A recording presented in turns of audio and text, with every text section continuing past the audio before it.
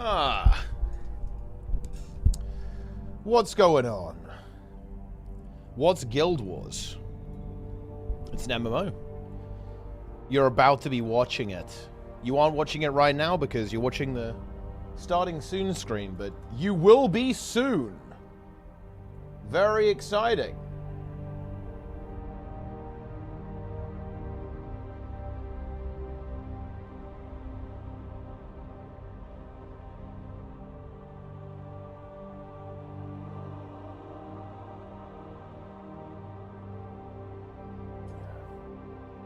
Guild Wars 2.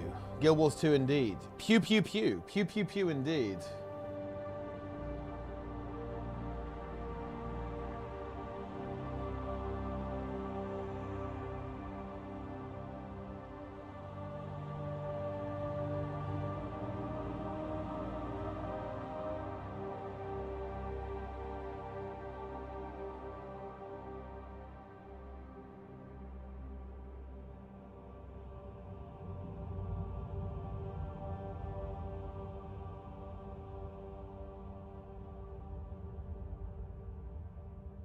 Epic.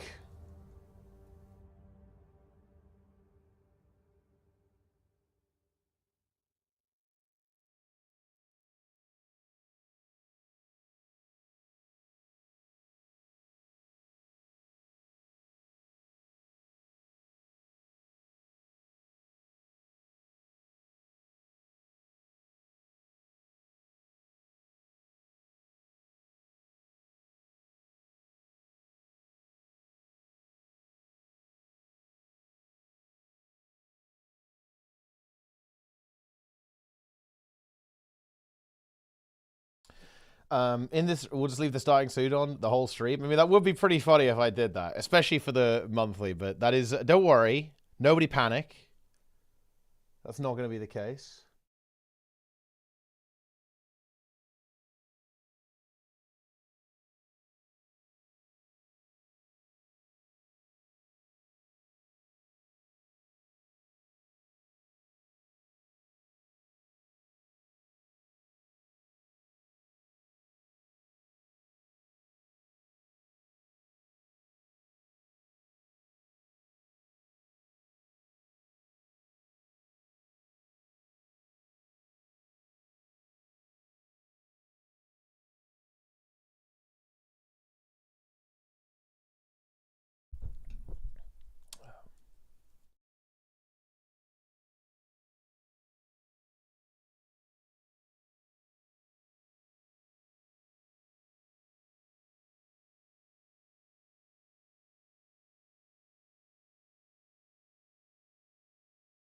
All right. Let's go, shall we? Wait, Sneb's doing Reddit review? What's he reviewing? I feel like Sneb is always doing Reddit review these days. What's up with that?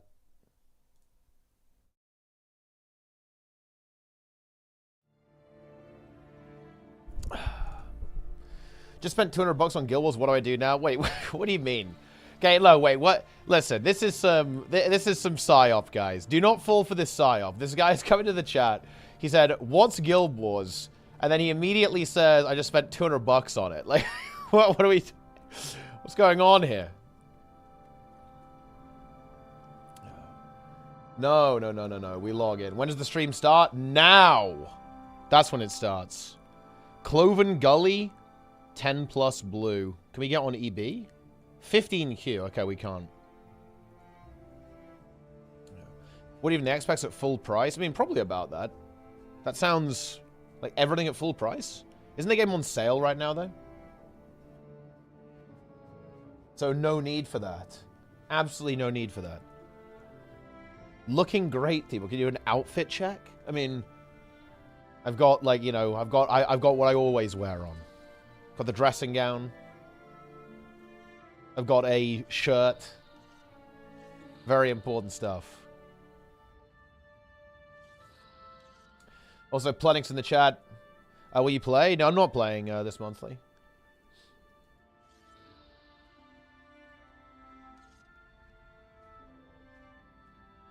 But don't worry, we'll be cooking soon.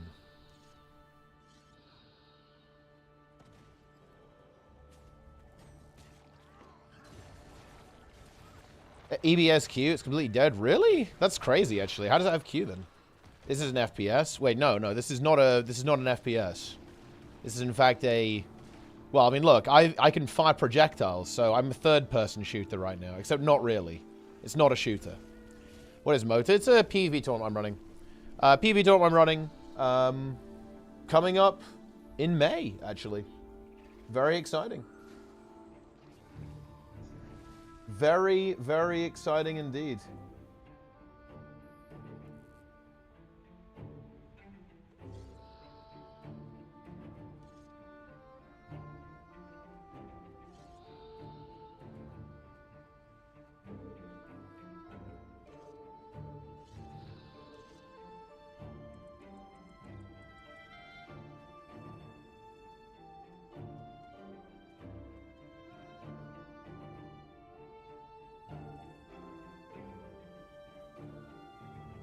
Incredible.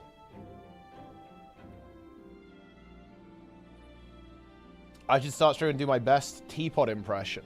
I mean, yeah, like, you're welcome to do that. You know, that's what they say. Imitation is the sincerest form of flattery, so we'll definitely take that. We absolutely will. Someone lied to you? If someone told you Guild Wars was an FPS, then yes, you have. I'm afraid you have definitely been misled.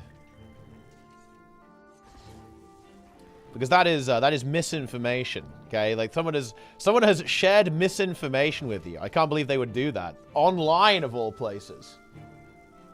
Guys, look, okay, hang on. I don't want to bring this up, but actually I do. We actually need to call out Sneb here. Sneb is too scared to play on his level 40 Hunter in Hardcore WoW. And he's breaking and he's leveling level 5 no mage instead. I'm not joking, dude. Like, he's actually completely mentally broken. Well, we've got a bit of a roaming scenario here. This Catalyst is getting this guy. Well, I guess he's dead. Can we save him? Oh. I was going to try and save him. Oh, EBQ's actually ready. Wait, do I even want to leave, though? I'm not sure I do.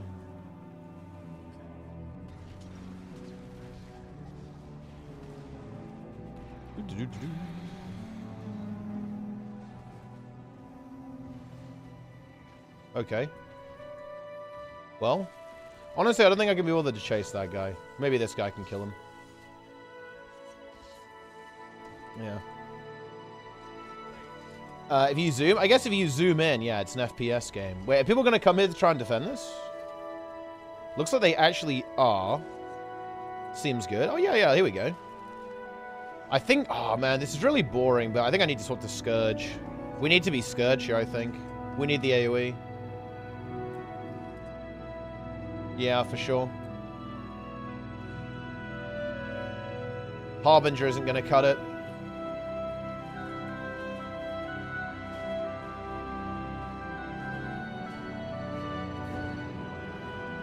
Okay.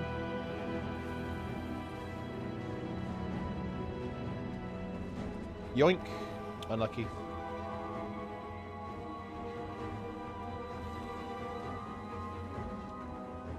They can't dodge you while you weren't even looking at him. I mean, look, you know, he did what he did. I'm stuck between Necro or Thief. Necro, obviously. A second Jura pair up with Guardian. I mean, definitely Necro. Necro and Guardian go very well together. Are they cracking? I think they're cracking. They're cracking like an egg.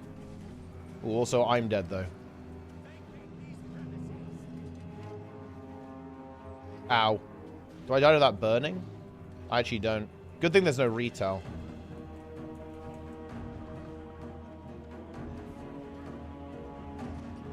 Okay, I got a rebound. Huge. Right, we got him. What's more fun? I mean, it really depends on what type of class you like, but I do like Necro. Thief is probably the only class in this game I don't really like. I guess in Warrior. Thief and Warrior, I'm not the biggest enjoyer of.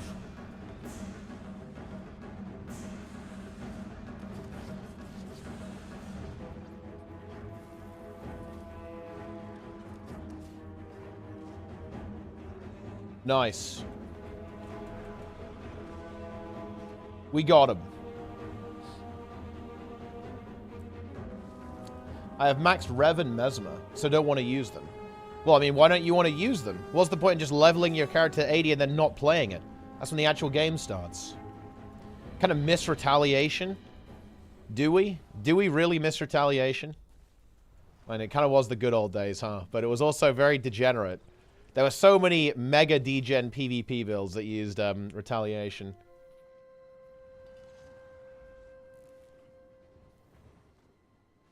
LCM is in 3 weeks? Is it? No, it's in way more than that. It's over a month away. Magnus is actually just lying. That's crazy. He's actually just spreading misinformation. This is next level. Should I play the rat-looking dude or the big ice dude? Norn or Azura, I think they're both terrible. But it's, you know, like they are options. It doesn't matter gameplay-wise. It's like just cosmetic, right? Have the stability changes made any specific impact on the meta? Stability changes? I mean, they haven't really changed stability. Or do you mean like really old changes? The meta has definitely shifted because they nerfed supports a fair bit, and they added more boon removal. I'd say it has made the game a fair bit better. But stability is probably the same.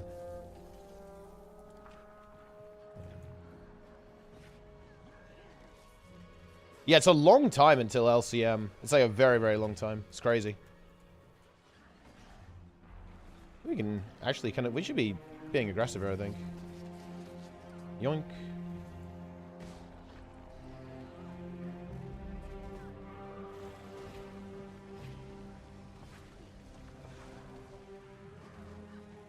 Okay.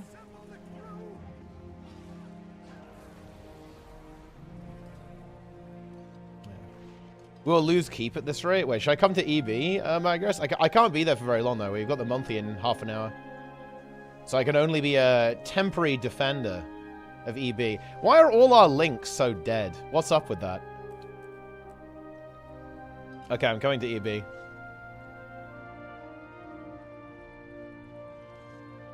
Oh, alacrity. Ah, yeah. Oh, yeah, I would say the removal of alacrity has significantly improved the game mode, yeah. Because it's basically kind of pushed Renegade out of the meta, which had some like really obnoxious boon gameplay, but also it was a big part of the boon blob because it was like funneling alacrity to everything, so you just had more spam, more boons, more healing, more everything. So I think it's made the game significantly better, significantly healthier, for sure. The guild is filled with peepos, and now they get linked with other peepo guilds.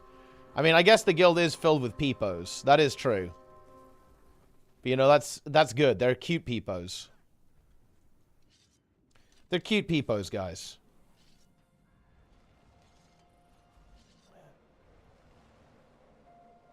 The guild is dead? Yeah, I feel like Fungus is mega active. Like, whenever we tag up, it's like, there's 50 Fungus. Or like 30 Fungus, at least.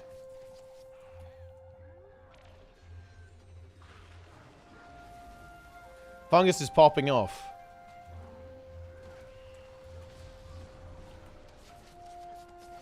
Streamer guild, though? I mean, it is a little bit of a streamer guild. But look, that's what it takes to get anything done in Guild Wars these days. If you're not a streamer, the game's impossible. The game's unplayable unless you're a streamer.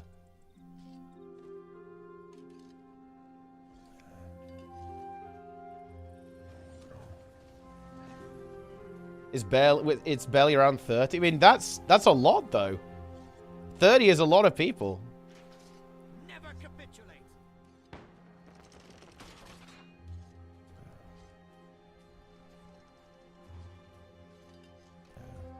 Partially out to Guild Wars 2. I mean, wait. 30 is a big group. That's a lot of players, right? Like, you know, even Classic is only 40. Play PvP. Dude, wait, is Fire Mage really that bad next season that you're like, okay, I'm coming back to Guild Wars 2 PvP?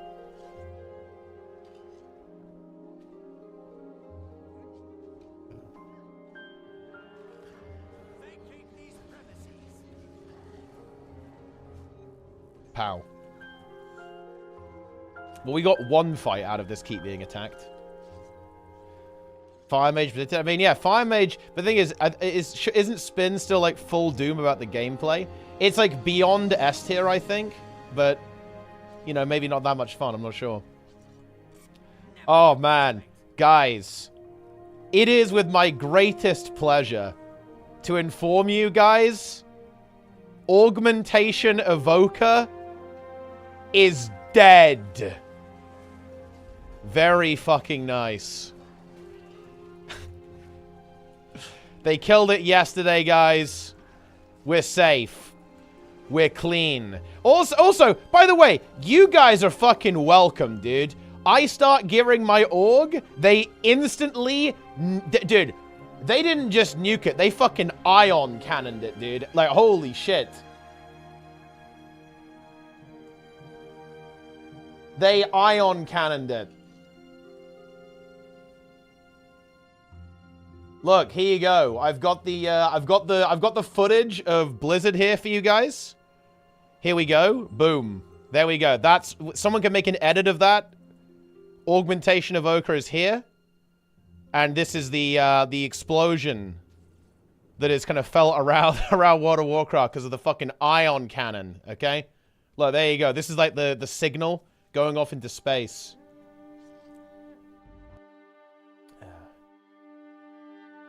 Very nice. Had the guts to do that in Guild Wars 2 as well. Well, to be fair, it did take them an entire expansion to do it, so I wouldn't give them too much credit. The org screenshot in memes. Let me go have a look.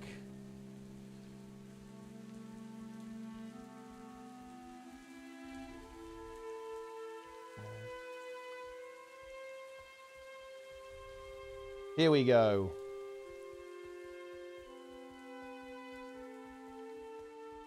A live view of the meteor hitting Earth I've been praying for. Well, I mean, look, you know, you just got to keep an eye on that percentage chance, I guess.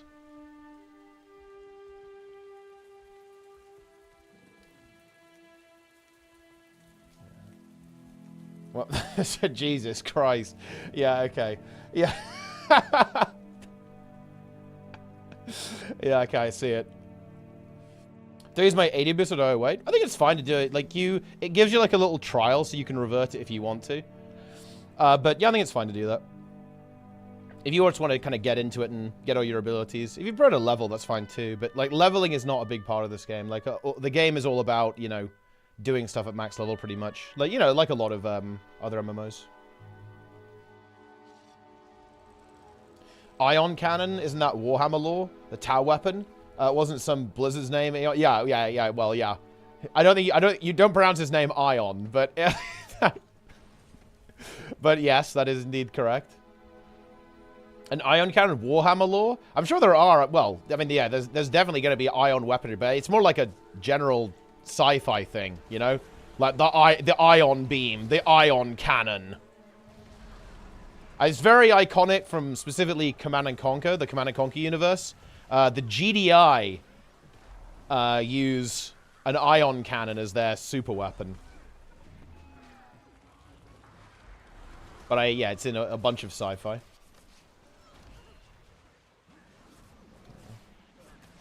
If a meteor actually hit us, I mean, it probably wouldn't be great. I mean, I don't think it will be... I guess it depends on the size of the meteor, I suppose.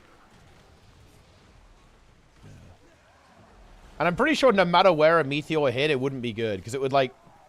Even if it hit kind of where nobody lives, for example, it would probably have some pretty serious consequences for the planet in some fucked up way. Doesn't matter what server I'm on, guild-wise. So servers don't really matter anymore. It's just EU or NA, right? So, like, if you play on EU, you want to be on EU server. Or, you know, if you want to play on NA, you can as well. But, obviously, those two things are separate, but nothing else is. So, if you're EU, NA. Or if you've got a bunch of friends who play on either EU or NA, then you pick that one. Which infusion? It's the, what is it called? The Mistwalker infusion. And this effect only happens when you have 3 of them. So it's a bit of a grind, but I actually think this effect's rather cool. I have an infusion that basically you get kind of colored, whatever color you are in World vs. World.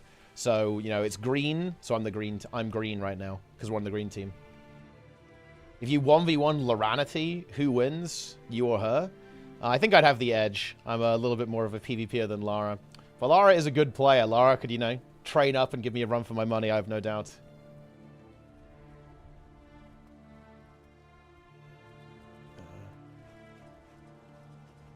Damn cool. Yeah, I think this actually is really cool. I like this. This is a cool thing to have. Can be all, you know, we represent the green team. The green team.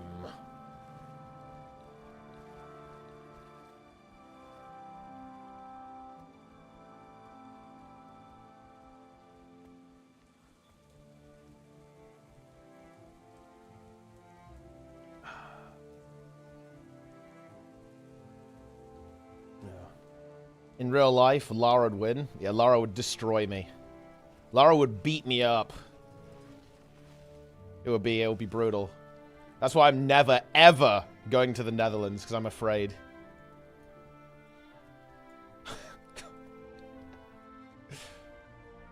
In fact, the UK voted for Brexit to keep Lara out, guys, because we're all afraid of her. That's the truth of it. Welcome to Luarin. I think Luarin just kind of quit the game. Is kind of what happened. Oh, this is bad. I'm just dead here. I can't really fight that. Can maybe do some line of sighting, but that's all we've got. Yeah. Ah! It's not looking good, guys, is it? Yeah. Unfortunate. Should have swapped onto the Harb, to be fair.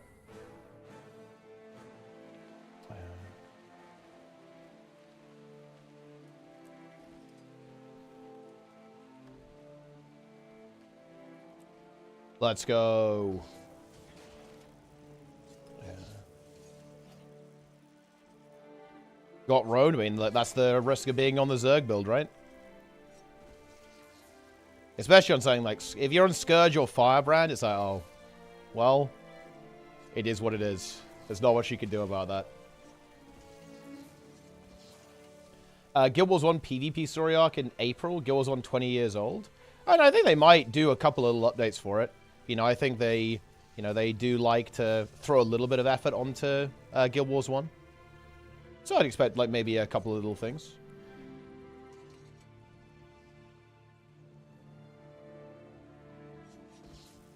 Yeah.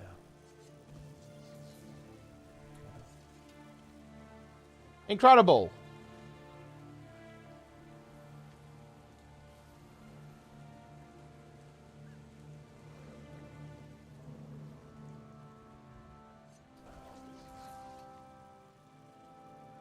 Guild Wars 2 Creator Clash. And that would be good. Well, actually, I mean, would that be good? Who would that even be? There's no one.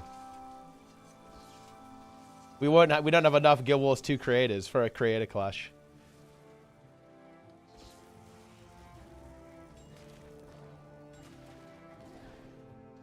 Okay.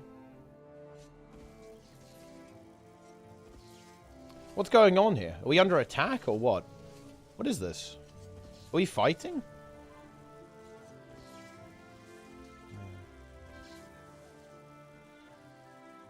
A balanced council for PvP the same way SA2 has? What would be your thoughts on that?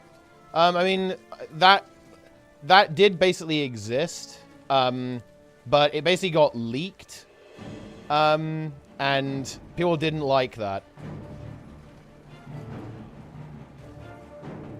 And when it comes to the balanced council, I'm not gonna lie, they haven't done the best job. Well, I don't know.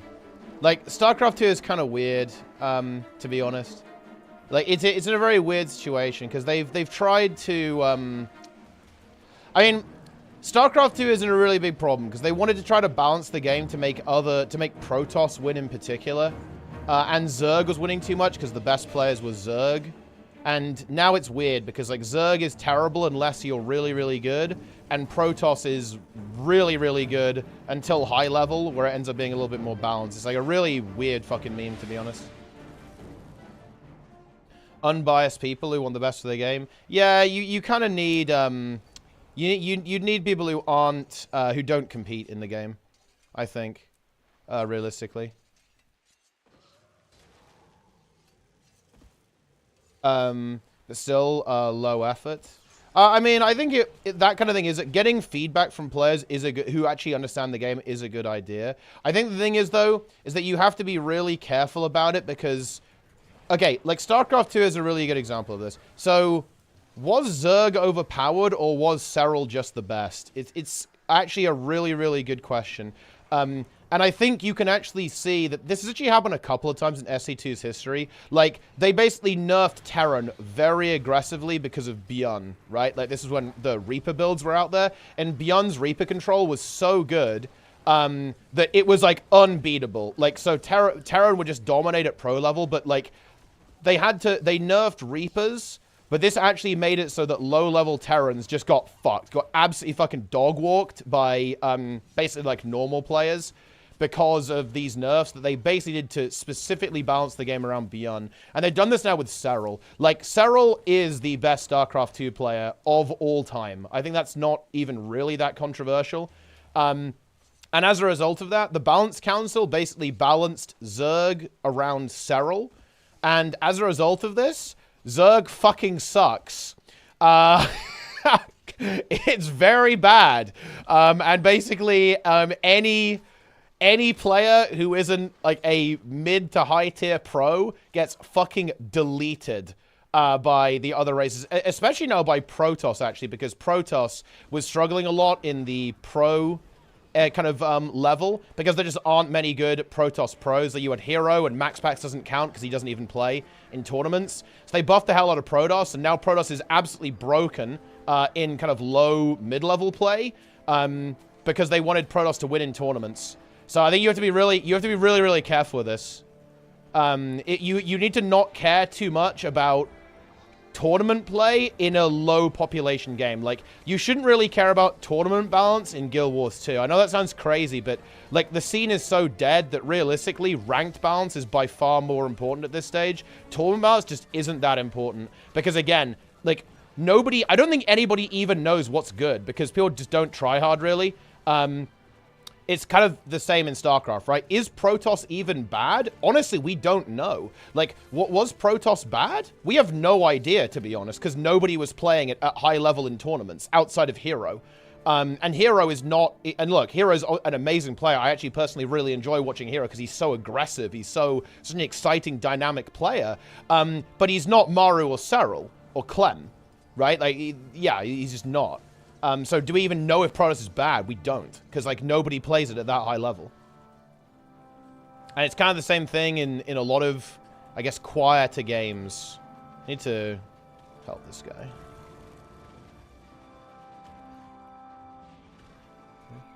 We'll soon get a TOS world champion. I mean, yeah, the thing is though, the TOS world champion is going to be fucking Clem off racing. You know what I'm saying? I was actually watching Serral stream, and he actually lost to Clem's toss like 3 times in a row. Actually crazy. The kid's a machine.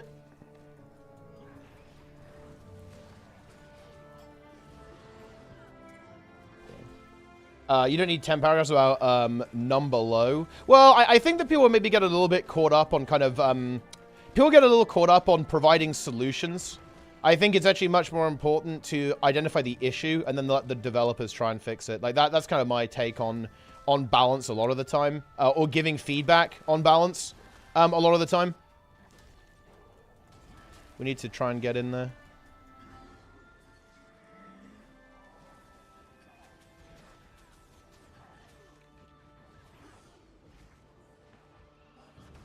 I think it's better to just identify the issue. Identify the issue.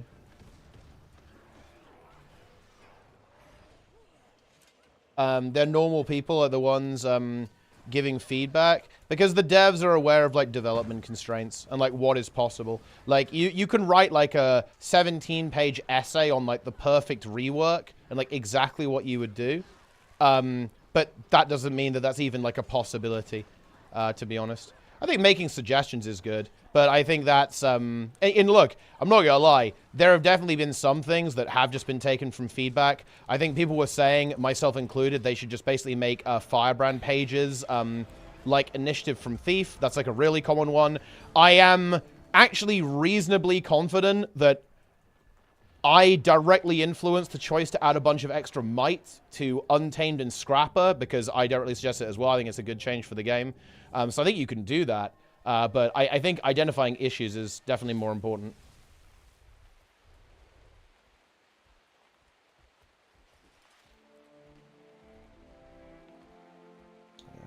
The secret PvP Discord now.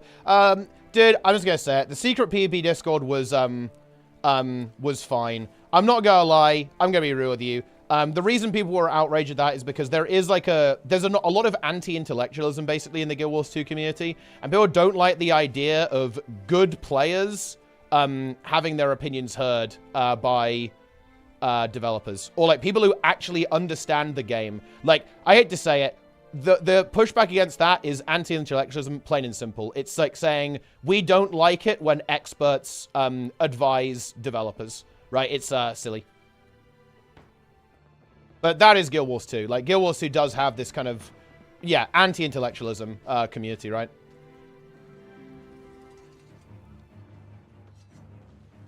Epic beard? Yeah. Got to get rid of it soon. It's starting to annoy me.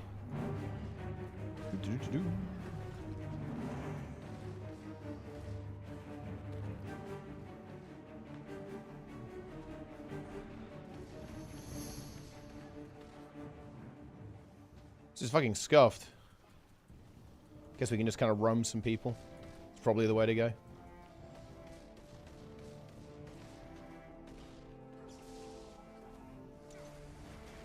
I'm roaming.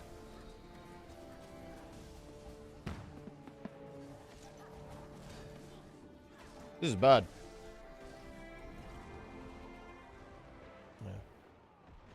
It'll be worse than in some, they think if ArenaNet is the main gun for the top players, it's worse than some bizarre zero-sum exchange. Yeah, exactly, yeah. Are you saying Battlefy later for Mota? I mean, yes. I'm not sure we'll probably just use the Hardstuck website, though. We won't use Battlefy. Although, it is going to be invitational. So, it's basically going to be, like, you know, perform well in events. And then you'll get the call.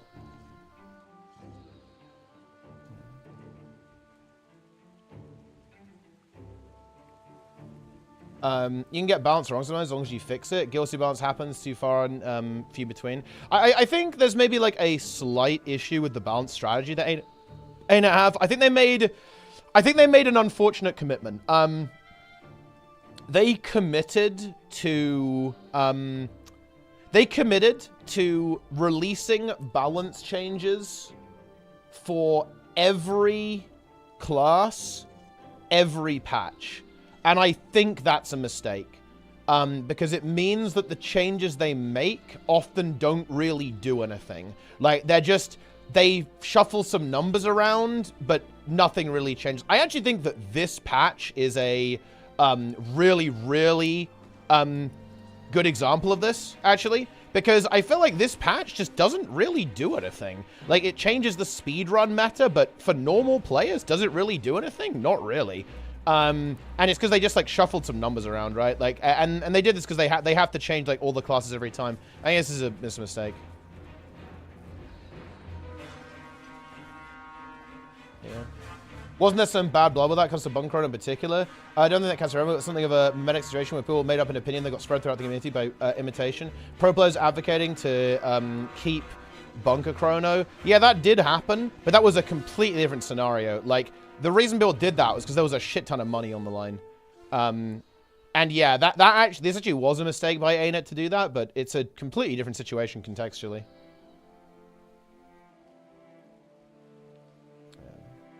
Brought about by discontent with the meta. Basically hatred against boon balls. and etc. I like, this is kind of what I mean by anti-intellectualism, though. Like, realistically, the Boon Balls have, like, we're playing fucking world versus world. I honestly don't know what to tell you. Like, yes, it's been like this since day one. That's how it is. I really do think that it is just people just like whipping themselves up into a frenzy and not really understanding the game. Like this is a broader issue, but this is I think Guild Wars 2 is one of the only games that's done this. In almost every other game, the skill level of the player base rises over time, and like the knowledge and understanding of the player base rises over time. Guild Wars 2, I think, is actually one of the very few games that's gone backwards in this regard. I think the understanding of the game that the player base has actually nuked over the last couple of years, like absolutely tanked. Same with the skill level. Like, skill level in Pugs has cratered, I think, over the last couple of years. Like, we've actually regressed, like, massively, in my opinion, in terms of, like, knowledge and understanding. And this leads to a lot of, like, frustration, because people just don't understand. People don't understand. And people get frustrated and upset because they don't understand.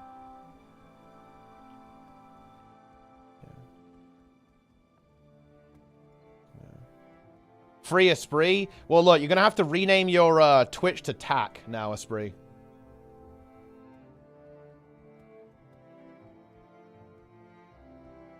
Esprit is dead. TAC is back. That's all I've got to say. I don't think we can we res this guy? Oh, he rallied. When's monthly AT? About 5 minutes.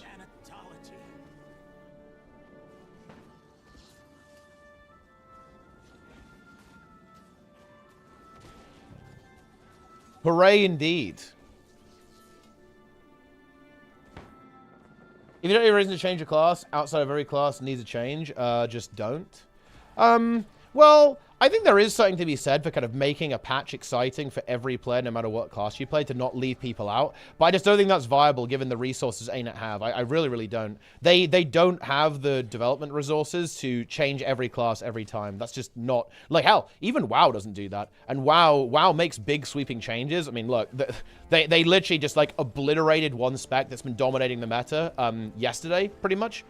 For a while. Like, they make big changes, but they don't change everything every time. And they're obviously a much larger studio. And to be fair, they do try to, like, you know, keep an eye on stuff, except when they don't. Like, it's a bit of a weird meme, but yeah, I think it's not the play.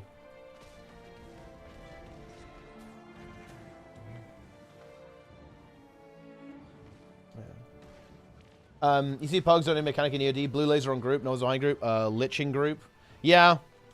Again, I do think that there has been a reduction in skill. Like, the skill level's gone down.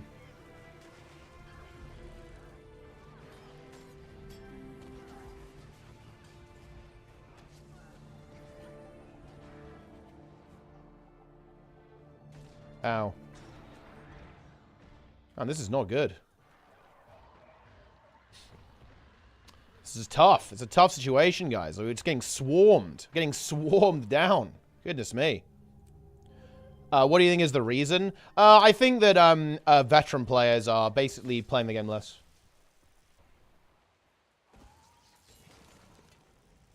And I think that the veteran class in Guild Wars 2 is becoming less and less active overall. So, like, people do... Like, it's not like you know...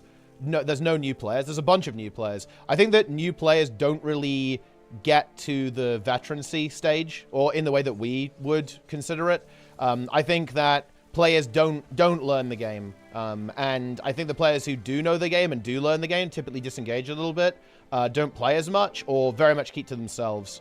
So you don't really have that interaction, and you don't really have that presence of kind of knowledge and understanding of the game's mechanics in the community so much anymore.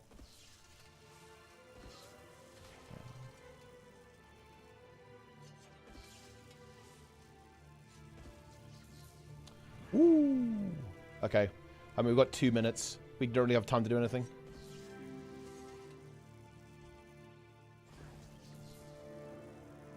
Let's get out of here. What's your opinion on ARM spell rating with 4 signets? I mean, that's high tier. That sounds like content. Alright, here's the monthly. It's actually a pretty good one. The Champion Dragon. Let's see if Tak Necro is playing, guys. 45k DPS? That's huge. It's a lot of DPS, actually. It's mainly auto attacks. It's kind of based. Yeah. Incredible.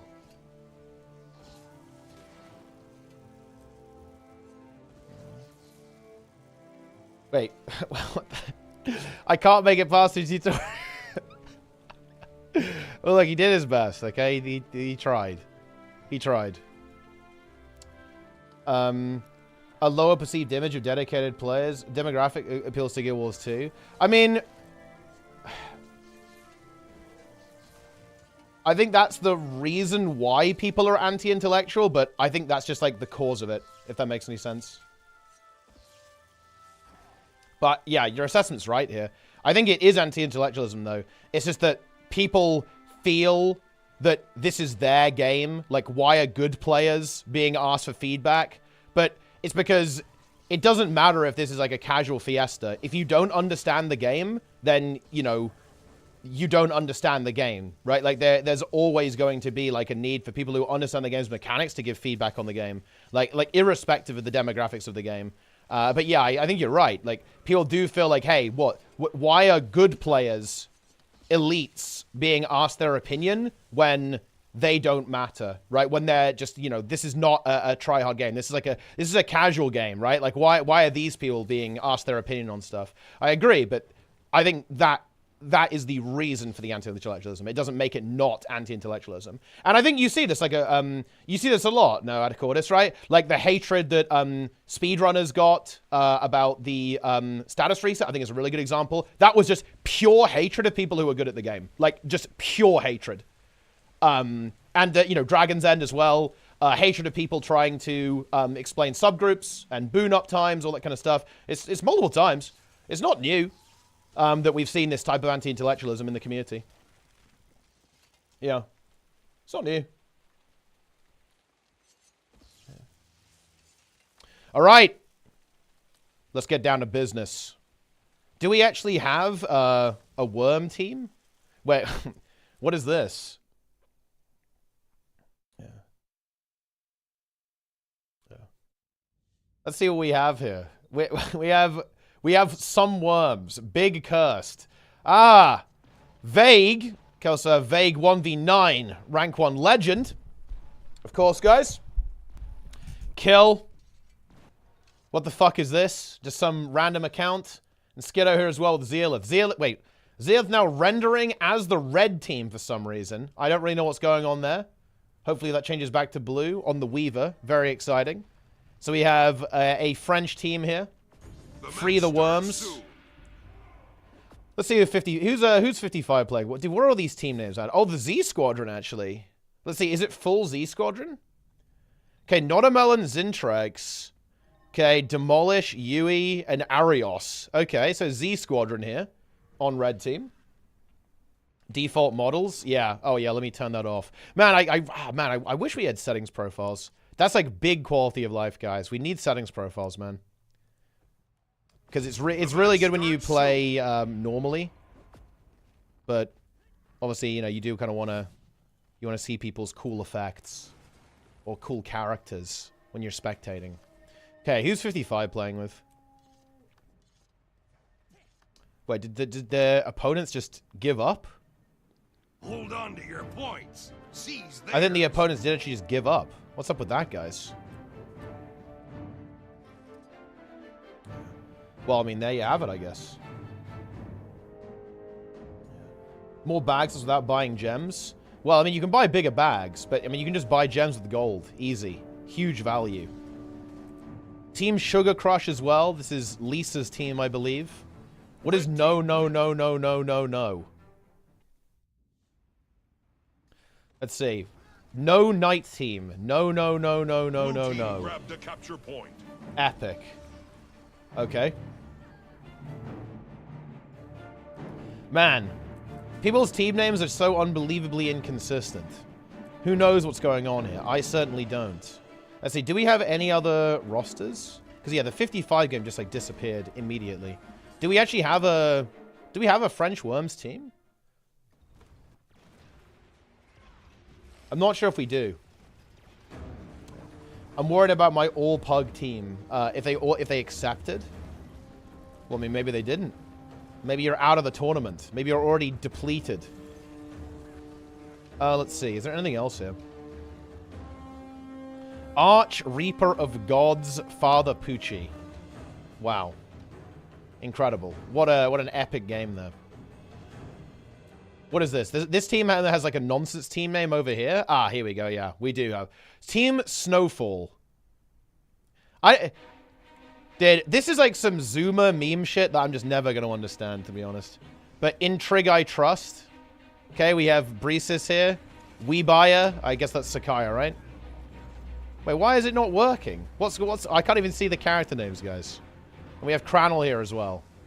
And it's a little bit rough here for the blue team. The blue team is getting absolutely farmed. They have 5 warriors here, guys. They have 6 points. They're literally running off respawn and feeding.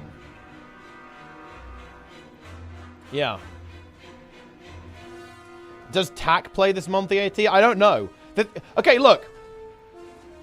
I'm sorry, guys. PvP is completely whack. I felt it didn't used to be this bad, by the way, guys. It really didn't used to be this bad. But these days, everyone's getting fucking permabanned, playing on an alt, okay, making a new account, making a new character every time, making a new account name every time. It's absolutely insane, guys. It is completely ridiculous.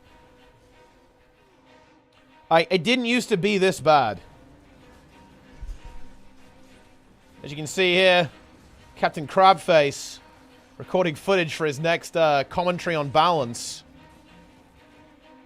Honestly, if he roasts Mesmer Spear, I'll give him a pass on that one. Mesmer Spear, fucking cancer, to be honest. But it is what it is. It's all ArenaNet's fault. I mean, look. You should have activated TAC, Esprit. Okay, like, TAC must rise. Cranel is actually down. Cranel is... Will he be defeated by the Warriors? Oh, no! Cranel actually gets stomped out. The banner successfully lands. Gets the kill. It's going to be 11 points in the pocket for the blue team. Or I think blue is now going to get tidied up by the opponents. ArenaNet actually ban you. Yes, Esprit is permabanned. Azaz as well. Azaz and Esprit are both permabanned, guys. Feels bad, man. You hate to see that. Unfortunately, the blue team is dead. Man, Temple games go really quickly because of stillness. You get so many points from stillness. Thanks, ArenaNet. Yeah, thanks, ArenaNet indeed, for banning TAC. TAC has been destroyed. So I think the real question is going to be, like, what team is going to try and challenge 55? I'm not going to lie, I haven't seen a roster that challenges them yet. But you never know. This team is also winning really hard. Is this a powerful roster or is it just like a random stomp? Very stompy first round here. Very stompy first round. WMD Violate. Bro, it's fucking name, bro. Holy shit. That is edgy right there. Goodness me.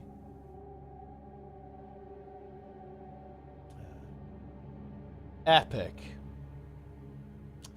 Yeah, I kind of speculate that is kind of what ended up happening. Well, that's my understanding with the situation is that, like, Azaz did a trade with someone on, Azaz did a trade with someone on Overflow. And the person he traded with, did RMT. And then both the accounts got terminated at, like, both ends of the trade. That's my understanding of the situation. Yeah. Unlucky. You hate to see that.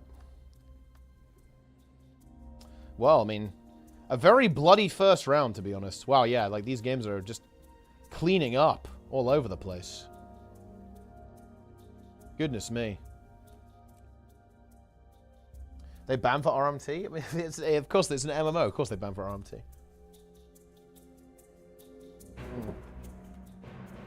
Now, how did his spree get banned? Probably had some kind of interaction with Az's.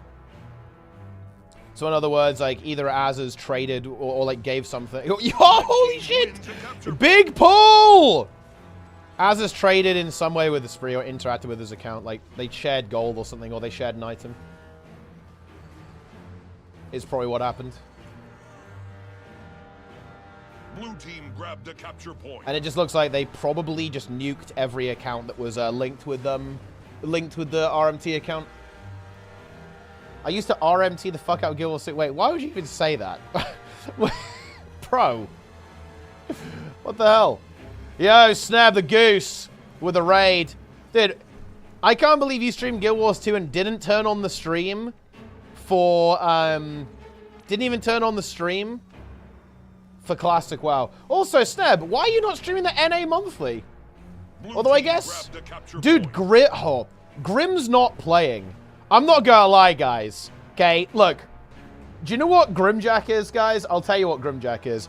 Grimjack is like... No, I shouldn't say... No, I was gonna go with leaving a sinking ship, but that has some negative connotations. He's the canary in the coal mine, dude. Okay, that's what he is. He's the canary in the coal mine. When fucking Grim isn't playing the monthly, you know something's going wrong. That does not feel good. That's like despair, right? That's like actual despair. Red team Wait, why are you guys doing RMT? What's going on here? We start talking about RMT, then all of a sudden I'm like, oh yeah, I did RMT. Oh yeah, I did it. I bought gold. I sold gold. What the hell's wrong with you people? Yeah. I'm calling. I'm picking up.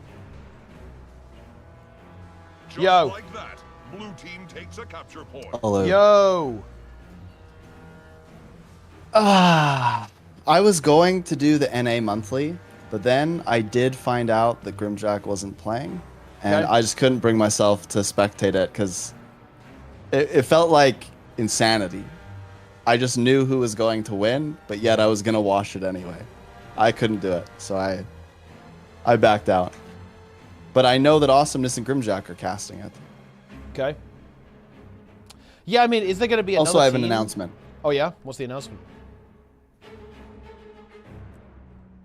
You are talking Blue to team grabbed a capture the point. proud owner Oh, you of won the the Guild toaster? Wars 2 toaster. What did it end up going for? It went for about half of what I thought it would, which is kind of funny. Okay, here I was ranting about this on my stream, but here's the thing. I messaged so many people about this toaster over the years. I found people that had the toaster and is like, I will give you X amount of money. And I offered people $500 USD for the toaster. Oh, shit. In person once I did this. Wow. I saw they won the toaster at this event and I was like, I'll give you $500 right now for the toaster. And they declined. A year later, I reached out to the same person. I was like, are you sure you don't want to? And they declined. Then there was this other guy. I did the same thing, offered him a whole bunch of money and he said he would do it. And then he ghosted me. So this is my third time. This one goes up on eBay and it sold for about 400 Canadian, which is, I don't know. Let me check. 400 CAD to USD. About $280 USD. I think it's crazy. I offered so many people so much money for this toaster, and I ended up getting it for less than I thought. Wow. Big value. Yes. Yes, Snap is RMTing.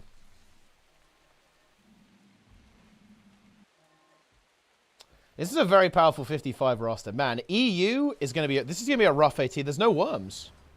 It's Syndrina, Abindo, Boyce, Misha, and Draza. Yeah. Oh, that is a... Yeah. This is going to be pretty brutal. I'm not going to lie, guys. This is going to be rough.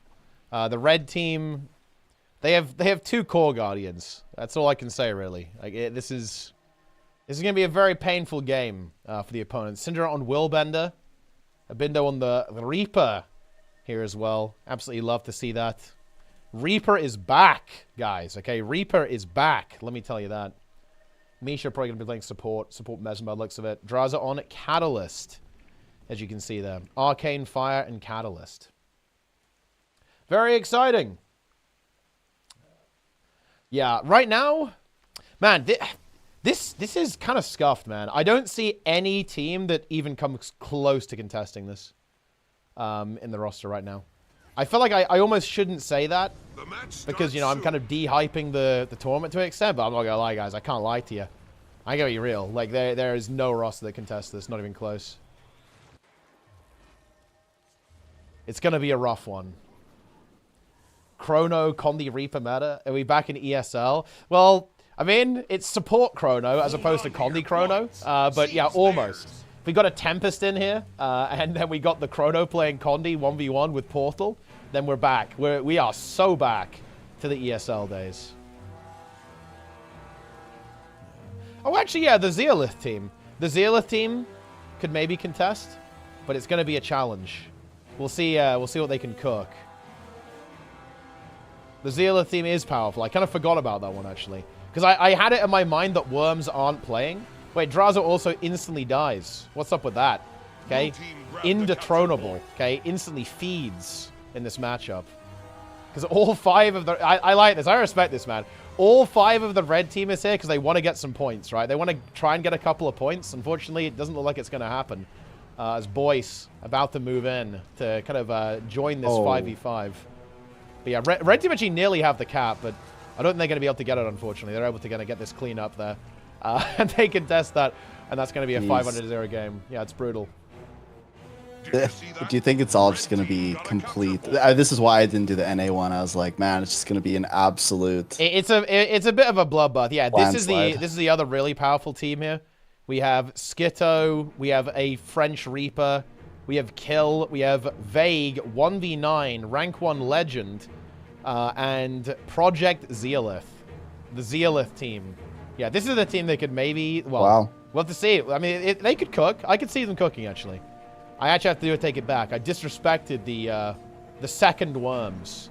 Because the thing is, I just had it in my mind that, oh, well, Spree's not playing, so there's no tack. And without tack, there's no possibility of victory, Snub, let me tell you that. No tack, no win. But we'll see what they can cook up.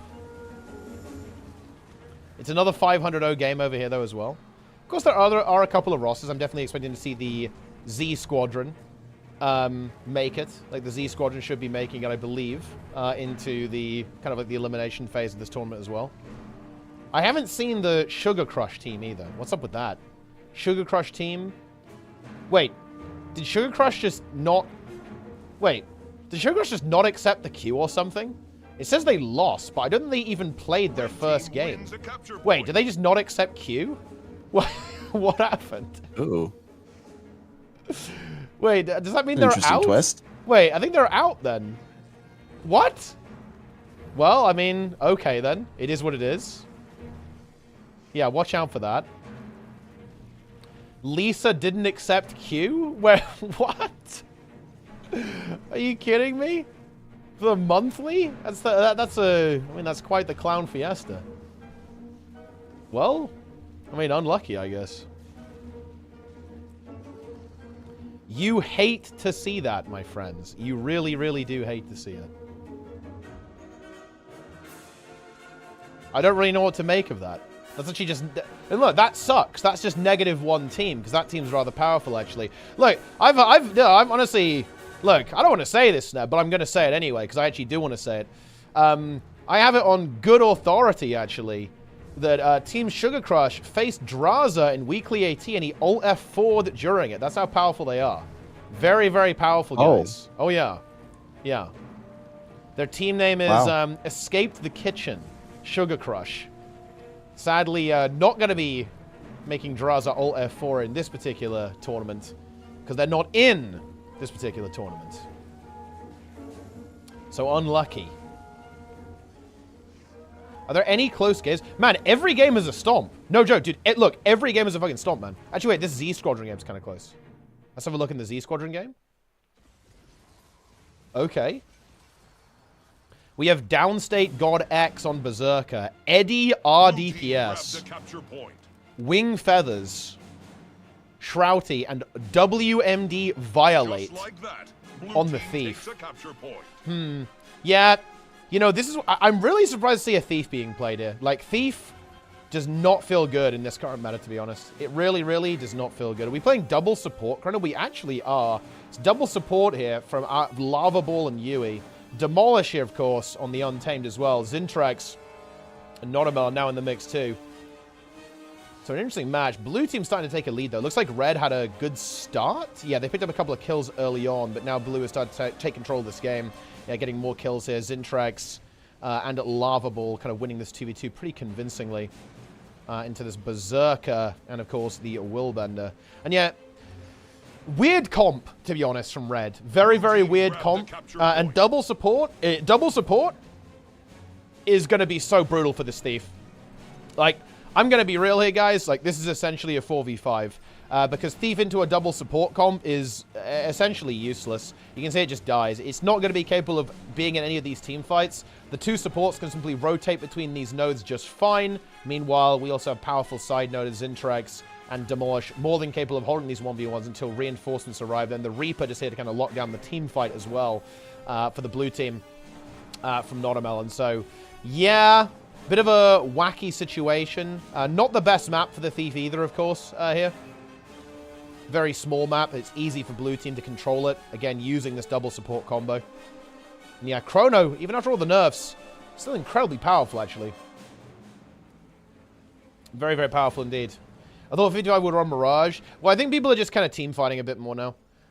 Like, Mirage doesn't live the team fight. That's the issue. It is very, very squishy. It's a little bit like a Thief, right? Like, it has a huge amount of damage. And in fact, I think it's kind of like, it's a Thiefier version of Thief currently. It has that very high mobility, high escapability. Can even hold its own in 1v1s pretty okay, too. But the problem is that when it's in that team fight, you're going to really struggle to connect your damage because you're so vulnerable. Like, very easy to focus and pressure away. And if you get pressured, you're just not going to be able to connect that damage on...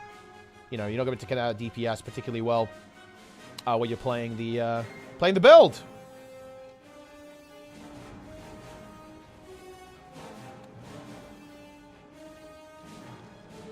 Okay, here we go.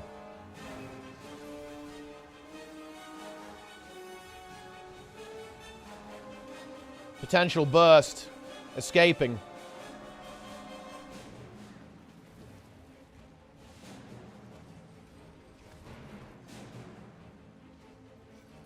Red team wins a capture point. Can red team recover? I think the answer to that is probably no.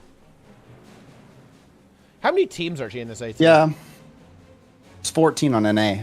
14? 14?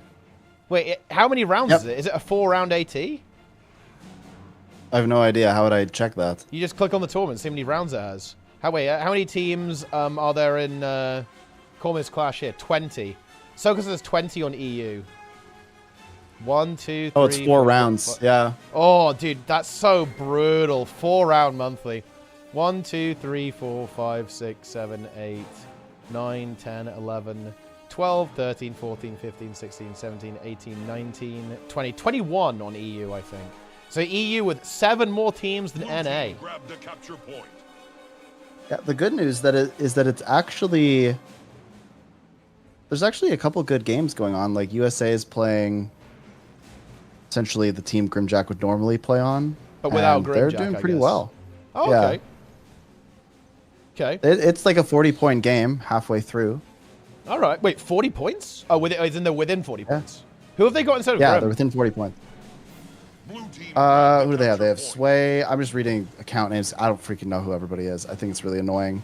Sway, Doze, Jones Boy, Misfire, Psych Wolf. Okay. That's pretty interesting. We'll have to see how they if they're able to compete. Of course, we have seen this. This does happen sometimes, right? Like, this has happened on EU too. But, you know, sometimes the favorite kind of gets caught off guard a little bit in Swiss, and they kind of figure it out by the actual finale, right? I believe Grimjack's team has had that situation happen a couple of times where they win in Swiss, even convincingly, but then like have a little bit more difficulty in the finals. And that's absolutely happened on EU as well. And the reverse, of course, right? The Worms have struggled a lot in, you know, in Swiss, but then they kind of have a cook and they deploy it in the finals. So looking at Swiss can be a little bit of a red herring sometimes, for sure. Yeah, I mean, what I'm watching, they just misrotated a little bit, and now Blue has a massive advantage. Ooh. They're gonna Blue either is triple USA, cap right? or Blues USA. Yeah, Blues or USA. Blues USA. Yeah. Well, Yeah, they're still up by only 50, but they just took complete map control, and they're just bulldozing people now. The problem that these teams have is that, and I think this is very true of USA and 55, right, is that they've played with each other for so long, they just have such a synergistic advantage over a lot of the other rosters. That's why Grimm's team was so powerful, because it was, I think, one of the most consistent teams out there, right? Like, you know, French Worms, very consistent, USA and 55, pretty consistent as well. And you had Grimm's team pop up, you know, Dark USA, and they were also highly consistent, highly powerful, you know, even winning, winning a lot of monthlies, right? You're consistently able to compete versus Team USA as well. Okay. Definitely. End of that round. I guess it's like Team Snowfall versus Worms. Could be pretty interesting.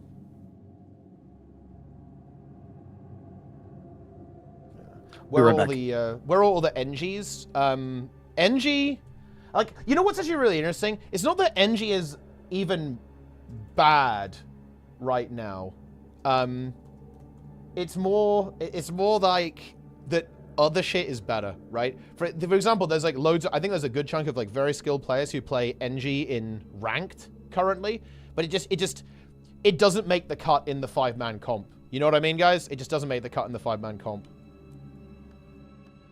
As of right now. And there are some really strong builds out there currently. I think another like slight problem with the meta right now is that there's a bit of a stranglehold. Like we have this kind of support meta popping up, so you kind of have to be able to team fight. So builds that aren't team fighting are struggling a little bit currently, I think. Worms are not playing, by the way. Yeah, I'm aware that Worms aren't playing. We have Free the Worms playing. But yeah, unfortunately, there are no Worms this time around.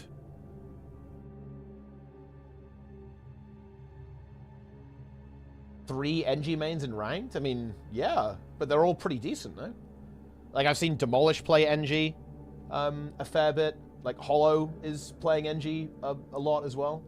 When Zan comes back to the game, he'll play NG, you know? Like, he'll be back.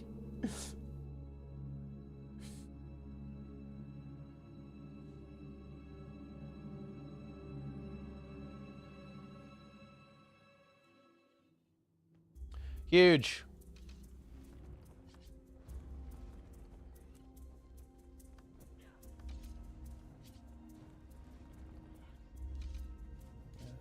Floody back? Ah, dude, yeah, we need...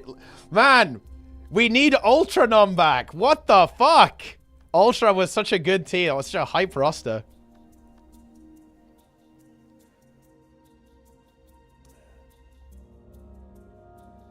Ultranom must return.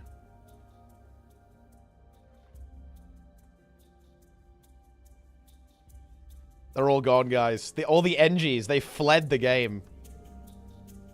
I miss Ultra. Yeah, I miss that team. That was a really, really cool team, actually. Very, very cool team. Would have been epic. Yeah, spam this thumb for Ultranum. Who is an Ultranum?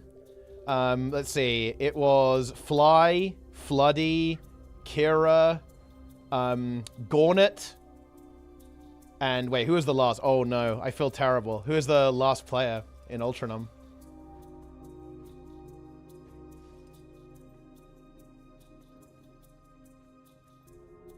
It's gonna be really obvious when someone reminds me who it was.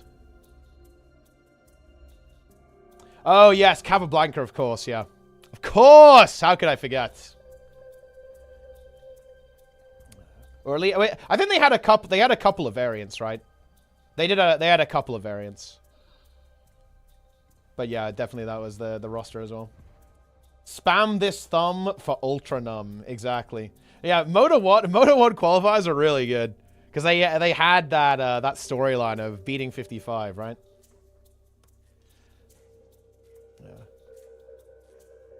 Free Dome? Wait, why is Dome banned? Dude, I do like this roleplay from Kill. He's like, free my brothers. Sneb, the Worms are fucking permabanned, dude. What do you think about that? What do you think? The Worms? Yeah, they're permabanned. Azaz and Esprit. They're gone. They got deleted from the game. Seize theirs. And of course, Esprit is Worm's leader, aka the Big Worm. Azaz the Dark Worm. Revenant Enjoyer. Worm Fan. This could actually be a pretty interesting game, though, actually. Red team, very powerful, I think. And look, you guys asked for NG, here it is. Sakaya busting out the core. Have you seen this? Have you tried this build, Snow, by the way? Because you like NG, right? With the Tyrant Amulet? Yeah. And Relic of Vast, have you tried this? I have not. Yeah, maybe you should. It's kind of cool, right? Because it's got the Elixir Relic. After using a healing or Elixir skill, your next few attacks inflict poison. That's the Relic of Vass coming through there. And of course, you have Elixir Gun and a couple of other elixirs too. So you get a lot of that poison application. And you're using Tyrant Amulet with Spear, right? So you have power and condition damage. It's very much a hybrid build, utilizing that slightly hybrid nature, of course, of the Spear. And a lot of NG weapons, right? A lot of NG abilities do have that hybrid element to them. Like grenades, very notably, right? Having both power and condition damage on them. Does struggle a bit against this Weaver, though. Like, Weaver, very, very tanky, as you can see, using Hammer here, guys, to survive. And the NG is kind of just bouncing off it, really. Not really able to connect a lot of that damage and just getting shoved away. Yeah. Dude, this is a bloodbath now, actually. Maybe you shouldn't play this build. This build's getting absolutely farmed by Weaver currently. Although, hang on. Yeah. Big bleeding coming through. Lands the poison grenades as well, but no, the cleanse is actually pretty damn good on the Weaver, and it seems to be doing okay for now. But hold on, 4k health. Uh-oh. Needs to get to that healing skill. He's able to do it, but actually the pressure from Sakaya. Oh. Hold on. Zealith might have to actually run away in terror as the engineer shuts him down. That's a massive CC. Is that the kill? I think it is. Dude, there it is. Game over. It was looking very, very rough at the start, but the Weaver actually gets annihilated in the end by the core engineer, winning this 1v1. Bit of a spooky one, but gets there in the end. However, blue team is kind of play winning. that build there. Yeah, exactly. There you go. That's an advert right there, guys. Like, log in, NG mains, NG enjoyers. However, the blue team did do pretty damn well in the team fight. That's the kind of the issue. And this is a team fight map as well here on Capricorn. So red team is going to have to figure out how to solve this. We have the Tempest being played here, but it's a double support, I believe. This is very, very painful, Sneb. I'm sure you've seen this in a lot of the ATs you've seen as well. This double support comp, it makes the team fight very, very difficult for your opponents if they don't have that as well. They actually do, though. They have the Tempest and the Chrono as well. Being played. So a slight difference in kind of approach, having the Tempest in there as well. Of course, the Tempest has that massive healing power. And, of course, the Auras. Aura's really powerful in the team fight. The Magnetic Aura, the Immobilize, the Shocking Aura, all that kind of good stuff. Very, very powerful indeed. Versus the Chronomance, which has that massive boon support. A lot of stability, of course, on the Chronomance, in addition to all the other good stuff like Time Warp, an incredibly powerful tool to drop in the team fight. Giving your entire team super speed and quickness is super nice while slowing your opponents. Very good for survivability and, of course, increasing the damage output of your team at the same time. Bell is now up. The teams aren't going to be able to fight over it, though. They're going to have to actually leave their Jewelers to handle that. Ooh, but the red team losing their Chrono, and I think that means that they're probably just going to die in this team fight now, as they are down to support. Also, the Untamed being eliminated over here as well. Sakaya does go for the relog onto the Weaver, too. Dude, look, honestly, I fucking respect that, dude. This is a... Do you see that, Snap? He won the 1v1 against the Weaver, then immediately relogs to Weaver. That's high tier. So he never wanted to lose. He has a 100% win rate into Weaver on the core NG build. Love to see that. However, again, wild. The strength of the blue team here very much is the team fight. Right, and they've been consistently doing very, very well. I do like the Reaper here as well, and I think that the Reaper in these team fights is going to be a really big problem for the red team. Having that double support on this Reaper, that means this Reaper just has free reign to pretty much do whatever he wants. And it's going to be bringing that massive team fight pressure. Well of Darkness for massive AoE damage, Blind, Chill, all that kind of good stuff. Boon Corrupt. Also, you know, in abundance on this build, as you are actually playing Devouring Darkness, you have Lingering Curse, you have that AoE boon removal, in addition to all of the Necro good stuff, Path of Corruption in there as well. Just like the huge condition damage pressure that comes from having these Reapers in the team fight. And now that it can survive, right, it's able to live, right, in these team fights with that double support, then, he just kind of completely wreaks havoc and does so much damage. And I think that a lot of the classes on the red team are a little bit vulnerable to this, right? Like, they do get corrupted and kind of killed pretty easily. We do actually have Vague going down there. Vague 1v9 has fallen, so blue team going to have to try and defuse this fight, but they've already been holding a 2-cap for a very long period of time, and that means they're just getting so many points off this. And as long as they don't just completely crumble here and die, they should be okay. However, Chronomon's in a little bit of trouble. Gets the time warp down. Other Chrono going for the support. Of course, Signet of Illusions does not fully recharge anymore, guys. Bear that in mind. You don't get a guaranteed extra distort when that happens, so not enough to escape. And the bell's coming up, so red maybe could get a big snowball off this. This Reaper is going to really struggle to disengage, obviously. Not the strength of the Reaper. Like, once the fight ends, things tend to get a little bit rough, so probably seeing the Reaper go down here as well. Drops the Well of Darkness to try and hold on for a little bit longer, but it's not going to be enough. And red team gets completely kind of reset on the map here, killing all of blue. Bell coming up in 5 seconds. They're looking to get rid of the remaining kind of couple of blue players over here at the same time. No renewed focus here on the Guardian, at least for the time being. And Bell should be pretty free. Red. Yeah, I mean, red got a very good fight there, but they need to be careful not to overextend. And Cranel maybe gets caught a little bit, kind of pushing really, really deep there. Goes in the downside. Can they res that? I think this is resable, with the Tempest helping as well. Okay, there we go. They get that recovery. Red team going to get the bell for free now. This is a very powerful recovery. They've got to keep this momentum, though. But Cranel in a little bit of trouble. Very nice juke there using the flash combo. There's the renewed focus. That will, of course, communicate to the blue team that he is a little bit vulnerable.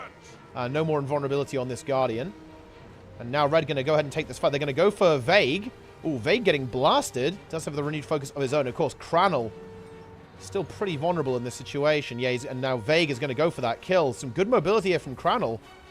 Is it going to be enough, though? The support is very nice from the red team here as well. Brees is trying to keep this Willbender alive. Water Overload, I believe, did not connect there. Just teleport right at the last second. And that's a downside. Is that revivable again? I'm not sure if it is. No, the cleave is absolutely massive from the red team. And red, after a very kind of potent comeback there, they might have just kind of got themselves back into a losing position again. But they did gain a lot of points back, so it's certainly not over. The Reaper's build. Yeah, it's just the standard Death Magic build. The standard one. Although, actually, it's using Augury of Death versus Chilling Nova, actually, which I think is quite an interesting choice.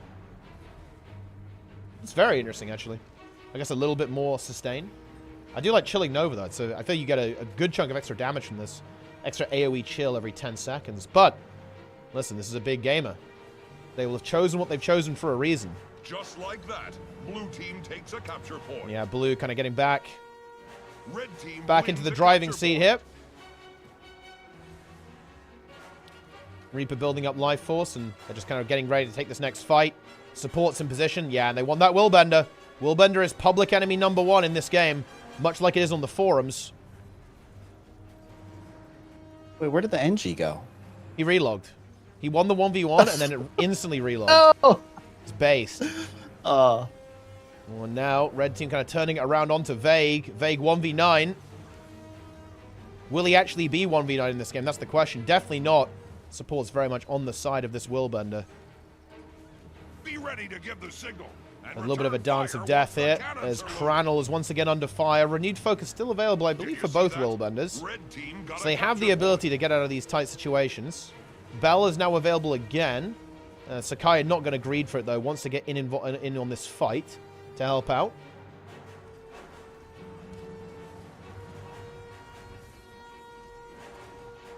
And red, if they want to win this game, they're going to have to make something now. Yeah, Sakai just going to go for this Bell, actually. Trust the team to kind of defuse the situation, but well, I'm not sure if that's going to happen, as we do have that Chronomancer going down, and this is very, very scary. Ooh, Chrono actually is able to contest as well, so this is not really paying off for the red team, unfortunately, as the fight on middle did not last long enough for Sakai to kind of get that Bell for free. Chrono under a lot of pressure, but still has cooldowns. I don't think Chrono should die here, especially as we have the rotation from the other Chronomancer. Also moving in, going up to 400 points. And if this Bell goes through, blue team is absolutely going to be winning this game. Almost guaranteed. Let's see if that's going to happen. Sakaya is going to have to do a little bit of magic to try and hold off it. Playing the Weaver. Look, if he was on NG, he would have 1v4'd by now. But on Elementalist, look, I heard that class is terrible, and it's clearly not going to be good enough in this situation. He's doing his best to hold on, and to be fair, he's doing a good job of it. The hold is impressive, even in a 1v4 scenario. Does manage to hold on until the Chronomancer gets here. I don't think it's going to be quite good enough here. Crannel trying to counter pressure to go for some kind of desperation revive, but that is not going to happen. Chronomancer goes down yet again. Intrig, I trust, moving in. Also, there's a... Have you seen this, like, really scuffed UI bug? Now you can... The spectator team is now listed in the spectate UI, yeah. Like, Intrig I Trust name is being overlapped by GM Twilight Scribe. Huh. Yeah. It's a little bit of a fiesta. That's very odd, actually.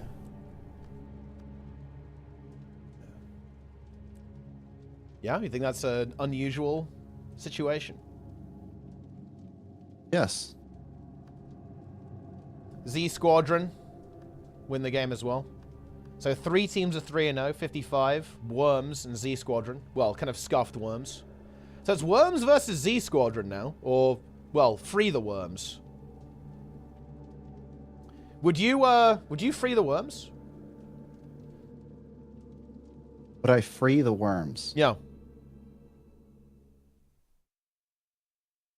I mean, would you? What did they do? Well, I mean, I'm not entirely sure. How bad was it, Teapot? Well, I mean, just answer the question, Snev, okay? How bad were their sins? Well, I mean, what if I don't tell you? What if it's like a mystery? Okay, what if I tell you their sins after you answer if you'd free them? So you have to make the call. Like, how bad do you think it could have been? Like, what do you think the probability was that it was really bad? And you're saying that you'd unban them. Because bear in mind, what if they, like, killed a man? Okay, and you say you'd unban them, and then I say, wow, you're saying you'd unban a murderer. Like... Yeah, that's pretty bad, you know. Yeah. Then I'm in pretty big trouble, I think. They got banned. Interesting. Because they're French. Oh, what? Yeah, that's true. That's the reason. The match starts soon. Do you not believe that? That's pretty intense, I guess, but... Yeah, Bindo going with the relog. Maybe not going for the Reaper. Or maybe a different Reaper. Or maybe it's going to be the Revenant. Let's see what happens. I mean, red team, they might struggle here. Hold on to Oh, no, your he just points. relogs. Never mind. Seize theirs. A simple relog. Oh, yeah, because he's doing the... Oh, yeah. He's relogging because of the Necro Shroud bug. Nice. This is actually so disgusting, by the way, guys. Holy shit. Yeah. Look at that. He has full Shroud at the start of the game, Sneb. That's busted. Actually broken. It's actually really fucking overpowered, to be honest. Holy shit. He's juiced. Look at that. Full Shroud. Incredible. Now, weird game, of course. Double support being played. Not going to be a double support, though, from the blue team. And actually, Boyce actually goes down here. Boyce has been taken out by Intrig I Trust.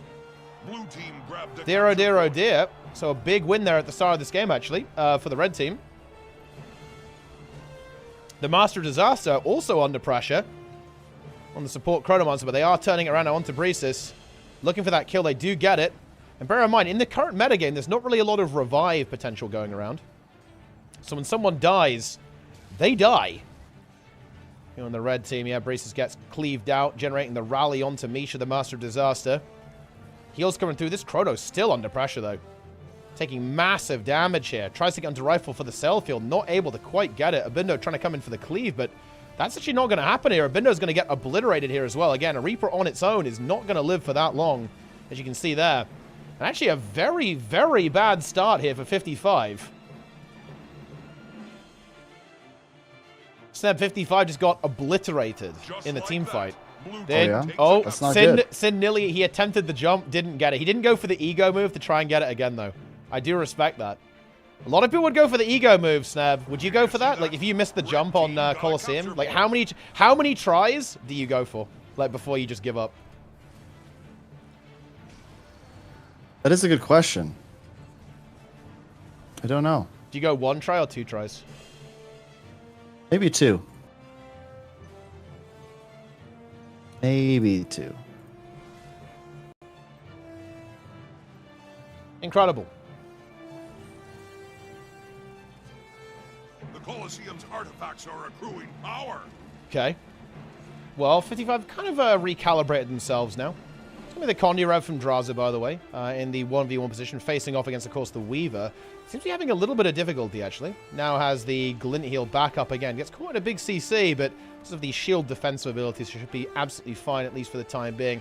Now, it really is going to come down to, can 55 do okay in this team fight? Looks like they absolutely can. Untamed getting sniped almost immediately here.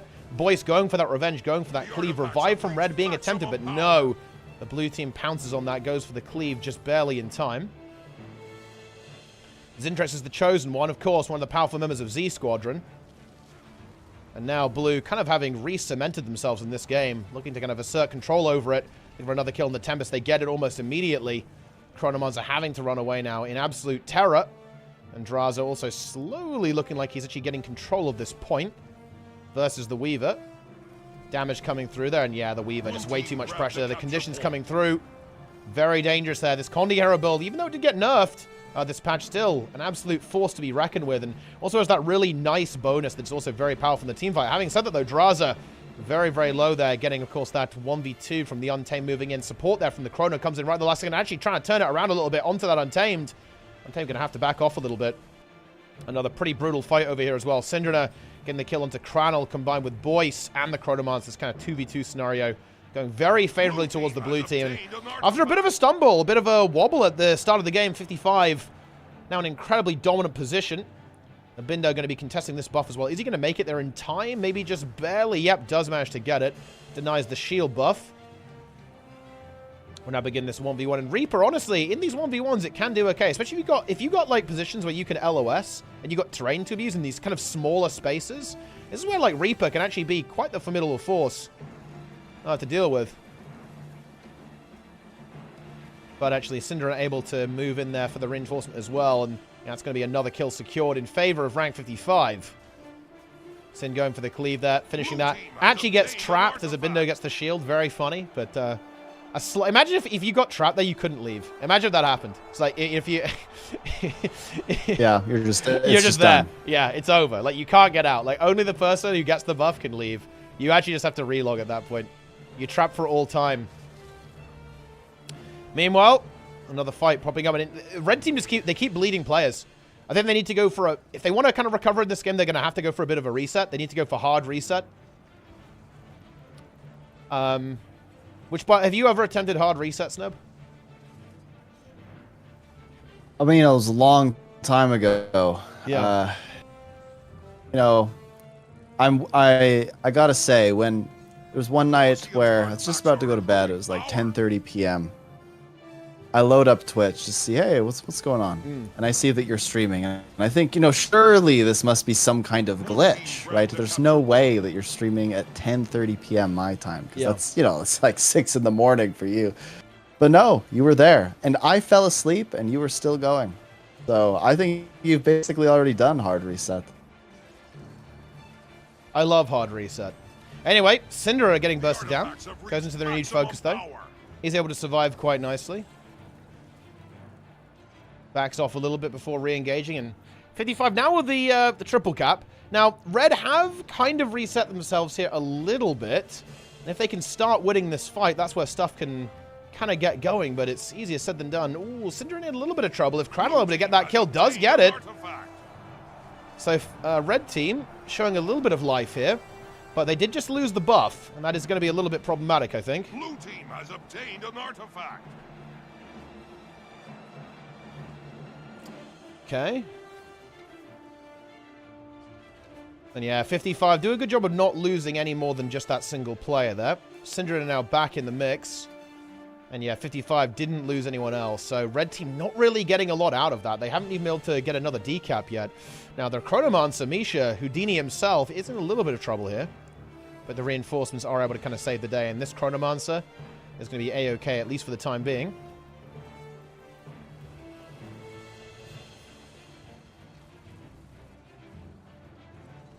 Okay.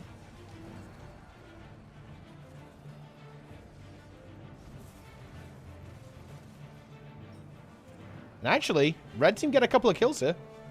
But the rally comes through. As unfortunately, the Untamed from red team did get taken out, rallying 2 of those players. That is absolutely brutal. Red team just having a couple of these opportunities to win these fights, but just slightly falling short. Very tragic for this team, actually. I think that's going to be the final nail in the coffin. Don't think red team has any possibility of recovering now as a massive snowball is coming through here from the blue team. Scouring the red team from the Colosseum. They're going to be moving on to the next game. We're probably going to see a French team versus 55 then, and let's see if anyone can stop these guys. Oh, we actually have Z Squadron versus the French team here.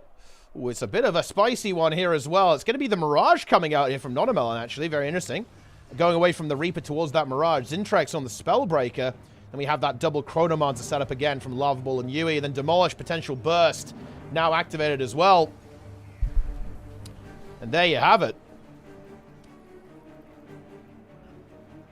Vague, trying to escape there, yeah. Very wisely cancelled his heal skill there. He's going to go for that heal, realize the Mirage would simply kill him during that, or at least go for an interrupt during that time. Don't think he actually had one available, but still a kind of good little mind game there by Vague. Vague 1v9, of course, Sneb. Rank 1 legend. Legitimate rank 1 legend. It's important to underline that. Every time. Rank 1. Yeah, rank 1. Much like Floor was rank 1. But anyway, here he is once again. They're pumping in this 2v2.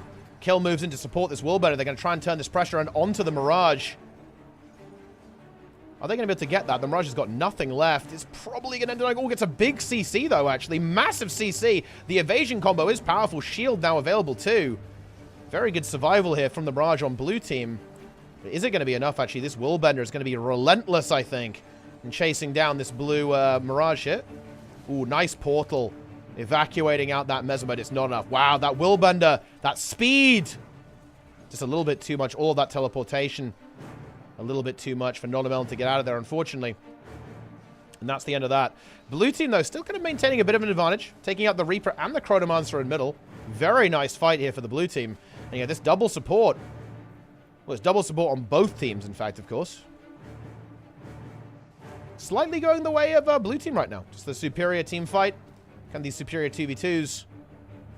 And yeah, the Reaper not cutting it. Ooh, and Zealith gets bursted down from like 100 to 0 in a couple of seconds there as well by Zintrex and Demolish. Demolish fully activating. Zintrex's build, what is he running actually? You do not see many warriors these days, guys. But it looks like it is going to be, yeah, it's actually the strength Spellbreaker, actually. That kind of explains how much damage he was doing in kind of contributing to that kill onto Zealith there. Strength, Discipline, with the Berserker Amulet, Rune of the Fighter, and Relic of the Midnight King for that Fury application, right? With Fury, of course, on Spellbreaker, you have very high precision because you have all the extra stats from Attacker's Insight. So if you have Fury, you're pretty much going to be critting basically every single time. Very, very good there. You can see 70% crit chance. You have a little bit more with Attacker's Insight. You're going to be absolutely blasting people, my friends. And yeah, with that strength trait, and look at this. You have Aggressive Onslaught for that quickness uptime. You will obliterate things with this build. Very, very high DPS indeed.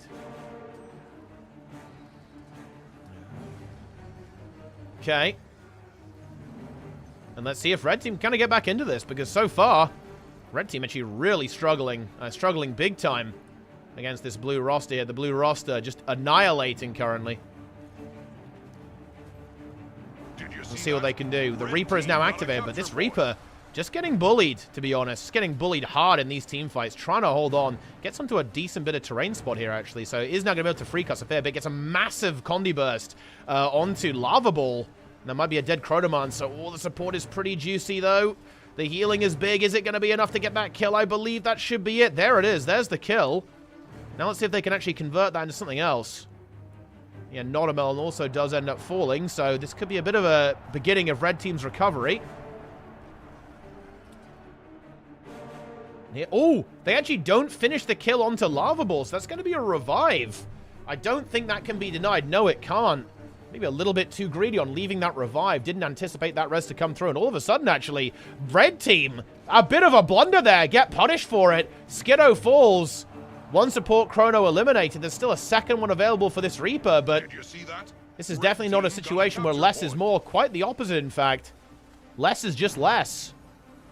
And that Reaper is now exposed. They do manage to get a miracle kill, though, onto Nolan. You can see the fragility of that Mirage, but the cleave is big onto the Chrono 2. Can they get the... Oh, no! Oh, no! Blue team actually crumble here!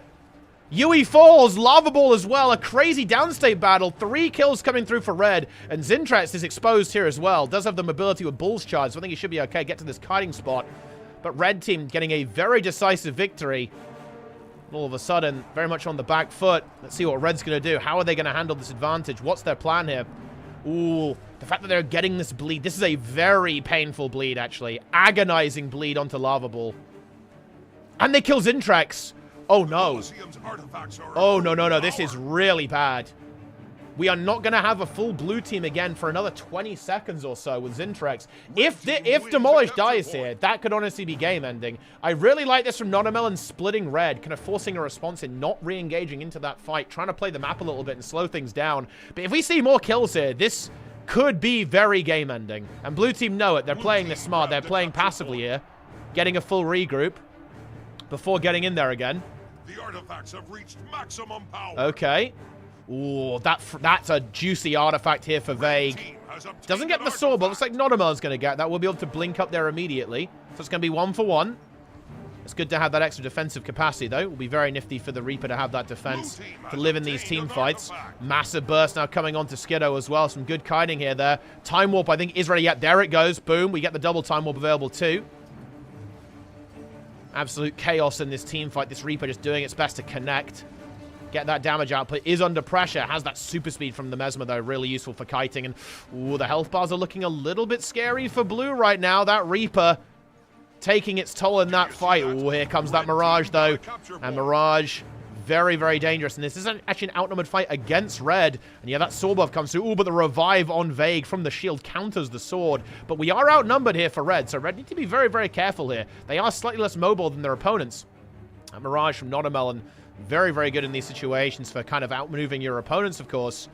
And red team going to have to disengage. They do kind of get away with it without any deaths, but the Reaper's still very, very exposed. But red kind of get the rotation there, but not quite enough, as the chase, the hunt from blue is enough. And red team kind of finding themselves in that outnumbered scenario there, maybe being a little bit too greedy on the map, a little bit too confident in that Reaper double Mesmer team fight.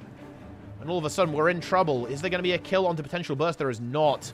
Of course, 2 support chronos here for blue. Kind of sustaining that Untamed very nicely. Now we're in a very, very close situation here. Reaper, not really able to move out. Oh, yeah. Could he actually honestly get one shot very easily here? Well, not one shot, but, you know, killed basically immediately. With the damage output of that warrior if he's not careful. Red team has managed to not lose their lead in this game. Reaper not dying, though, is pretty big, to be honest. They still have that team fight presence. And now we do have the Chrono here as well. But the Reaper's not exactly happy. Not full HP. And will, of course, be under massive pressure. Oh, juicy immobilized there from the Untamed. Needs that support. Gets the Elite. Does connect it. But actually, so much damage going through there. That is just too much. And yeah, outside of a kite spot, that Reaper just dies instantly. Like, immediate death. Can they now get a counter kill? Or is blue team going to kind of run away with this game? Blue team, I feel like, in a really good position currently. Red, smartly disengaging. And Nonamelon does get caught. That's a bit awkward. Does die. Can they confirm that, though? It's going to be easier said than done to confirm this. Because Skiddo also under a lot of pressure. Looks like they should be able to get it done. Meanwhile, Project Zeolith made it over to this far node. He's able to get that cap. Did you see that? Reaper now back in the mix, reuniting with support Crottle. Ooh, Demolish doesn't get the node here. That is painful for blue. Very annoying for blue. Timer is a little bit relevant here. I don't think we're going to timer, but it's something that both teams definitely have to be thinking about a little bit. 3 minutes on the clock. Ooh, and red, they've got themselves in a good defensive setup. Blue team don't have their full force. They're kind of split as well, as you can see. And this could be very punishing, as now we have this Reaper and the full force of the red team converging on just 2 players from the blue team. With Demolish trying to move in and help out. He's a little bit pressured, though. Just 46% HP. Does have his heal skill available. And the Elite soon, so very, very high durability on that Untamed Elite. But he's just going to go for it. He's going to go for it. Is he going to live this? Actually does. There's the Elite as well. So he's doing all right, at least for the time being. Massive damage output. But Red, they're kind of holding firm. They know that they win this game if they just don't die. They're trying to play it safe. The Reaper positioned well here on the terrain. Exactly what they need to be doing. Now pushes back into that fight, feeling some confidence. Has some full shroud available in a couple of seconds. They're going to soak up some of that damage. And red team pumping. Vague goes down, but again, this is a bit of a game of time here. As we're kind of creeping up to that 500-point mark. And it looks like red team just kind of want to rotate their players on the node and just keep it under control. So Reaper now moving in. Gonna tank this, at least for the time being. As soon as this player dies, we're gonna see the Reaper go onto the node, I think, and then pretty much just die on the node. And then we'll see, again, yeah, we have Vague back already. Support from the Chrono, and I don't think blue team can break this in time. No, I really don't think they can. Reaper still holding as well. Has Shroud. They have still not killed this Reaper. He's now able to kite away. More reinforcements moving in there from Vague. Chronomancer putting in some serious work there from Kill. Very, very impressive support and sustain here from the red Chronomancer, and that is giving enough to win this game. 500 to 410. There you have it.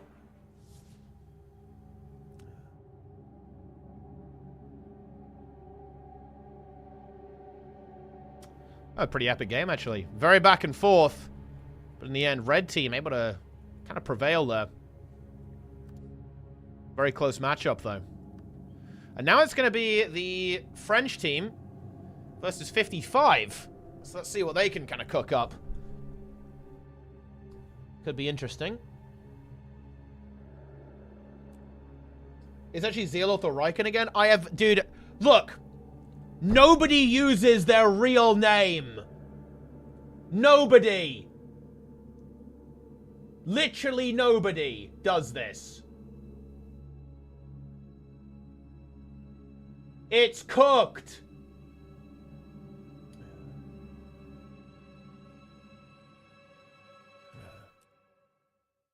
Yeah, it's very confusing, isn't it? Yes, it is. I have no idea who anyone is anymore, because people keep using each other's names all the time. It's consistent. It's unhinged.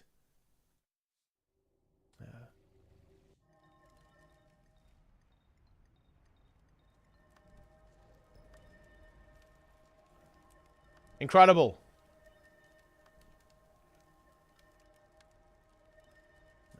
There are no real names, it's all a construct. I mean, pretty much.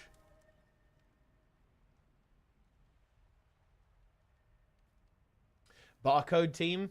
I mean, those guys still play, but they don't play as Team Barcode. Although, not all of them play, I think. That team kind of, that team blasted, but then kind of crumbled. The match starts soon. Okay. I think we just want to see this 55 game again. Like, if the Zealoth team will be able to contest them. They keep changing all the time. Yes, they change constantly, guys. It's impossible to keep track of. It's insane. It's insane behavior.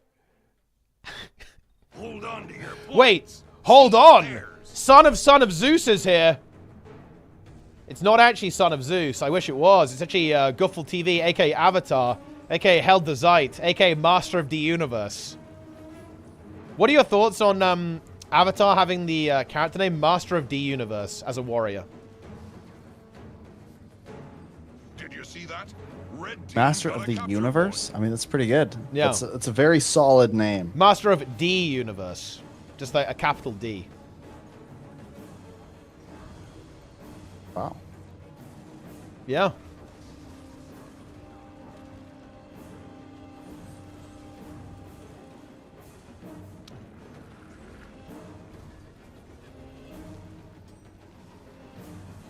That's how it is. Red team wins a capture point. Anyway, this game is not going to be very interesting, but this one might be. Wait, it's still not going. Except the queue, guys. What the hell are you guys doing? Yeah, this is. I don't think blue team is getting anything done here. Where's Sokos? Sokos here, guys, on the blue team. Monthly AT playing with Exorcist D Rage. Core Guard, Stone Jin, Lytra, D Rage. What is this? We have some role players going on here, guys. That's crazy. Lytra reminds me of White-Ra, Ukrainian professional StarCraft 2 player. You know, I played him once on, I played him a couple of times, actually, on ladder. Do you remember when we played those Grandmaster guys and we beat them in 2v2? Yeah, they got memed. They got owned. Okay, they got absolutely memed. Which meme did we get them with? That's the real question. I mean, it was probably fucking some bullshit cannon rush, bro. Okay, that's what we always do. Dude, I think it was. Snap, I think we like did the hybrid cannon rush. We need to log in, dude. I think. Have you seen that Thermals put out a challenge to get 5.1k MMR in 2v2? Dude, yeah, it's a lot of cannon rushing. There's like a competitive, like people are like grinding the 2v2 ladder right now, because like I think I don't know exactly on but EU. I saw a couple of people streaming this as like a challenge to get like really high MMR on EU server, in 2v2. Yeah, that's pretty cool. Yeah, so people are just blasting 2v2. I think 2v2 is kind of hype, to be honest. Because it's very casual friendly, right? You know, like as opposed to being 1v1, which is a lot more brutal. So 2v2 is pretty cool. I think the metagame is a little bit cooked, though, you know? You know, when you have like mass Phoenix and then mech, that's, you know, it's a bit fucked up. Yeah, that's, yeah. I do not like that. All right, here we go. On the red team, it's France. Skitto, I think, is the Reaper? Oh, the Reaper. Oh, no, the Reaper's doing the relog for Life Force again, same as Abindo. Kill on support chrono. Skitto on support chrono number 2. Freaky Bender Vague on the Will Bender and Zealoth and the Weaver. Again, it's going to be, ooh, Draza busting out the Mirage, though. That is an interesting little pick here. Will Bender from Sin, Abindo on Reaper. Boyce on Untamed, and Misha on the support chrono. So a single support comp here. And this is where we're going to see that clash of styles. Like, a lot of the teams are opting for this double support metagame, whereas 55, they are going for a more aggressive setup, and that's not really that surprising, to be honest. 55, they don't really like the slower, very heavy team fight style. This is pretty well known about them. They're obviously more than capable of doing it, but they definitely prefer that kind of more rotational style. Like, they love to play Thief, obviously, with Syndrina, and yeah, I have no doubt that Mirage is definitely something they are very much happy to play if they feel that they can get away with that. Because, again, they like this very high-paced rotational style, which we're going to see here, pretty much. Skitto gets taken out almost immediately. Draza now going for that far node push. And so far, I mean, double support's kind of getting just run over here, to be honest. Svanier's return. And that's how it is.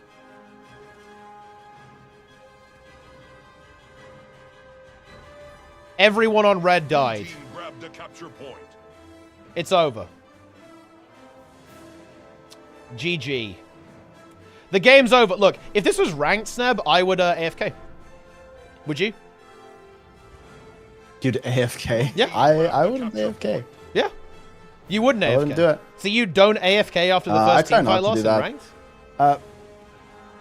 I've been playing a little bit of ranked just to see what's going on, and about at least a third of my games, somebody instantly AFKs, and like after that happens, I'd usually just stop playing. It's really annoying. So even if we're like horribly losing, I still try to go get a 1v1 or something.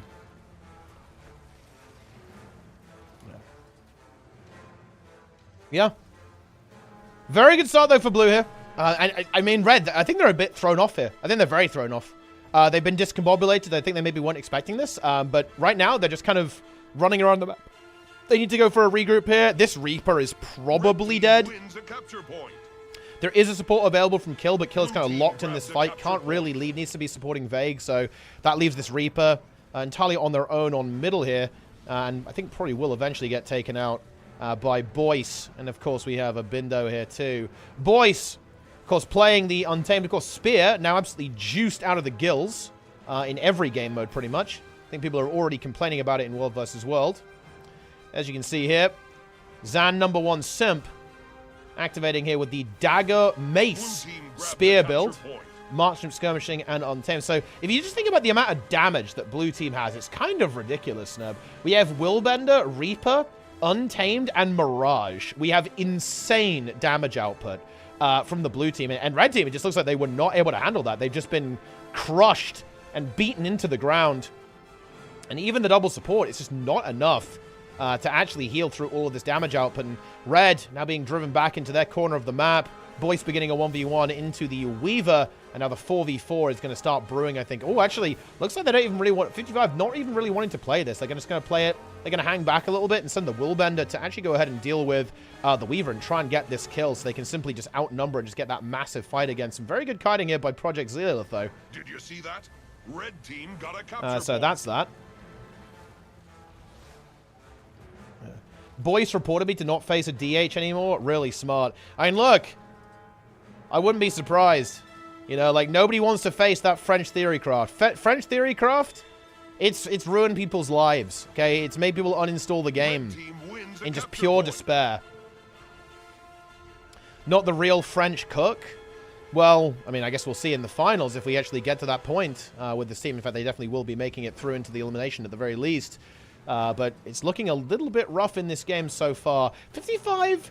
maybe with a little bit of a stumble here. Didn't really get anything done. They weren't able to kill the Weaver, of course, with that outnumber and end up losing that node too. So they do need to have something that can answer that or something that can kind of deal with that Weaver. Looks like Boyce is going to be assigned, but it doesn't matter because they're just winning this fight over here as well. Picking up Skiddo and, of course, Vague at the same time. We had a kill already been, well, killed, in fact. Now just comes back off respawn. Boyce maybe not feeling super happy about having to deal with this Weaver, but will at least be able to hold these two players here, at least for the time being. Gets a really big spike there onto Kill, utilizing that Untamed. Oh, dude, what is that? What the fuck was that damage? Just like that. Trig. Trig? What? 6k on one spear throw. Boyce now attempting the 1v2. Boyce 1v1000. He's going for it, and yeah, the support...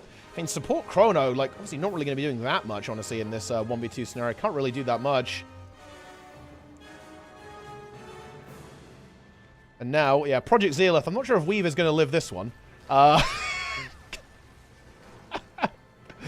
think Boyce will now be more than happy to get the Stomper and recapture that node while his team just does some PvE and farms the beast. Going up to 400 points now.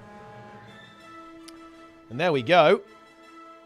400 points now activated. Skiddo trying to get this point back with the Reaper, and they're trying to get some kind of rebound, some kind of setup to get back into this. But the Mirage is lurking around. Draza wants to kind of bully that Reaper, and oh man, Mirage is so annoying to deal with as that Reaper. All the interrupts, all the CC, and the evasion. Hard to land a blow on something as slippery as the Mesmer. But we're already up to 450 points, and this is just... It's a pretty brutal game, to be perfectly honest with you, in favor of 55. And the amount of damage output is just too much. We do have Syndra go down. I think that might end up being a full kill. In fact, wow. Yeah, the Mesmer, the Mirage, gets cleaved out during that good rally there by the red team, having a little bit of success at the end of this game. But I think that's where we're at, though. That's the reality, guys. We are at the end of this game. 450 points in favor of 55. So they are going to actually get fully neutralized here, but Syndra can... Gonna get this Mesmer out, get Misha out of here, and then they can simply start to reconquer this map. Boyce looking to do a little bit of stalling over here, trying to draw these red players over here to have to deal with them. Signet of Stone available, so we'll be fairly resilient into that Willbender.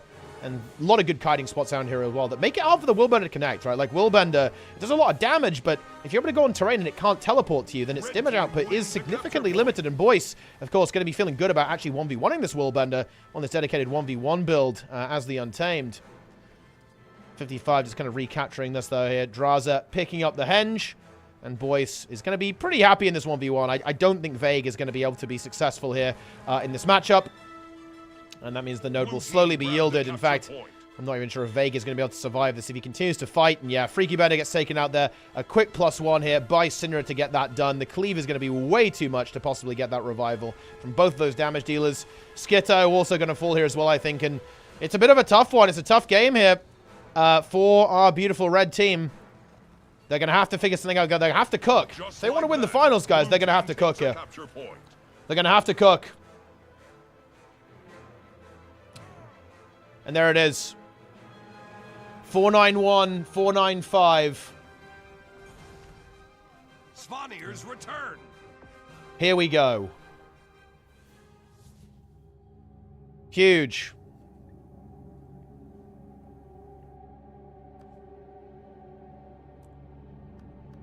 And there you have it. Oh, very close game, actually. Hold on. Wait, we have a very, very close game here. Interesting. I wasn't even aware of this team having this power level.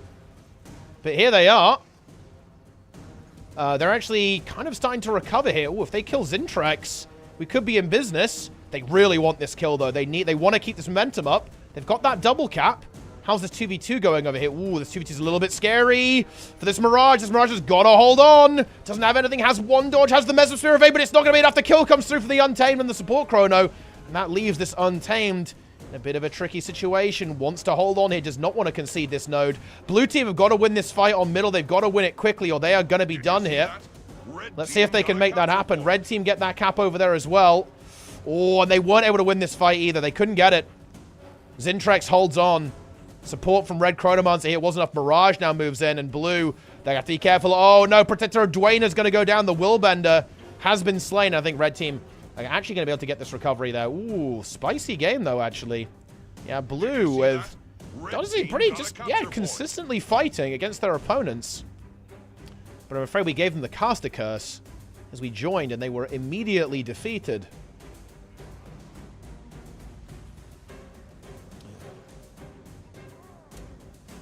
Have they lost two? No, I don't think any of the kind of competitive teams are dropping out.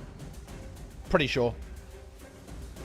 I think Red team would be in danger, actually, if they lost this game. In fact, if Red team lose here, I think they'd be eliminated. But they didn't lose, so that's not going to happen.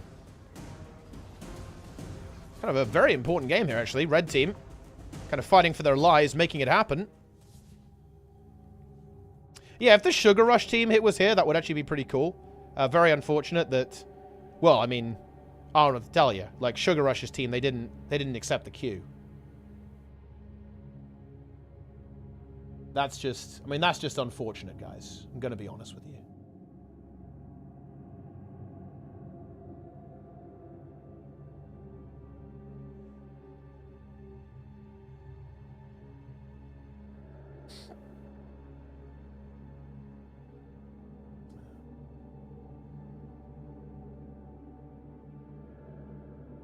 Wait, I tuned into Lara's stream. Is she trying to explain why the conditions don't keep ticking? Oh boy. Oh no. Oh no.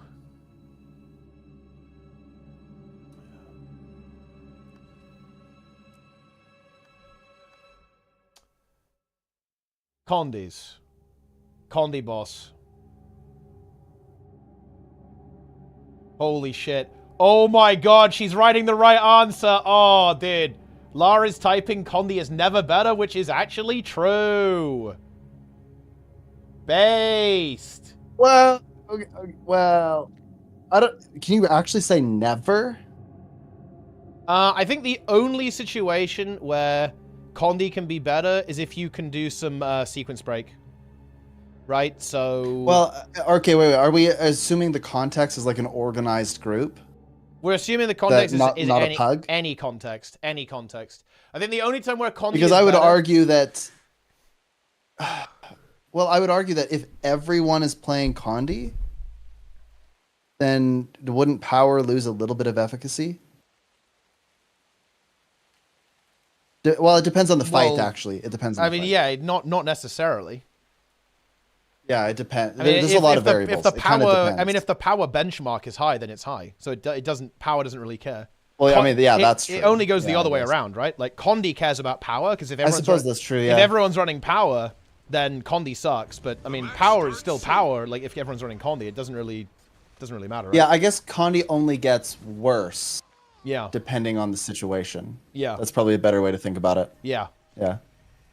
But yeah, the only situation where Condi could theoretically be better is if...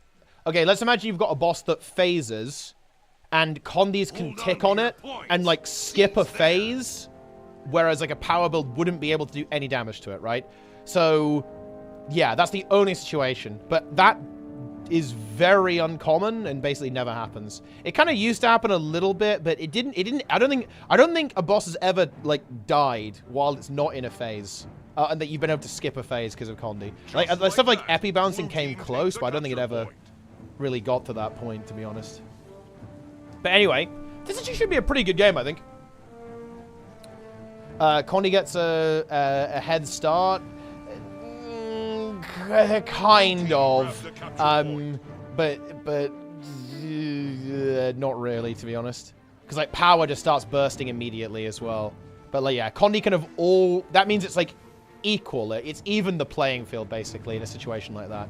It doesn't necessarily, like, outperform. Did you see that? Red team got a capture point. Dude, Crown just slipped off the edge. Red team But wins a they get the capture kill on point. Zintrax. And honestly, I'm going to be very interested to see how this one actually plays out here. We do have that double support comp here. We've seen some very powerful team fighting from the red team, actually. Like, Untamed also bringing some serious heat here on the red team. Sakaya on that Weaver is going to be a brick wall.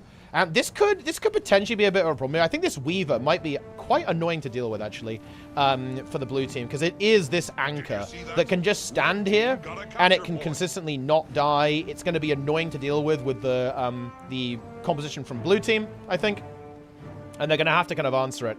However, so far, red team off to an extremely good start, in fact. Getting a triple cap there and pushing the opponents back, getting those early kills. And this is a pretty snowbally map, right? If you get early control of this map, you are going to snowball that into a significant advantage here on Kylo. And blue team's slightly in disarray. I like this push here from Demolish. Try and slow things down and split things up. And this is a very important 1v1, actually. Very, very important 1v1. Let's see who's going to be able to come out on top here. If Demolish is going to be able to win, he's going to be a very happy champion, but he's not! Oh, no! Oh, no! Maybe a little bit, he was kind of holding that Signet of Stone. Gets nuked. And Intrigue I Trust kind of repeats what she did to Boyce previously. Massive aggression from the Red Untamed. And that is just really not what the blue team wants right now. That is really, really not what blue team needs. As Lava Ball also bleeding out. And these team fights is not going well. I mean, I think this Tempest here from Breezes paying off big time. It has that massive healing output. Again, these boons, those auras, very strong in that team fight scenario there, and just some massive damage output here from Cranel. The Warrior not able to connect. Of course, the Warrior, I guess the Warrior is going to struggle here a little bit. Having that Spear, the Spear is going to be significantly less effective when we have all the magnetic aura output from this Tempest. You can see here that Aftershock going to be quite an obstacle to deal with. Yeah, I mean, this is fucking rough, I'll tell you that. Blue team kind of getting pinned down at this point. Normal just getting hunted. And yeah, that Mirage, a little bit of vulnerability there, as you can see. Untamed, honestly. Chloe really putting in the work, goodness me. In this game, securing kill after kill, winning that 1v1 in a very decisive manner. And now also securing that kill onto the Untamed simultaneously. We do have Cranel go down, so that's kind of a moment of opportunity here for our blue team. Notamel, though, also dead, so it's kind of a one-for-one trade. And actually, Cranel gets cleaned up very quickly, so he's going to be back in action before Notamel even. And yeah, again, this Weaver, I think this Weaver's so annoying. Look how annoying this is. Like, I feel like blue team just does not have much of an answer to this Weaver. I think we actually kind of saw that in the 55 game as well. I think there's a reason why they wanted Sin to go on +1 Boyce. This Weaver build is super annoying. Very, very, very tanky. And they wanted to try and get rid of it with the Untamed and the Willbender, which kind of led to a bit of instability on the other side of the map in that team fight, of course. But now, of course, we almost see like the inverted situation here where this Weaver is just kind of wreaking havoc. And this is just not... Oh, man, this is so bad for blue. They're losing that support. They just don't have their second support. Cranel does die again in the team fight, so that's really, really nice for blue. But they're down one support. Right, they've got this support chrono 1v1ing a Weaver. And that's just not good. That's like almost a worst case scenario. They now get that swap out, bringing in the Untamed. But of course, Red Team kind of already kind of won the fight, really. So, oh, very, very cheeky res here, actually. Oh, no, but it's denied by Cradle. Can he fully deny this? He's going for the cleave. The Wilburner cleave is massive. And not a melon. Wait, what the fuck? What? Okay. Some weird desync going on there, but the revive does come through, but Syntrex falls. Of course, like, you know, you can think about that, right? Like, the delay on that revive essentially took 2 players out of the game for the blue team. And that led to the Warrior being exposed. And all of a sudden, this game is looking very, very scary for blue. I mean, it is winnable, but they're going to have to do some magic now. Red team wins a capture And yeah, point. I just think they, look at this Weaver. This Weaver's such a big problem. Look at Sakaya. We buy her. Of course, a Weir boot. It's a big burst on that spear, but again, the sustain on this Weaver is going to be problematic.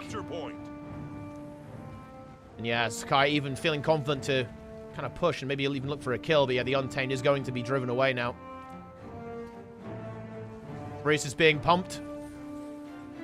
Decent kiting potential here, though, yeah. Climbs up. Shocking Aura is going to land there, so gets the air overload down. Should be pretty okay. Yeah, in water. Big Frost Aura, big blasts, big heals.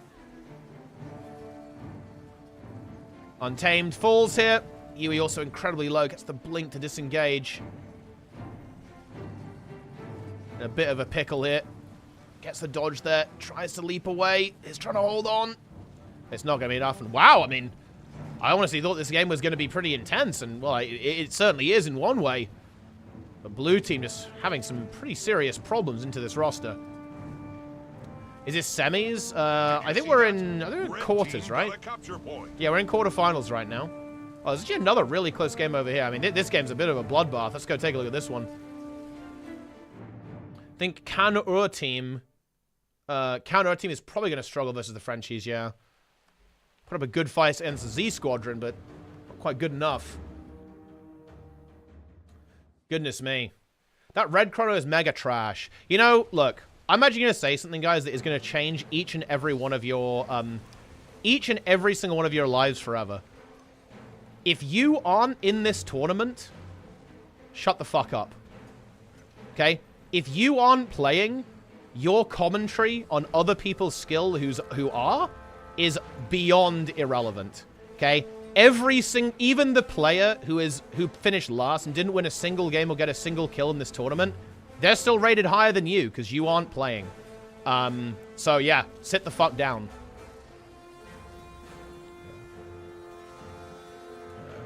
Show some respect to people who are competing and providing us entertainment. Red team wins a capture point. On another kind of more kind of real note here as well, I'll tell you another little secret here, guys. You can learn this if you ever watch your own gameplay. Like, it's very hard to kind of see what you're doing wrong in the moment. It's very fucking easy from our perspective, right? Like, we can see every little mistake that every single player is making, okay? But bear in mind, if someone watched your gameplay, it would look exactly the same, okay? Trust me. I've done a lot of VOD review and footage review. That it is what it is. Okay. Should not have an opinion. That's funny. You can have an opinion, but you should show some respect. And actually, yeah, you shouldn't have an opinion. I will own that position. I will fucking own that position. I think it's cringe. Like, get in the game, make your own team, and fucking play. Until then, sit down. Okay, is red team coming back or what? Ooh, can they get this res on Talik? Did they get this rally? They actually do. Red team. Oh, wait. Okay, they do get him. There's potential here. They get another kill. Now do they find Aber as well? XX Abaddon XX. Oh, no need focus. Goes down. And red team, I think they're actually sniffing a bit of a comeback here. They're sniffing it. Sniff. They don't want to lose middle. Mesmer's holding it. Oh, could they get this another kill? No glint heal available for this Revenant. Did you see that? And they're going straight for the decal. I do like that, actually. Talik remembers that this game is Conquest. It is about the nodes. Recognizes it. Well, do we get the decap here? Shiro?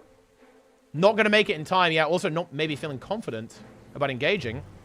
Now, rather interesting, this is actually a power rev. Power, which is a build that has popped up in ranked a little bit. They've, you know, consistently buffed it. Doesn't want to fight that. Is probably wise into the Condi rev. That's really not going to go well for our Power Herald, to be honest. And they just want to snowball the map elsewhere. They want to get back into this fight there. Want to hold on to this Untamed, keep this Untamed alive, and then go for another kill. Onto the Tempest. Onto Freyo here. Is them going on? Yes, they are. Those 5 points are relevant, but now this Mesmer is 1v2. They don't want to leave this outnumbered for too long. They need to rotate over here. They're getting big kills over here. Abaddon about to fall, but they don't want to lose middle. They have to reinforce this chrono. They're going to have to concede. Oh, I think a bit of an over-rotation here from Red. They need this decap now. This is getting really scary. They need another kill fast, or they're in trouble. Red team Reaper is being chased away here. Double cap does win the game for Red, but it's going to be knife edge, and they need to get the cap quickly, and it's going to take them a while. They've got the Konyarev here now.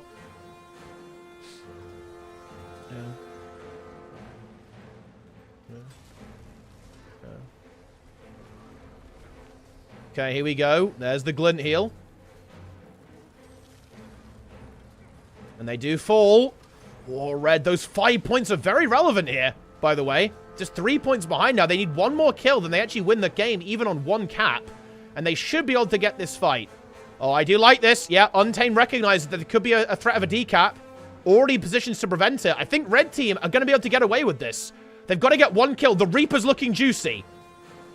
Blue, though, they are actually playing this smart as well. I do like this from Blue. They know they just got to hold on, but Abaddon actually in so much trouble. Abaddon goes down. They have to res that, or at least turn this fight somehow. Is that a glyph? There is a glyph, but it was already used. The decap does come through, though. Oh, that decap is so gnarly, but I think it's not enough, though. They've got to get this. Oh, wait. Okay, they get the 2 cap. They win on 2. They know that. They do know it. But they've actually got to get the 2 cap.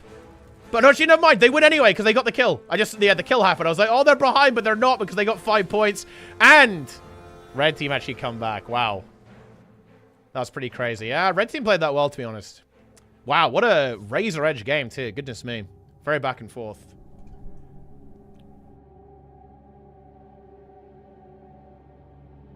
Epic. Talak isn't called. You want to tell me the truth? Dude, who the fuck are you?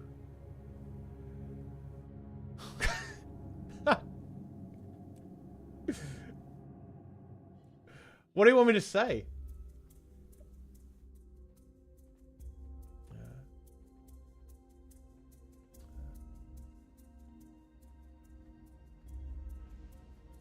That was a good game. That was a very good game. That was intense. Okay, so we got semi-finals. Wait, what are the other? Oh, the game hasn't started. I think the game hasn't popped up yet.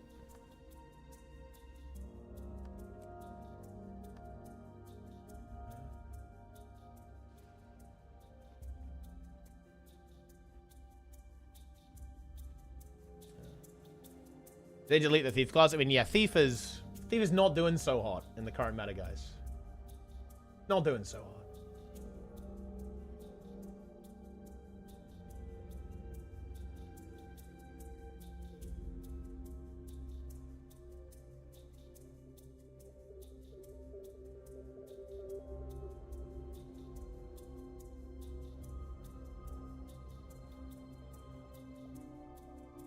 Condis. What do you think about conditions ticking? They just gotta keep going. Just tick forever. Yeah. Tick. No? Keep ticking.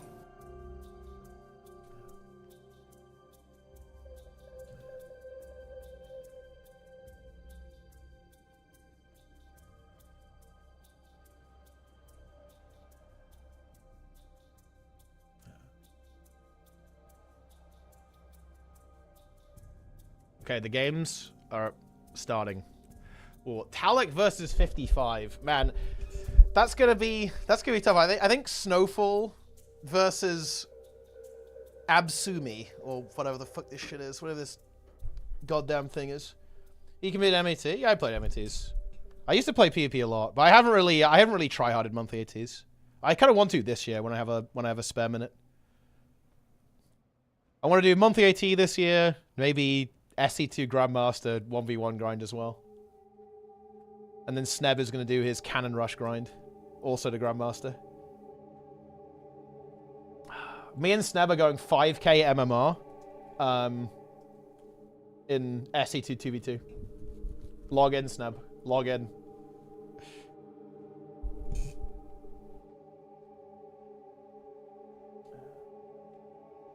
I should log in.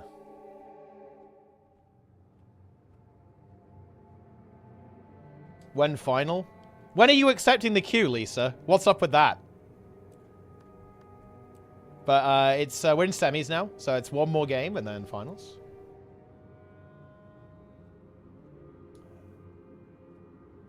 Yeah. Oh man. I love Sneb's calls that his cheese didn't work and that it's over. I mean, I think our 2v2 adventure is pretty funny, to be honest. I just said, yeah. You know, Sneb just tells me that he lost all of his probes and it's over. I feel like the best one was when you accidentally cancelled all of your cannons because you pressed the wrong. Oh, I've done that multiple times. I don't know how. It has to do with, yeah, I have the hotkeys messed up or something. I don't know. I've done it multiple times. It's super painful. Yeah. I'm trying to only cancel one, but I like accidentally double click. It selects all of them and they just all go down. Yeah. Yeah, it's pretty brutal. It is pretty brutal, yeah. I'm good if I can't get Vast Relic on Spear Energy. I mean, there's probably alternatives, but yeah, like I think you definitely want to have that. And as long as you have the expansion, just like slam a reward track and you can get it without unlocking it properly. That's how it is.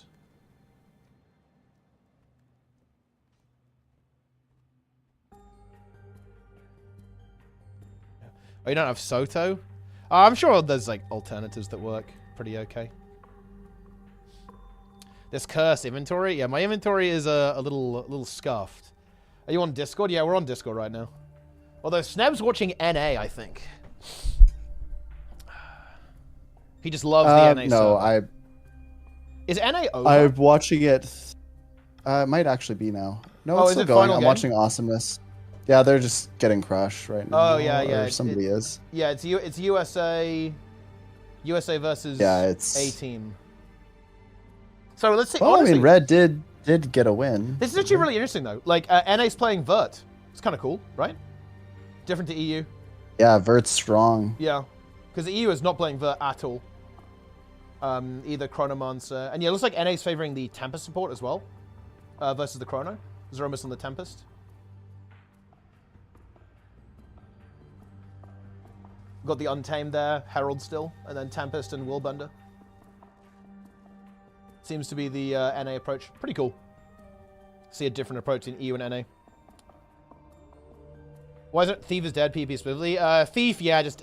Thief is weird because it's been, like, replaced by Willbender and Mirage. And... yeah, I mean, that's it. Alright, here we go. This is going to be an interesting game, I think.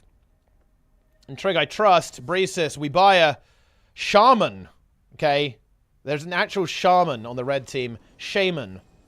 Cranel, formerly of Quaggan's on duty. Facing off against Zeolith. Vague 1v9. Rank 1 legend. Kill. Free my brothers. Joseph McJunkie, the Reaper, and Skiddo. Incredible. It's time to log in. This is going to be an interesting one. It is going to be a double support versus double support. Chrono versus Chrono Tempest. I don't really know how this is going to go, to be honest. I feel like these games are a bit unpredictable sometimes. Again, the really big focus is which of these Willbenders is going to live. You can see they're just teleporting around after each other pretty much. Support's desperately trying to keep them alive. Renewed focus is going to be forced out of both of them pretty soon, I think. Yep, there it is. During that renewed focus, you can see they're going to get fully healed up. Looks like Cranel might be the one who's in a little bit more trouble. Very nice port back there. It's a juicy kite. Love to see that. Gets out of harm's way. Still on 0-0. Blue team grabbed a capture point. Blue now capping middle, though. As, of course, Breeze has had to deal with that Reaper. Not able to get anything done there. And so far, actually, Blue team kind of just winning this fight. Winning that 1v1 on middle as well. It's having the slightly better opener there. Able to kind of connect that damage output. Cranel goes down, and Blue team picking up the second node. This 1v1 is probably pretty endless, I want to say. Zealith here on the Catalyst versus the Weaver. Don't really see that going anywhere. Or at least it will be an incredibly slow matchup that will take a significant amount of time, or just waiting for another player to actually pop up. So, Blue team off to a very, very good start there. Signet of Mercy Willbender? I don't believe so. I believe it was Signet of Judgment, in fact, is being played here by Vague. For the extra stun break, I guess, protection uptime, and of course the damage reduction while you have that passive up. Essentially sacking some Condi Cleanse here. Contemplation of Purity for a little bit more kind of power defense, pretty much. Or just kind of like general defensiveness. Okay. Big difference here is going to be this Reaper, actually. Like, we have the Reaper versus Untamed. So a lot of team fight, and this map is maybe one of those maps where Reaper is going to struggle a little bit. I do like what they're trying to do with it, though. I'm pretty sure that they kind of want to... They almost want to use the Reaper as a stalling tool, I feel like, in a lot of these fights. They're just going to have it just exist there and just take a long time to get through. Like, abusing this kiting here on middle is definitely a happy spot for Reaper, I think. Just being in these 2v2s is also going to be nice for the Necromancer as well. Because this is a big map. Necro is very, very slow. So, red team... probably just going to try and avoid the Necro as much as possible. Just try and waste its time and not worry about what it's doing. But Red team are going to have to actually cook here. They're having a bit of trouble. Chronomancer goes down. Conditions from the Necromancer proving to be too damaging. I love conditions. Meanwhile, Red team looking to pump.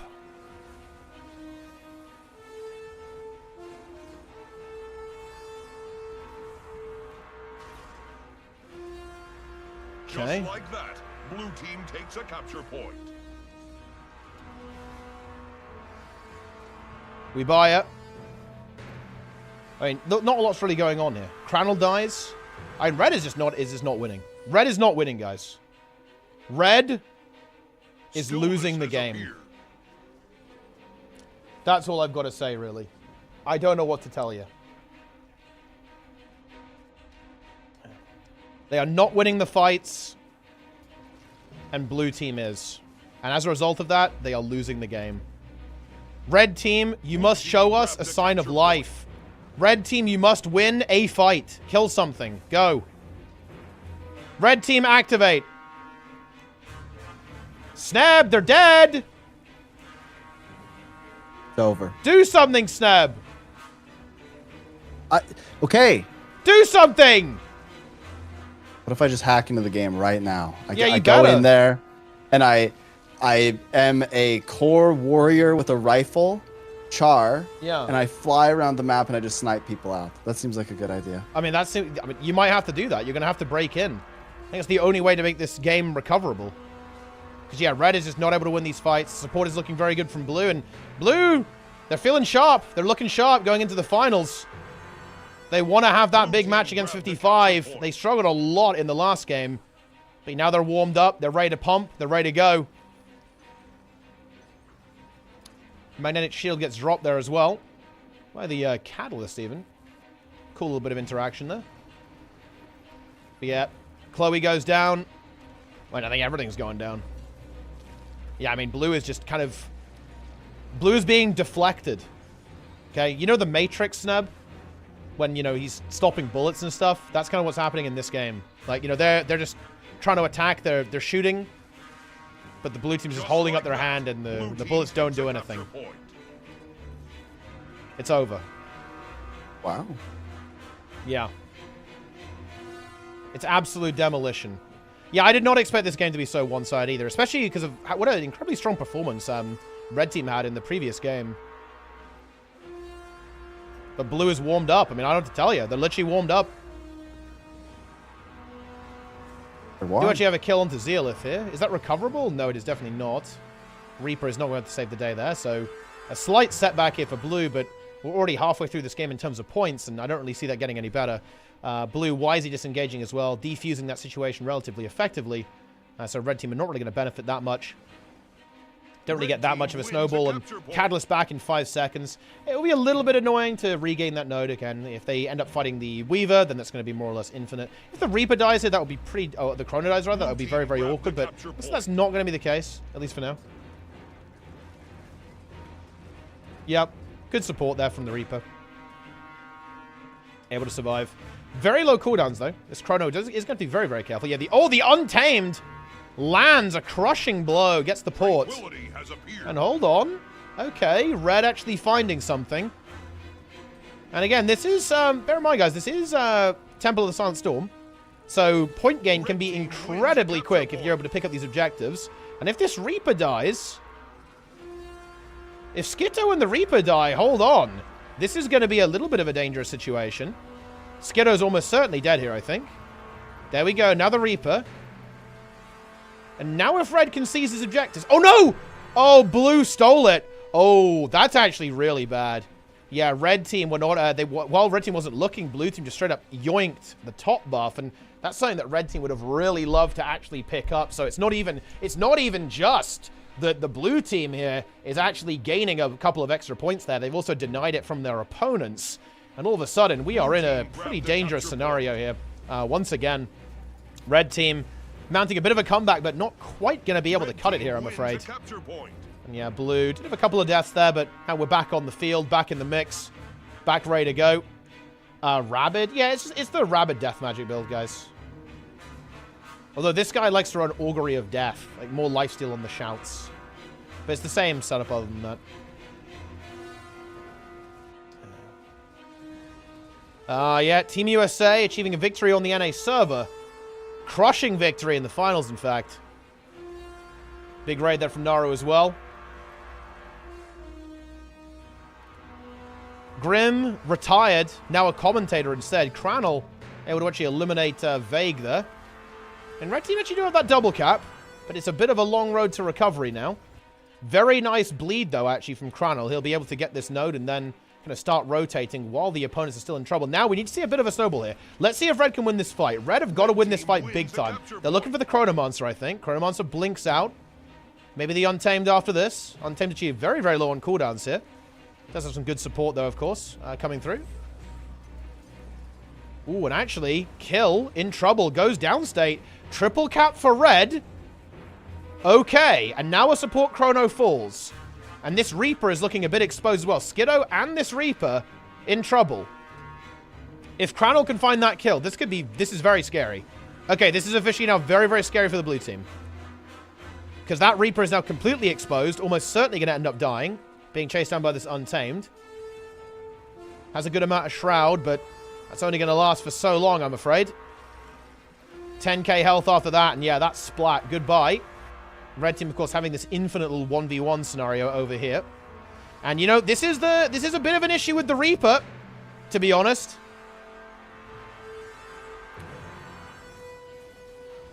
A little bit of issue with the Reaper. When you have these objectives up, you don't have as many players to share around the objectives. And that's where the immobility gets punished. And Blue, if they lose it... oh, no. Oh, no. Wait, is Blue losing here? Oh, Blue is absolutely losing right now. Ooh, a very good survival here by Kill. Can he hold on? Okay, honestly, if Kill died there, that might have been potentially game-ending. It honestly still might be, though, as Vague super low. Stillness now captured. That is 4 points per tick being locked down. And Vague about to fall, maybe. Renewed Focus already been used. Does have his heal skill. But Red Team are going to find themselves behind very, very soon indeed. They have to activate.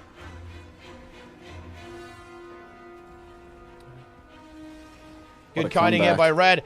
Red, they are now active. The Reaper falls again. Oh, no. Oh, dear, Seb. This is actually break. This is mental boom. Blue Team now in a completely desperate situation. They are completely and utterly on the back foot. After an incredibly strong start, the objectives have thrown them off. Vague goes down. I think this is game over. I think it's actually game over. It's GG. I no longer think this is winnable. Yeah. Red, yeah, I like this from Chloe as well. Intrigue, I trust, immediately going for this cap. Mesmer going to defend here. It's game over. GG. Massive comeback. Gape into the abyss. That's actually awesomeness, by the way. aka reformed.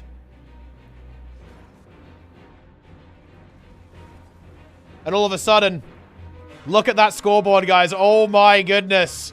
Look at that. Blue team with a massive advantage early on. Crumbled completely as Stillness comes through. A series of kills into a deadly snowball. Now into the triple cap. I'm not really sure I see a potential for recovery here. Getting the neutralization, is this going to take a long time? Because in these games, like when these supports are in position, it is hard to actually shove people off these nodes. It takes a little bit of a while to do so. And we need to see a complete neutralization of the map yesterday if Blue want to recover. 470 points. We're still triple cap. We haven't got the neutralization. Red team knows they've just got to just stand on the point until the game ends. And yeah, with an Elementus, that's actually even more annoying, right? Because, of course, you have that Vapor Form. It's not enough. There's no one even contesting the Temple. 490, middle decapped. The Temple is still holding firm for Blue, though. No player available to go for it, and this game ends. Wow. French eliminated. Red team, after a very rough start, they kind of steal their minds. Reinforced, cast iron mental. And they go to the finals. Wow, what a game. What a game. That's why you don't AFK after the first, you know... Nah, yeah, don't go AFK after the first team fight. That's a major mistake.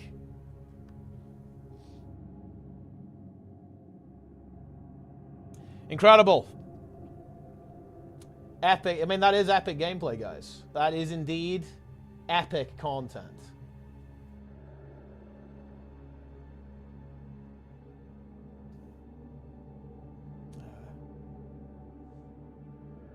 Challenge point prediction? I mean, yeah, we can do that. We can make that happen.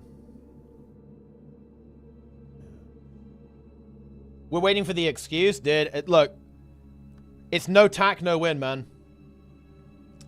No tack, no win. If tack was in that game, there's some win potential. But without tack, it's not possible. In particular, tack is back. Needed to be in that match. If Tack is back was there, that's 500-0, dude. Do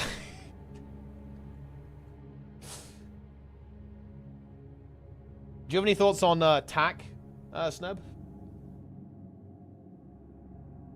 What's that? What are we talking about? Tack. What? Tack.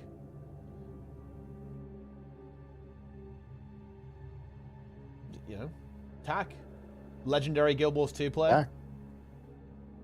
Nice.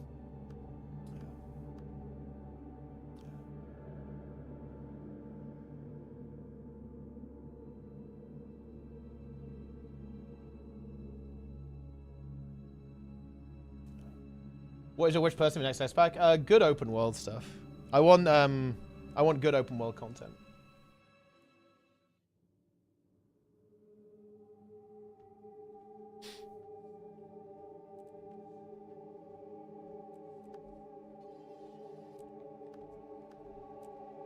The game is about to activate. It is Team Snowfall versus 55. Be an interesting matchup. I mean, I think that 55 definitely have the edge, but it does come down. It's a best of one, right? Things can happen in a best of one. Depends on the map, obviously. Things can happen.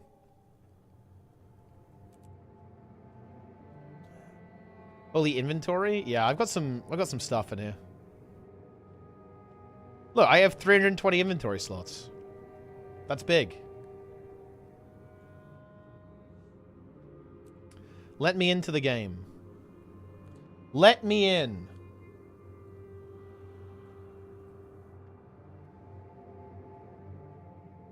Are we in? Are we in?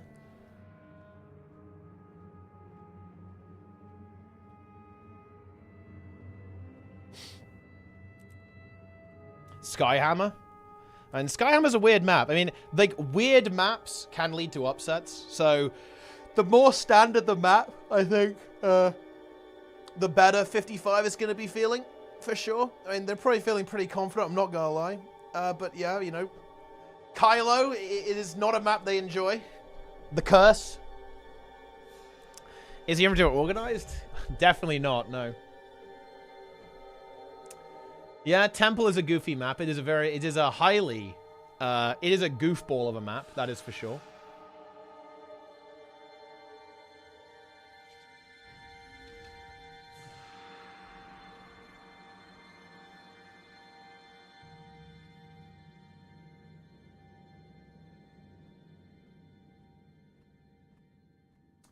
Okay.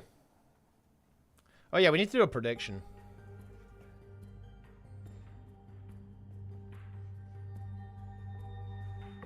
Who wins? Snowfall. 55. You guys have got 2 minutes.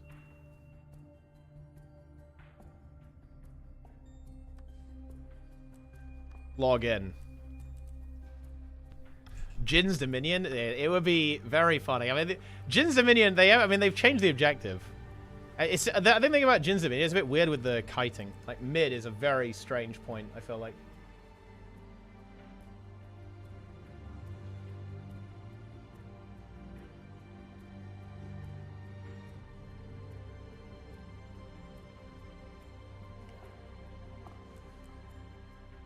Awesomeness is hyped for the finals. He's ready for it.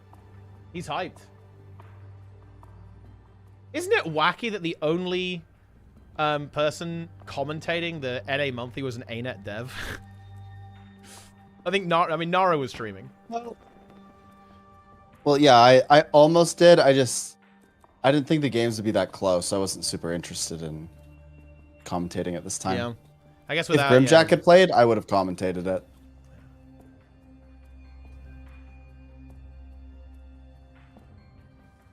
Roy says it did. Wait, Roy, what the fuck? It's not worth watching. Oh my god.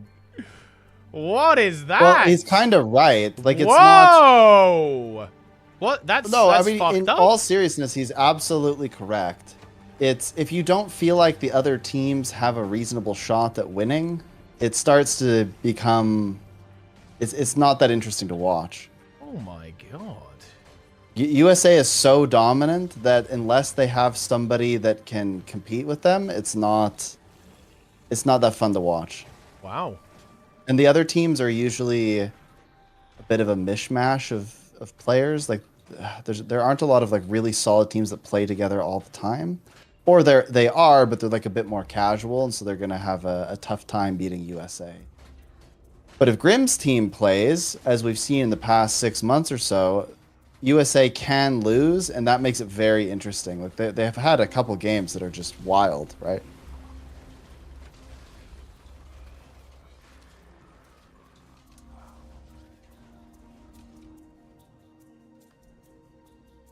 Right, let's get into the finals. Yeah. To me, USA is just very dominant, so it becomes less interesting. The other thing is I actually think that wouldn't be a problem if more teams played, because then you could watch more competitive games. But there's just a lot of like landslide victories. Yeah. On the NA one. This one, I think on a year, honestly, it worked out pretty well. I think these finals, I'm not sure how this is gonna go. Ooh, faux fire, interesting. Honestly, dude. This is kind of a map where you can kind of meme the opponent. Yeah? Okay. Oh, this is so terrifying, though, dude. Oh, my God. Ooh. Ooh. This could get really weird, I feel like. Really weird. I'm not sure I'm feeling double support here, to be honest. I'm add Roy. Okay, I'm adding Roy. I'm literally adding Roy right now. Okay. I'm adding Roy. Let's get him in here. Wait, actually, I'm not sure I added the right account. Because Roy has 2 Discord accounts. Hello. Oh, he's here. Hello. Hello. I was in the Discord, but I swapped the last second. Oh, okay. My mic is probably really bad. Yeah, wait. And this guy's in charge. This guy's in charge of the production for balance streams, by the way, guys. Just saying. He actually is. Only sometimes. Yeah. Only sometimes. I mean, like, I'm usually on a better mic when I'm doing the Yeah. That is I'm fair. not home, so I'm on a headset mic and a laptop. Oh, wow. That's big. I mean, here we are. We're watching the finals. I mean, what do you think about this game? Yeah. It's double support versus single support. I'm feeling pretty worried for the single. Is it really? Yeah, I'm worried about the double support here, to be honest. Was Because it Chrono and then Tempest and Chrono? Yeah. Okay. Yeah, I honestly have been very out of the PvP meta. Like, I have not been watching a lot, so. Is it normally double support up until now? Double support was last meta. I think that, obviously Right. nerfs have been happening a couple of these patches, so I think people have started to move away from it. Looks like this time people are still playing it. I think on NA, people aren't running double support, if I'm not mistaken. So EU still kind of clinging onto it a little bit. Not surprised, right? That's kind of like, the French. The French cook, typically leans that way, like more towards sustain, right? As opposed to more aggression.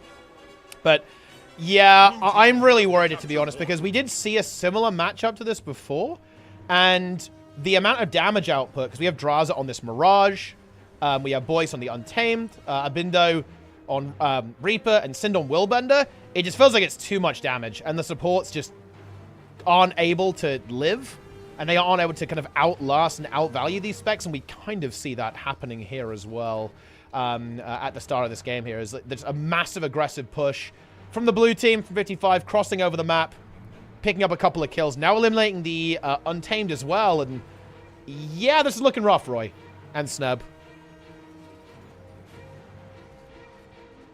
Roy and Sneb. Yeah. We should take this on the road. Yeah. Yeah. Is it road trip? Road trip stream? Let's make it happen. Yeah. Yeah, I'm just... I mean, we can do that. I'm kind of struggling here. I'm not really seeing how Red Team kind of does anything. I think there's just too much pressure, too much aggression from their opponents here. And I don't think they can really win the team fight. And I'm not sure if they can really out-rotate. Because, again, we're on Fofar, right? So... Wait, a Bindo's playing? Damn. Oh, it's over, dude. They have a Bindo. Yeah. It's a Bindo. It's Boyce. Misha, a.k.a. the Master of Disaster. Draza, a.k.a. Invincible. And then Syndrana on an unpronounceable named Willbender. Red Team actually did get a Sind playing blue. Yeah. Look, that's how you know that Thief is just trash. This is crazy. I don't think I've ever seen Sind play anything besides Thief or Rev. Yeah. And now he's Rev playing... only when Thief was unplayable. Exactly, yeah. And now it's Willbender when Thief is unplayable. Yeah. Just like that. Yep. Blender's kind of like Thief. Yeah. Worm's record is safe. Red score, 1 point. I mean, that is true. That is true. But this is looking very, very grim, to be honest. I just don't think double support works, to be honest. It's one of those things. Grim isn't in this game, too. Yeah. Well, I mean, he's not playing this AT. Yeah, I mean that's true. He was commentating. He was casting with awesomeness. Yeah, I don't know how he got this mixed up. He's on NA. Yeah. It's not on EU. Well, look, completely different region. Honestly, the state of PvP, I can't tell. Boy's almost dead. But HP bars aren't looking great. I don't think. They just don't have the players in the positions to kill him, though. Ooh, and a massive stun from Abindo connects onto the Tempest and the Untamed. There was no stun break available, and that leads to an instant kill there with Sind leaping in there. HP bars were looking a little bit rough for blue, but they've now recovered pretty well with some kind of smart disengaging, bit of resustain there as well, of course, here from the support chrono with Misha. And Red, they're trying to find an opening, but it's very much easier said than done, I feel like. And almost, thing is, I also feel like they're also slower than the opponents too. So they're really struggling in the fights, and they're also slower. Because you've got the Mirage and the Willbender, where you just got the just the Willbender here. Like, Untamed, I guess, is like... I mean, Untamed is not that fast, right? Like, it's a little bit fast, but it's not like mega speedy or anything. Yeah. You know? I mean, they just got to kill, but... Boyce dies, and... Boyce is win trading? Boyce fed, yeah. He is probably win trading. Yeah, I mean, I think Red Team just have to snowball the map, and then maybe their comp works a bit better, but... Even then, it's just like, they can be forced into so many positions where they just have a support basically doing nothing. Yeah. And existing on a node, and not really providing any pressure. Exactly. I think you're absolutely by playing right. double support. You're very much right in your assessment, right? Like, if they could kind of have their opponents on the back foot, get that snowball and establish map control, then that's when things can feel really, really horrible into double support. But 55, I mean, they are a team that's known to not allow that to happen very often against their opponents, and they're definitely doing that here. They're just not really allowing the red team's composition to really function. They're just kind of being ruthlessly aggressive, continuously attacking, just getting kill after kill, fighting their opponents, constantly outnumbering them. And, well, it's looking pretty rough. Okay, pretty rough here, that's for sure. Shaman, about to be eliminated. Intrig, I trust. Maybe should have trusted in someone else, because, like, Untamed is not that good, apparently. Although there is an Untamed on both teams, so, actually, yeah. Did you see that? Maybe they were right to trust in Trig, but Trig favored the blue team instead of the red team, I guess. Rick did tell me he likes blue more than red the other day. Yeah, and he also told you that he likes Magrest as well, of course. Yeah, someone in your chat mentioned that the shaman fellow, the Chrono, was Denshi, Yeah, apparently. which is a name I haven't heard in a while. I'm not sure it's the same one. pretty cool. Thing is, I know Oh. there's like a fake Denshi, so I'm not sure if it's like the same one. Oh, right. Yes, yes. I don't know if it's like that Denshi. If I doubt it, but honestly, who the fuck knows at this point? Like, can you change the TOS, Roy? Like, you're in charge of that, right? Can you just go and like make it so that you have to use a consistent name in PvP, and you can't have like random letters as your character name? Like, we just make that bannable. Like you have to sign like a contract. Yeah. Like, if you queue PvP, you have to agree to a social contract, because it's completely, it's ridiculous. Okay, it's absolutely ridiculous. Yeah. Well, so it's the Denshi with the I, not the E's. It's fake Denshi. Well, yeah, but that's also still who I was talking about, because that's also a name I haven't heard in a while. Oh, well, there you go then. So, I mean, you kind of put yourself in like a no-lose situation, I guess, in that situation then. Yeah. Dude, Boyce obliterates Cranel. That Untamed damage is looking broken, Roy. That's looking busted, dude. What the hell happened? Spear got buffed. Yeah. I guess. Well, did you read the patch notes? Didn't you do a stream about it? Yeah, I did. I don't remember any of them. I'm stream? a goldfish. I forgot instantly. Yeah. Yeah. Oh, man. Goodness me. Sakai gets destroyed. There are a massive burst of damage coming through from the blue team. And 350 points against 63. We buy bleeding out. Do you think there's any other, like, let's say you wanted to make a double support comp work. Do you think, do you think you have to remove Weaver? Is like a Weaver problem? Because obviously you don't see one on blue team. Do they need a Reaper? Because I feel like if you're going to run double supports, you might as well have like really strong team fighting classes. Stands out as like a better team fighting DPS than some of the DPS red team have. Yeah, you definitely could put that in there for sure, I think. I think, Abindo has been a really big presence in these team fights, even with a single support. If you're juicing that Reaper with two supports, like we've seen that used to great effect actually by another team actually in this tournament that was running the Reaper. So yeah, like the red team just doesn't have a good team fight, right? Like they have the Willbender obviously in the double support, but is the Weaver doing that much in the team fight? I don't think so, right? Like Untamed is kind of okay, but it's not Reaper, right, in these situations. Oh, blue team getting wiped. Maybe? Yeah, they're dying, but the game is kind of over. Or one person dies, actually. Yeah, like and Cranel also might get counter-killed as well, going for that chase. Yeah, like Drazom has that kill, but he's going to go down himself here, probably. So I think that this wasn't it being a rally in favor of red. Ooh, hang on, wait. Oh, no! Yeah, there we go. Yeah, they do manage to actually get that. Close. It was a little bit close, but the cleave was going to be good enough there for the red team. 450 Listen, points. this is Legacy. I mean, yeah, anything can happen. Yeah. Anything could happen. I think it's maybe a little unlikely, though. Draza is now back in the mix, and I mean, blue is pretty much at the just stand on the point until the game ends phase at this point. They had 2 people dead, and they still double capped the map. Yeah. That's crazy. Yeah. I mean, I think the red team were really pushing for those kills to try and generate that last-minute momentum, and that did allow the blue team have enough time to get those disengages and stand on the points there. 486 points now, 490. And yeah, this is looking very, very rough for red. And when I say very, very rough, I mean very, very over. As the game ends with this kill, I believe. Oh no, he actually rallies, in fact, as Draza dies. Denying the game, ending on a kill. But it does end on a tick at 78 to 500. Holy moly. So you see your stream title says Mota 3rd 3, May 31st. Yep, that's the date. Is that I official? wanted to do it with the monthly, Yeah? but yep. May 31st and June 1st. That's Mota 3. There's actually a post about it on the website. If you have a team, you should message me because it is invitational. I will be looking at people who play the monthly and have teams. And that's it. That is the date. I will send some emails to ArenaNet. We'll get the prizing sorted, hopefully, with any luck. Should be pretty good. Nice. Should be pretty epic. Do you know anyone in it? No, I don't. I have actually never heard of ArenaNet, in fact. Do they make the game or something? Yeah, my dad works there. I know them. Oh, yeah. Oh, yeah. I'll hook you up. Is your dad Grouch? No, that would be crazy, man. He's not that much older than me. I don't think. I think he's only like 10 years older than me. That'd be crazy. And that would be pretty fucking crazy. Yeah. Yeah. Yeah. B Grouch. B Roy. What do you think of the B Roy emote? It's an interesting choice of the face that Bill went with there. Yeah, well, yeah. I don't, I must have just been, like, you know, collecting some nectar or something. So that's why you're looking so happy in that emote, just like, you're just overjoyed. Yeah. With the Yeah, exactly. Yeah?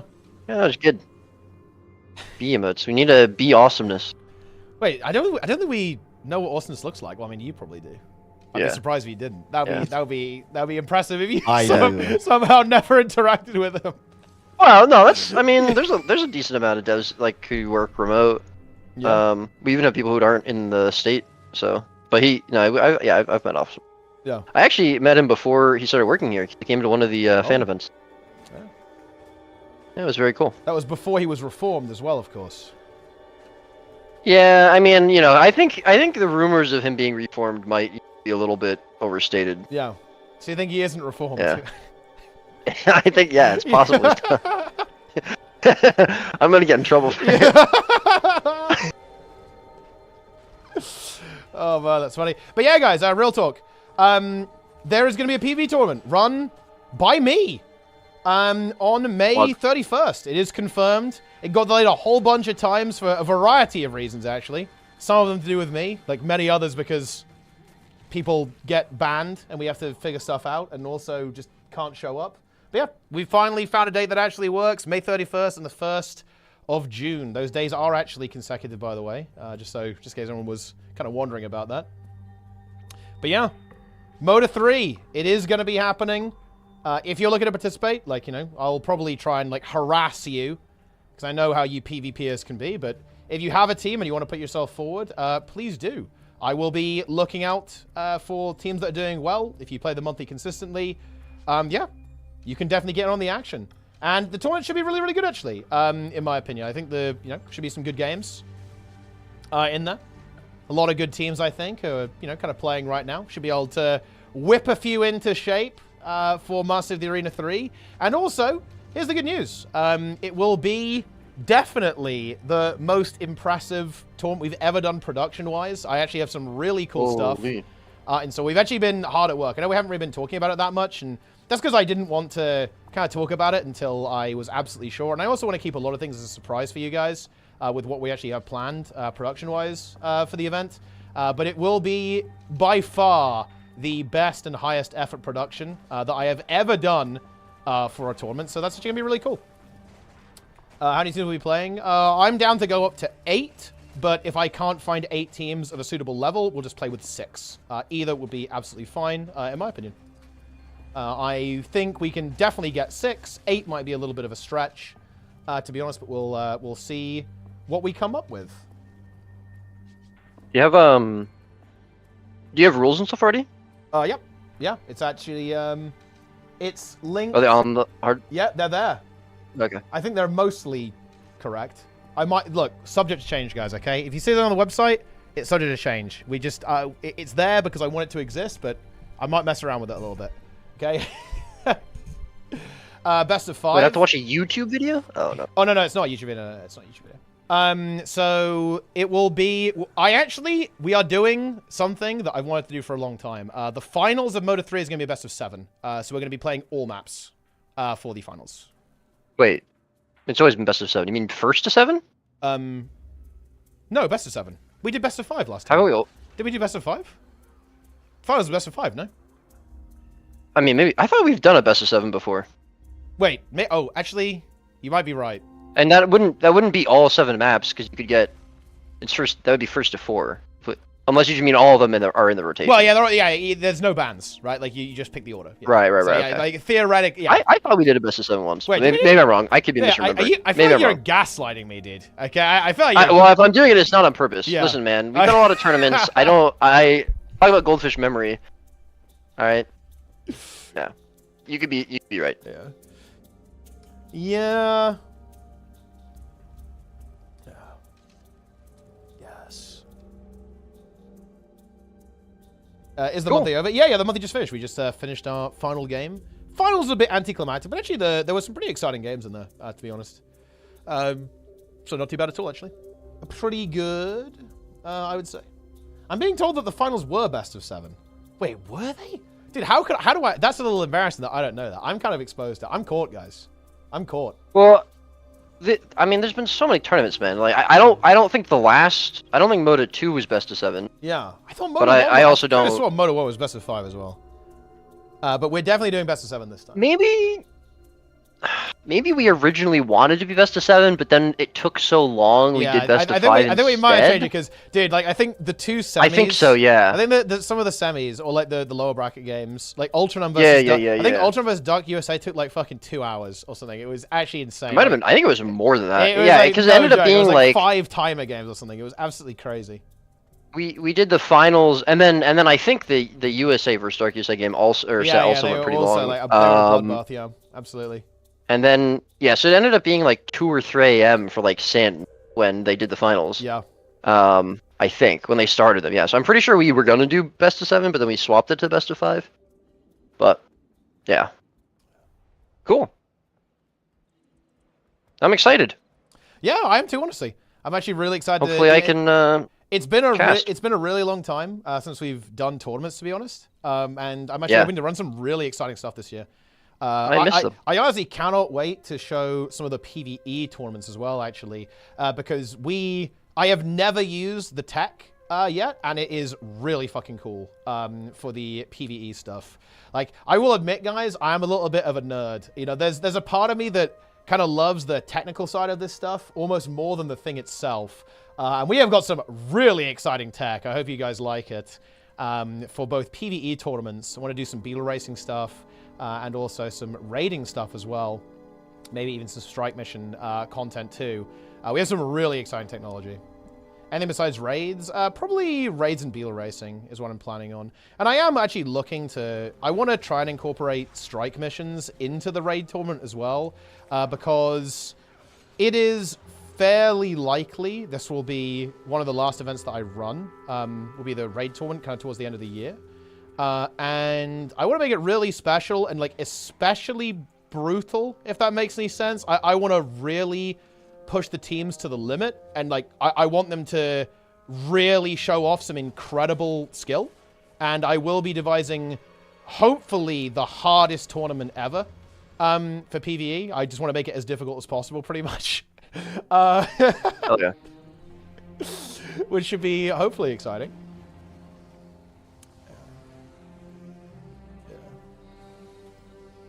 Yeah, cool. a preview. That's fun. Yeah, it will be fun. A preview.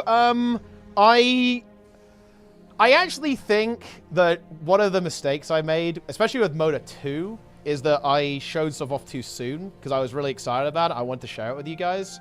I'm gonna experiment and maybe not show anything. I think. Ah, Yeah. that's an interesting approach. Yeah. Yeah. I'm not totally decided on that because we might have to do a test run or something like that to make sure it actually works. But I might, maybe I'll stream on an alt Twitch account, actually. I might have to do that because we're going to need to do, like, there's a couple of things that we're going to need to do a closed test for. So, no. I guess if you can find my alt, you win, but it won't be streaming in any category. So, ooh, mysterious.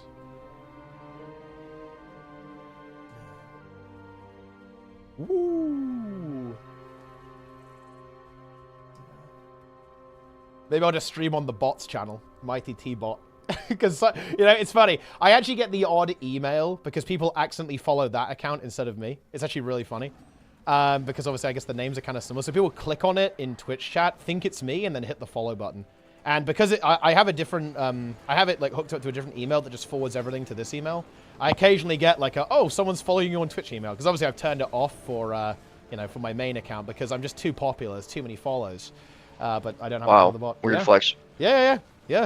Very weird. You know what I'm talking about, Roy. You're obviously a big streamer. I don't. Recently streaming some Condi Herald gameplay in PvP. Rank 1 Legend, I Yeah. believe, on NA server.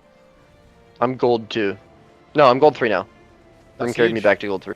Big. Yeah. So when are you pushing to plat? Like, what's the plan? I don't know. I think when I get home and it's not too late and I feel like streaming a couple hours of PvP, I'll PvP a bit. Yeah. And then those are my goals. If I end up silver, I end up silver, you know? It's okay. We need to do a donation goal to get Sneb back here in July. Yeah. Because then Yeah. you can be Why here at don't, the he same should time. just stay. He should just He stay. should just Yeah. stay. I think that'll be kind of a long time though. I don't think he can't leave his he can't just leave for that long. I feel like. Why not? Well, I mean, what? Well, it seems like a long time. Yeah, he's got. Yeah, it's not.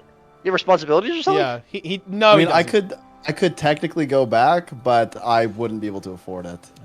Like it would be Exactly. so expensive to go back. And that's why we have to July. do the donation goal, Sneb. Get him back over here. And we keep Roy over here too, so that when Jester and Lynn are here, because I think they're here in the summer as well. I'm not sure if they might be here at the same time as you. I'm not sure, but yeah. Oh yeah.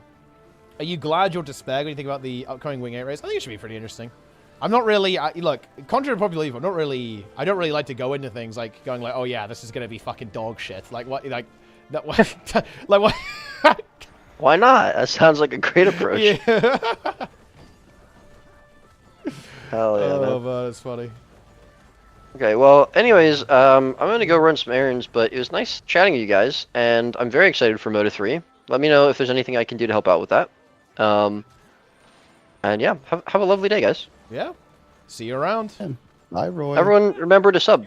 with Twitch Prime. Free with Twitch Prime. Yeah, it is. Good. Or swipe. Yeah, all real money. That works too. Yeah.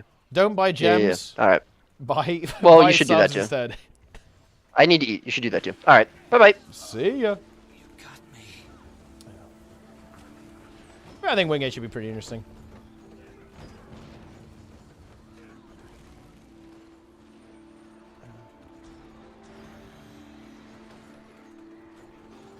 Okay.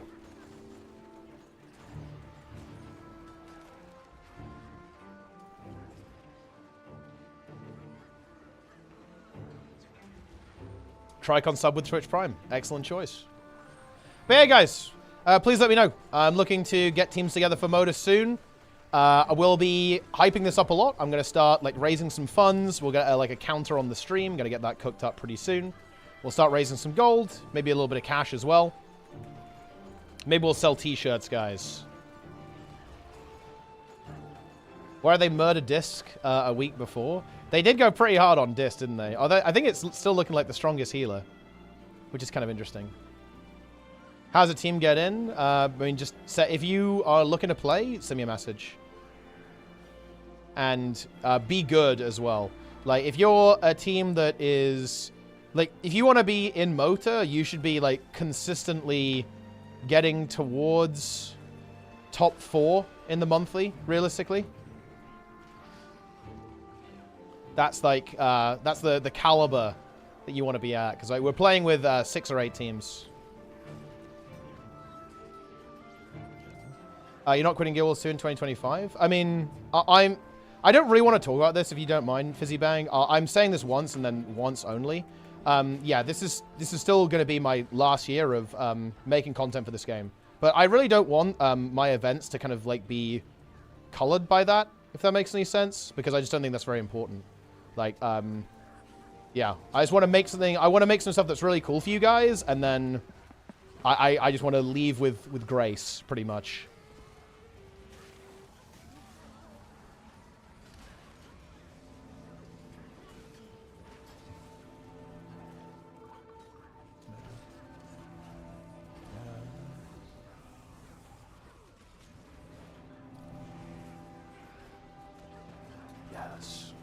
Abandon your wife and kids to hang with the boys, Sneb. Yes, Sneb. Why don't you do that? Oh man, what a good idea. Yeah. When do you know if you're in, by the way? Probably within the next 2 weeks, my guess. Oh shit. And you already got Yeah, into I'm 2 kinda out of worried 3, about right? it. So we're looking good, no? Yeah. Well, this one's. I don't know. This one's probably the most competitive of them, to be honest. Ooh, interesting. Okay. And I pitched a conceptual paper, so I don't know. It could be. Oh shit. Yeah. Well, we'll see. Yeah. I mean. Yeah. Who knows, right?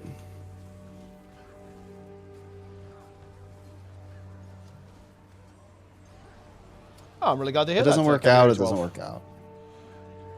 I love to hear it. 67-minute Dota match. Epic.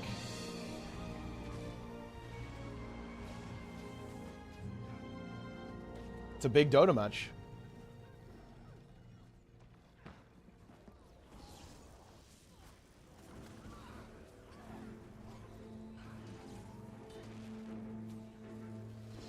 Real money? I'll try and cook up a little bit of real money as well. Always makes it exciting.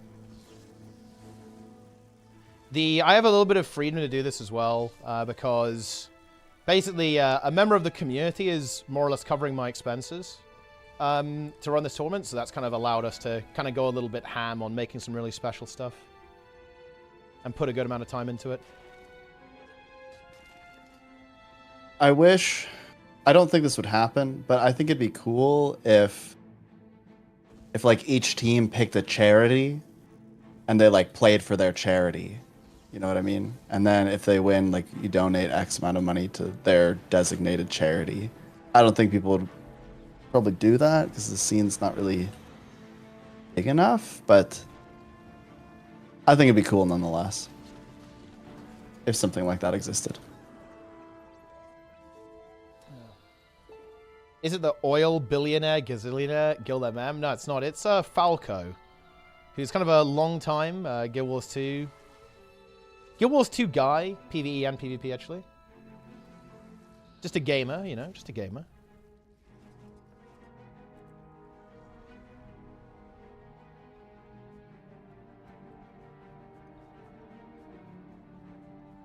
Undercover stream on Guild Wars 2 account marked as the art stream. That would be huge, actually. That'd be content. Sneb, there was a balance patch in World of Warcraft, and they just like utterly nuked a build that was like people were expecting it to be good, and it just got utterly destroyed. What do you think about that? Wait, where? In retail WoW. Oh, Yeah. It got... it was bad. Well, no, it was... And it was going to be good, really good. But then they just eviscerated it. Oh, sucks. Yeah. People who play it, they're in utter despair. They think it's over. And they're right, it is over.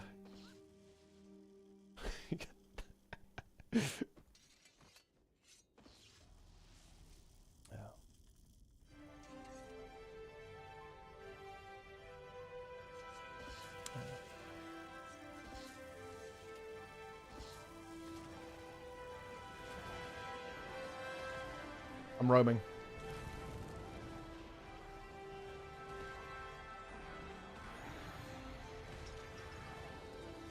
Dude, this guy's like running in for the stomp. That's crazy. Dude, this guy just like got in, stomped, and then got out.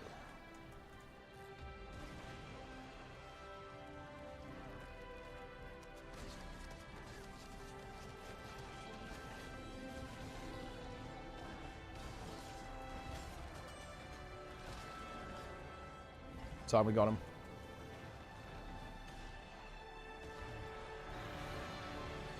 Ow.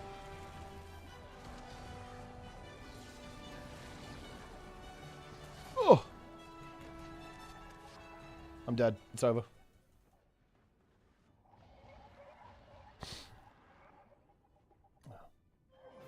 Play Necro. Yeah, Harbinger's pretty fun, to be honest. Dude, he's going into the jumping puzzle. That's actually high tier. I'm going in. Oh, did he port away? Oh, I think he did. That's unlucky. Oh, no, he's there.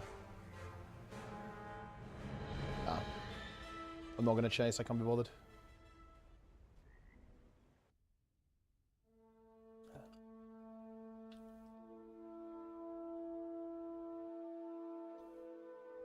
All right, let's go.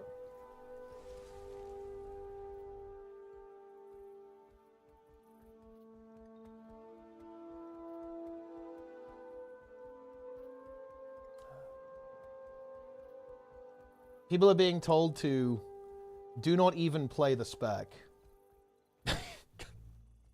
It's unplayable. Which spec? Augmentation evoker. It's now dogmentation evoker. Literal dog evoker. Unfortunate. Yeah.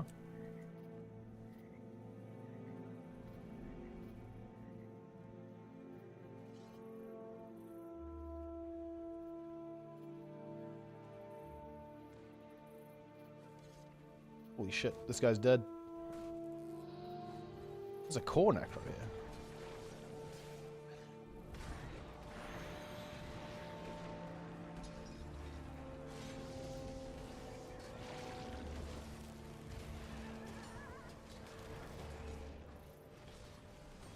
Oh.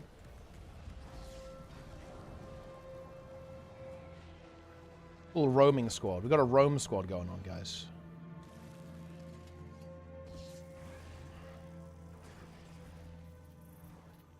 I just got flamed out and WoW. It was good. Wait, really? Wait, in vanilla?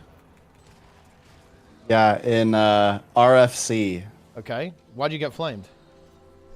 I'm playing Priest. These noobs decide that they're gonna just like try to pull a bunch of stuff while we're only 3 people there and we don't have a tank. So a bunch of the mobs start chasing the mage. Okay. And then I was like out of range. So the mage was like really low and I hadn't healed. And then this other guy starts freaking out at me and being like, bro, what are you, a bot? Why aren't you healing the mage? I'm like, because I didn't expect you idiots to pull when the tank isn't here. Okay. And then he got kicked from the group. And then he blocked me. How hard did you keep flaming him? Like, how hard did you flame? I didn't even really flame him back. I was just like, dude, I didn't think you guys were gonna do this. Like, it's pretty stupid to do. Wow. Yep.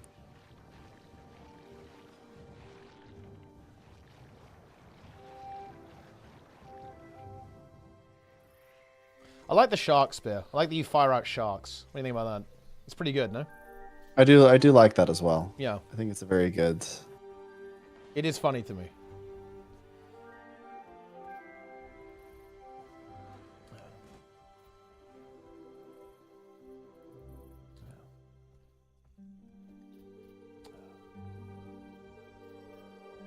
What is OnlyFans? What the fuck is that? It's like an elephant guild. That's what that is. Ah, Planex. What does the shark spear look like on Ellie? That's a good question. And you just throw sharks. I think it's exactly what it sounds like. You just like throw sharks out. It was the guild of the purple com on the blue border. Oh, interesting. Well, there you go then. Meeting. You guys having a meeting over there? Well, have you seen these frogs? So look at the meeting. Do you see that? Why are they... Like, the frogs look kind of weird, though. Do you see that, like, a different art style to, like, a regular Yeah, they're Pape? quite dignified. Oh, really? So you kind of... Do you favor that kind of stuff? I do. These are better frogs. Oh, really? Wait. These are better, you think, than a Sag, for example? Yeah, they're more corporate, you know. I mean, they are pretty... Formal. Yeah, they are pretty corporate. They're kind of sitting around, they're writing some notes down. Yapping.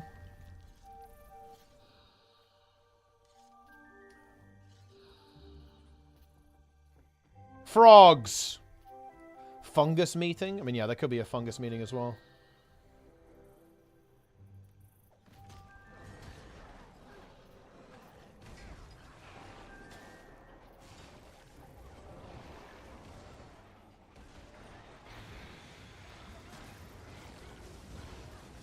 We're under attack.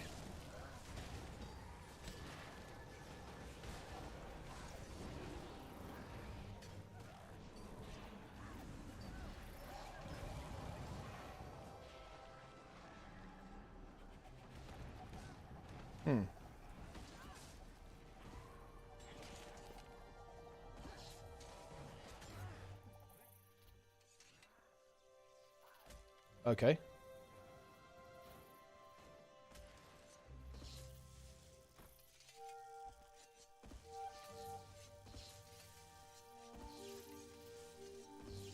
Didn't go so well.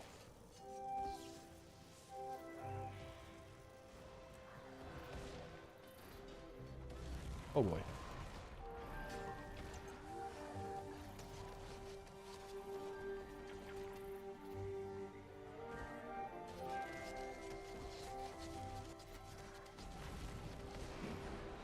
I was hoping someone was going to have made it in by now. Oh. Actually might be able to res me. They definitely can if they press F. Okay, they didn't. Fair enough. Wait, what the hell is that? Siege. Oh yeah, Sieger. Or Sieger. Nice. I like that. Frog Jam? I mean, Frog Jam is a pretty good one.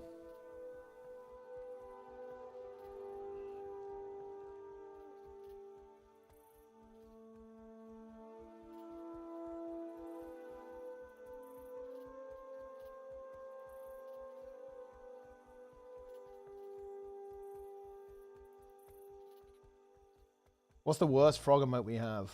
It's a good question.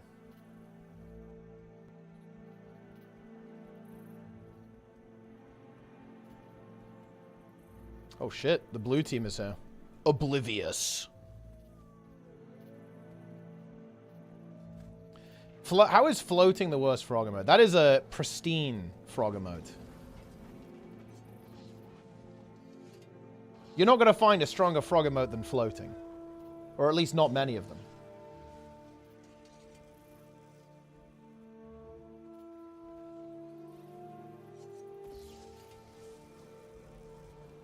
Wait, are these guys getting roamed? What the fuck? Dude, these guys are getting roamed hardcore. Oblivious have been roamed.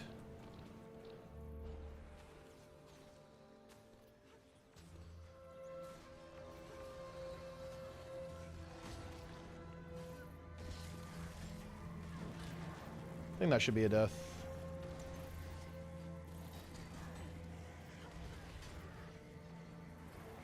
Is that downstate? Should be. Actually not.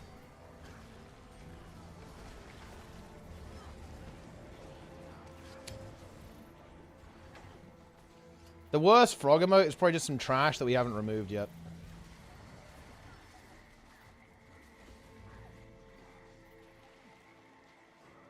We've got like a massive fungus roaming party here.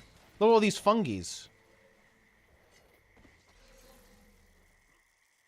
Replace the worst one with Ta. Even the worst frog is better than Ta. That's all I can say.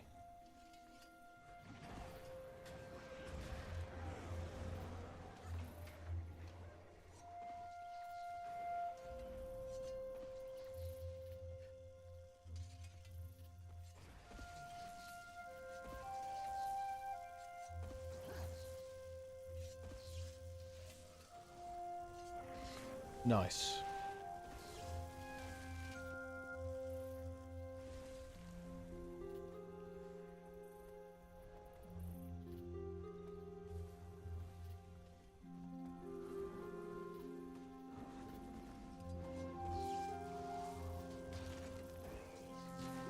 Your hate of that mode is completely unjustified. It's just, it doesn't, look, I don't like, I don't really like memes that don't mean anything, to be honest. I view that as low tier.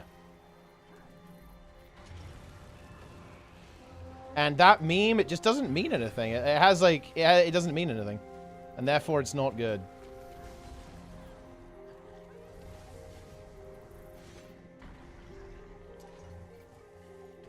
Like Magrist then?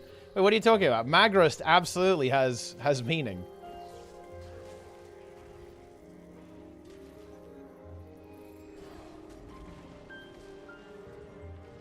Bit of a 1v2 scenario here, guys.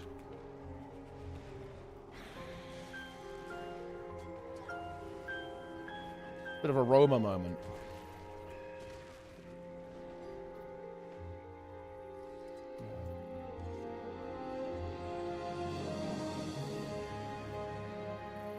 The emote is S tier. It has a cliff. I mean, it does have a facial expression, yeah. That's for sure.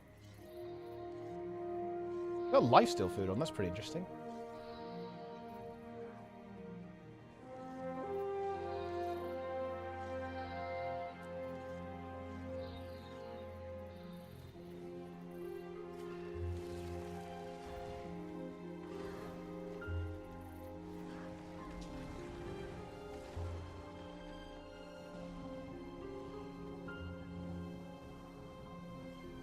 I don't think I can really catch this guy. So I don't think really I have kill potential. He's very mobile with the dagger offhand.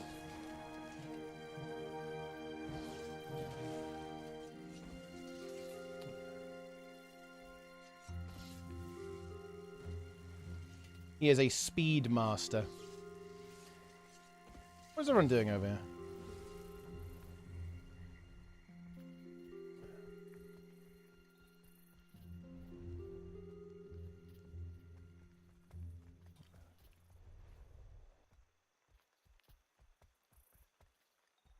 Magros can be removed. I mean, eventually it will be removed. I might do like a...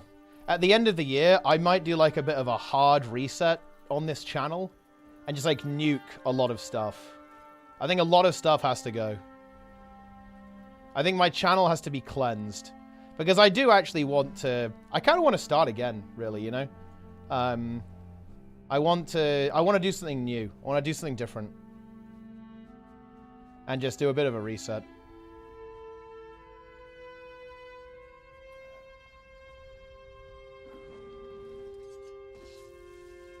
I finished this. I finished this arc, you know?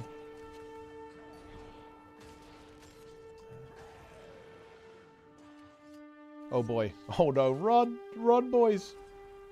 Okay, that is a port out moment, holy shit. Turn around and see like a giant Zerg rushing at you.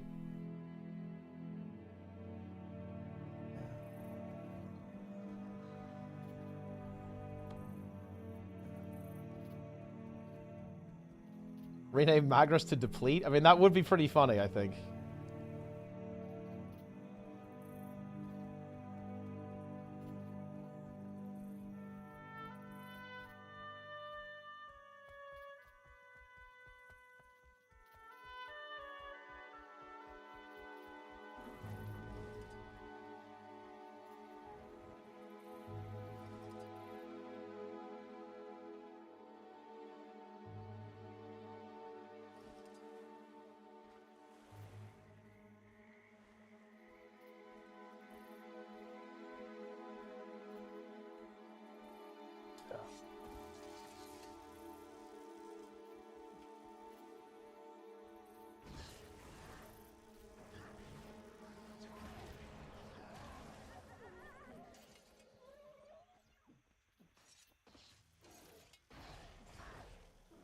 Login.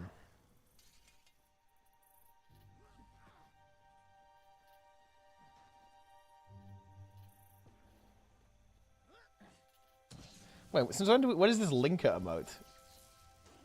Oh, wait, I see. It's linker, but it's like al dentga. That's crazy. So this guy... Pretty good. I like that. Yeah. Guy's some kind of core necromancer cook over here.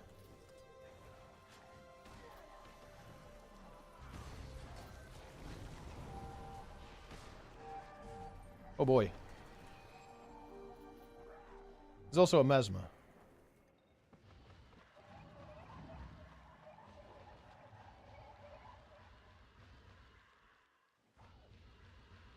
Okay.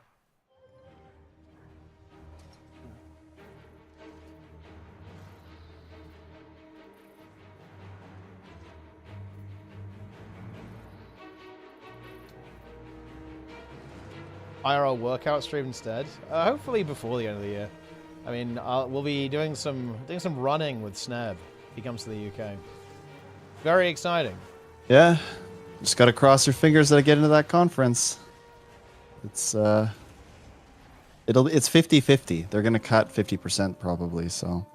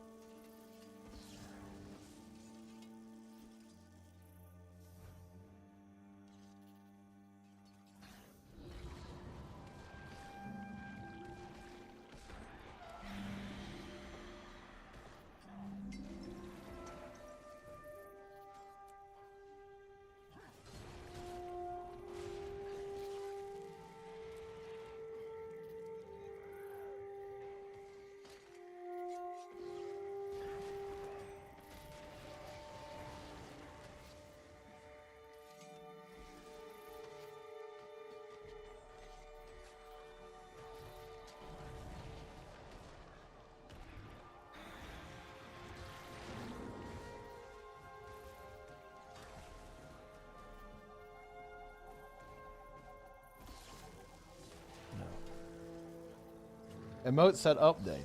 Wait, what have we added? What new abomination have we added to the list?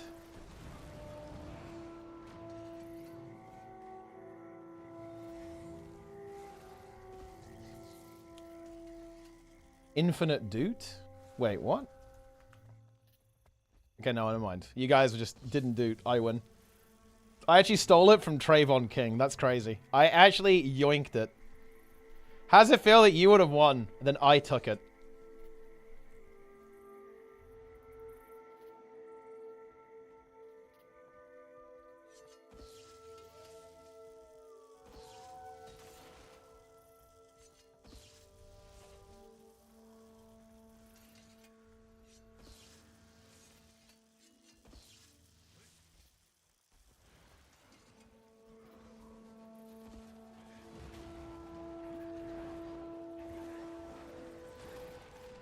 A favorite tea time?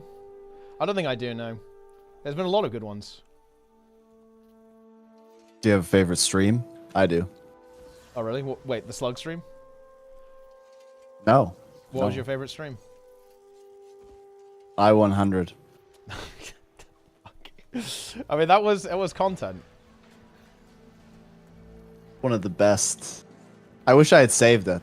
I don't think I saved it, but it was the funniest stream of all time. Yeah. It was hilarious.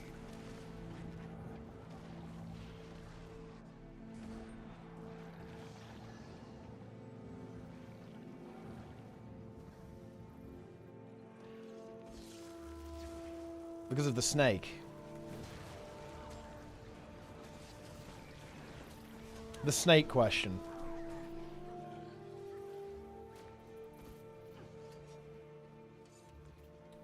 Ever do another Zero to Hero again? And I'll probably do... When there's, like, new content, I'll probably play on that account.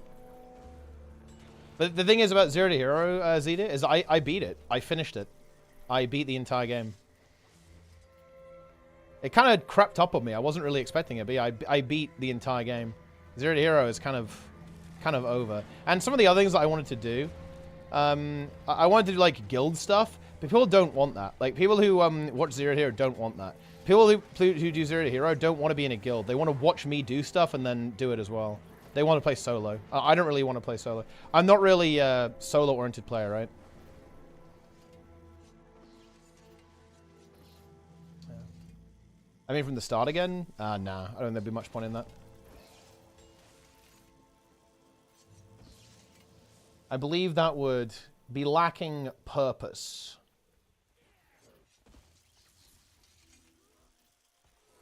Bro, I just got the robe at the end of RFC on my priest. Oh. It's big. Sneb, log on to your main, dude. It's kind of embarrassing you're not playing on your main.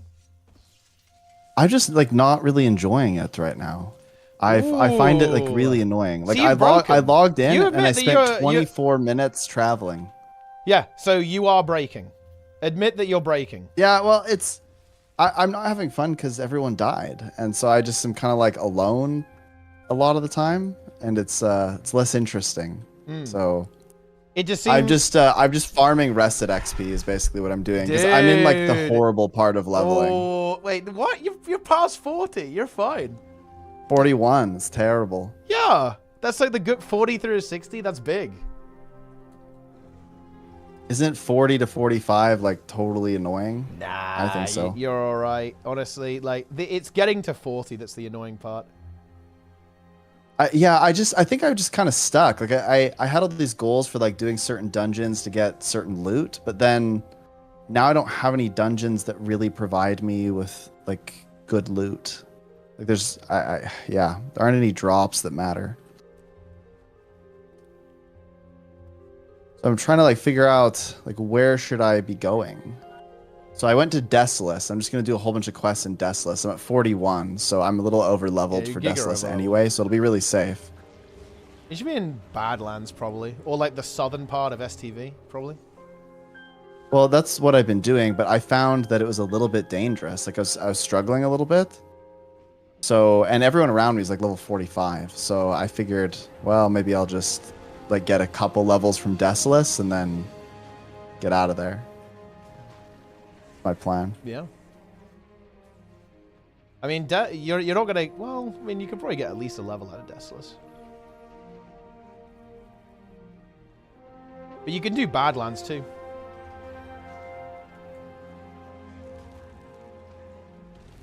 Oh my gosh, this mage is pulling aggro constantly, bro.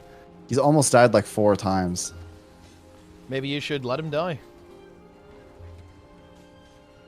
Very tempted to, honestly. It's his fault. It's the DPS's fault if they die. Oh yeah, almost always, yeah. Like, if you're playing DPS or even healer, you have to be watching your threat.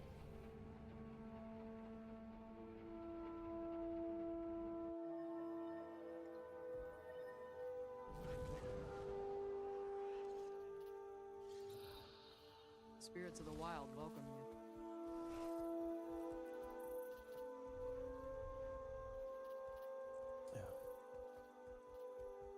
Guardian versus Mesmer for open world.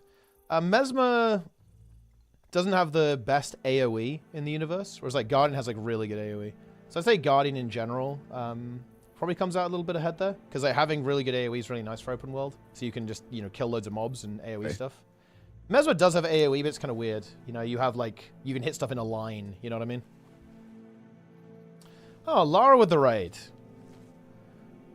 Welcome, gamers. Did you guys kill HTCM? Also, you know what I heard? I'm going to have to go back and watch the VOD for this. I saw something very exciting. I saw Lara doing the Condi debate. Okay, now that is epic, actually. Did not kill HTCM? What a bunch of noobs. Yeah. I did see it. Conditions. And I also did see that you put the right answer there. When is Condi better? Never. Correct. But you also did explain why people think that, which is, I approve. I approve. I wiped them a bunch? You telling me you were the anchor? I'm not sure if we can be friends anymore. Performance like that? Wiping the group with HTCM? Goodness me. Guys, I want to be clear. I disavow. Okay, I disavow.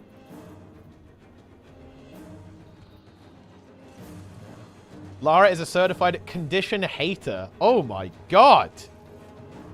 Not a condition damage enjoyer. Goodness me. I was holding them back. I was griefing. Vert is good for open world. Yeah, I mean, I don't hate Vert for open world. It's just that I like radial AoE, whereas Vert is linear AoE, you know what I mean?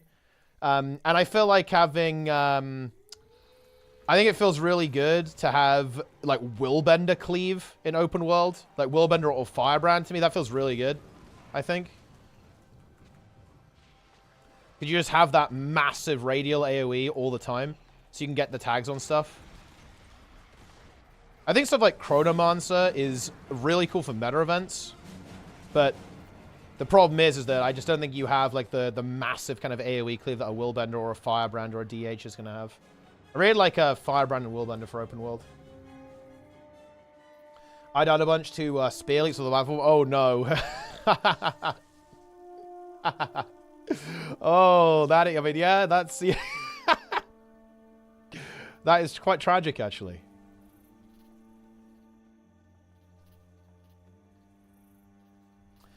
Is making the chains easy to do on Demos. Yeah, that is actually a good situation where having, like, ticking damage can, like, make coordination better, for sure. It's like when you need to... But that's kind of the case that we were talking about before, right? It's like a situation where if you phase, it triggers invulnerability, so you can't hit it anymore. So having the ability to have damage happen over time is advantageous for coordination purposes. It is worth noting that it's still suboptimal, as it will be slower than power, but it is superior from an ease of use perspective. Herald is also very solid. Yeah, I mean, I love Herald in open world. Like, Condi or Power Herald is just insane. It's so good in open world. Same with Necro. Like, yeah, every Necromancer spec is insane in open world. Scourge is really good as, like, the hybrid healer build. I guess Harb is maybe less exciting compared to Reaper and Scourge, but definitely still fine. Like, you've got a bunch of AoE on Shroud and so on.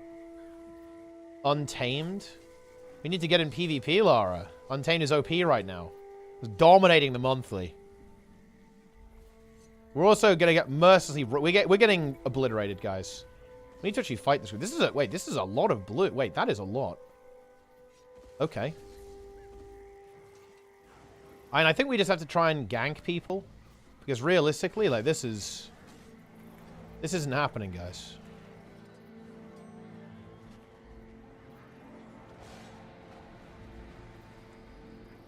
I'm stunned.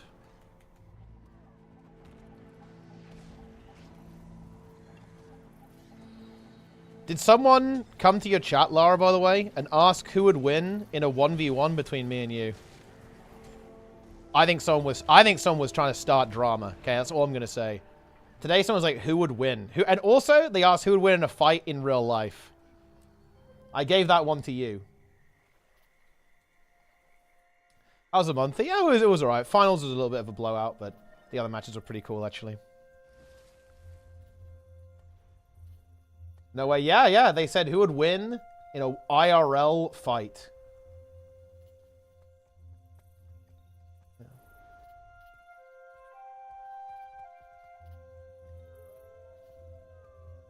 All right, I'm going to do chores. I'll talk to you later. Bye. See ya.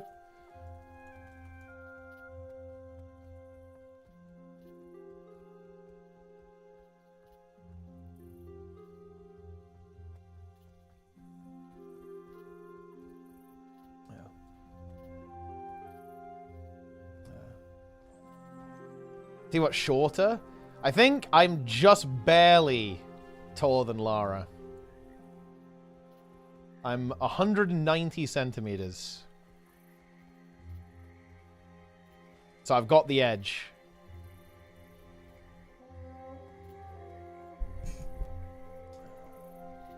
I've also got pretty long arms. I've got swimmer arms, so we're good.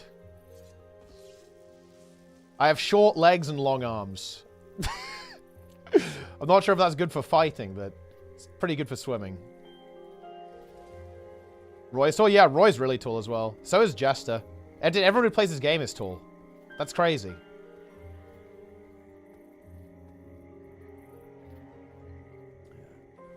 Using pets, fair game in the IRL fight. Well, I don't have any pets, so I guess Lara would have the edge. Throw a cat at me. And that is pretty scary. And yet Lara wouldn't win both? I mean, it's possible.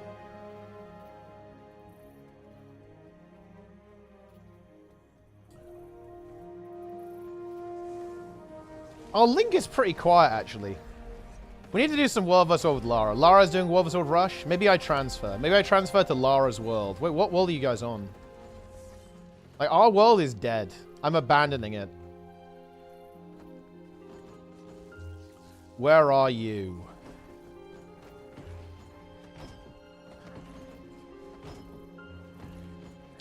Ettin's back. Interesting.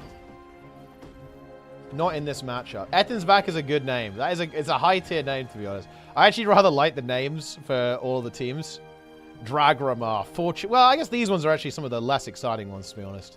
Skritzberg is pretty good. But yeah, Ettin's back is very powerful. I ganked Lara on my main. Yo, Jimmy. That's fucked up. Fungus is actually very active. Like, Fungus is active in the good way, though. Like, there's like a bunch of random people constantly playing. Like, that's what you actually want in your guild. You don't want people only logging on during guild events, basically raid logging, but world versus world. If your guild is alive, you'll just have people who just log in, right? It's like actually just play the game, you know?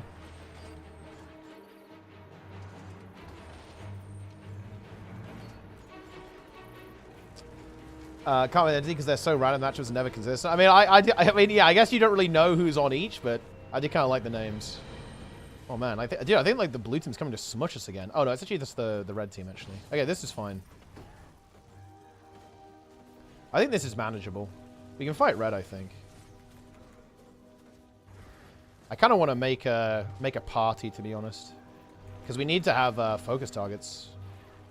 Right now, we don't really have any focus targets, so we're just kind of YOLOing it, and that doesn't really cut it. This guy's actually very low.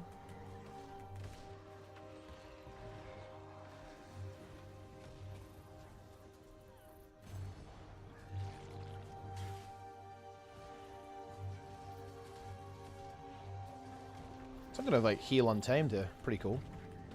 Actually get this guy. Get the warrior maybe?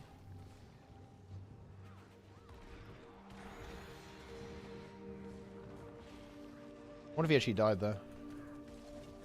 He didn't.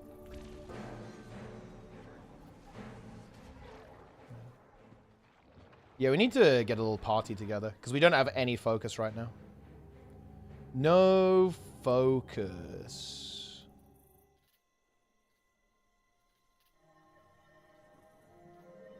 Fungus Link? Yeah, our Link is actually pretty quiet. Let me get a little mini squad together.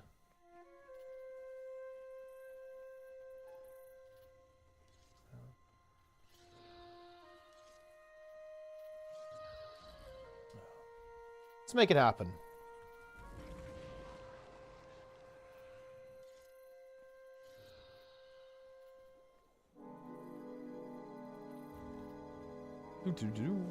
Oh, this guy's like mega extended. That's crazy.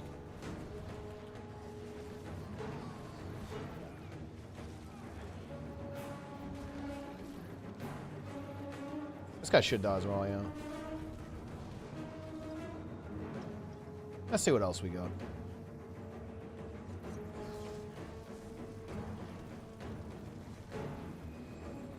Obviously is here. We actually did surprisingly okay versus this group last time.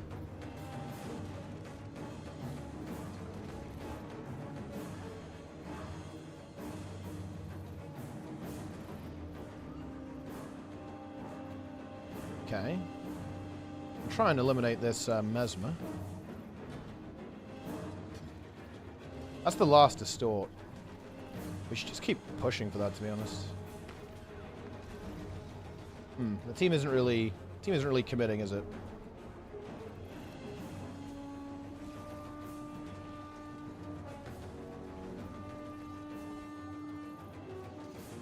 Okay.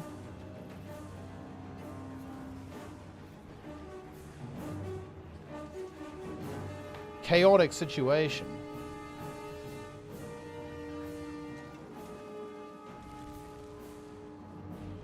Okay, Mesmer dies.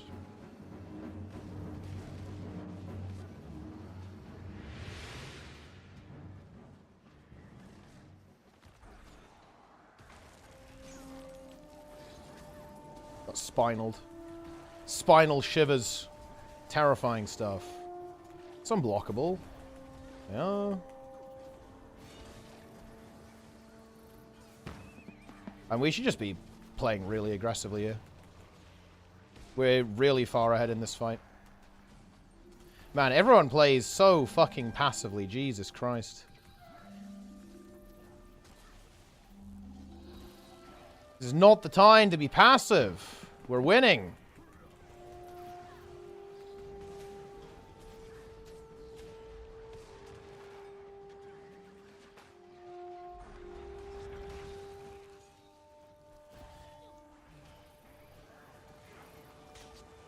Should be a kill there. Huge. Wait, it rallied. That's illegal.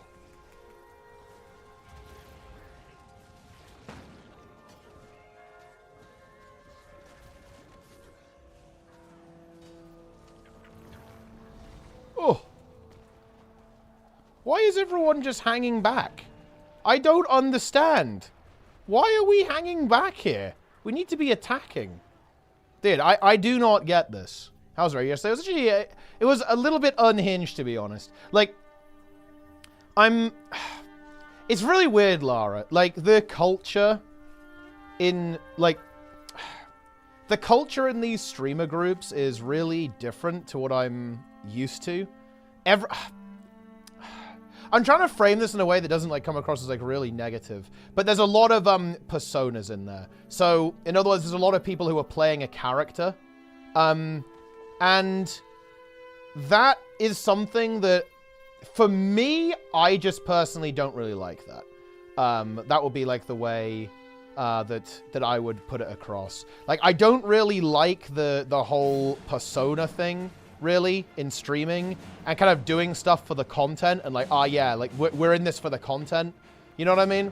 And I get it. Like, that is kind of the point of the guild, but I'm just not really about that, to be honest. I prefer people who are just being authentic, right? And kind of like just expressing their kind of like their real personalities rather than this kind of like caricature of their own personalities. I find it very weird. And that's kind of like how a lot of this stuff goes in these kind of groups. It's like very content brained. Like, everyone's kind of yapping all the time. It's weird. It's very, very weird. I don't really get along with it that well. And I'm just also just not used to it. Because we don't really have that here, to be honest, in my opinion, in Guild Wars 2. And yeah, I don't know. It is a bit of a culture shock, yeah. It's a very different experience.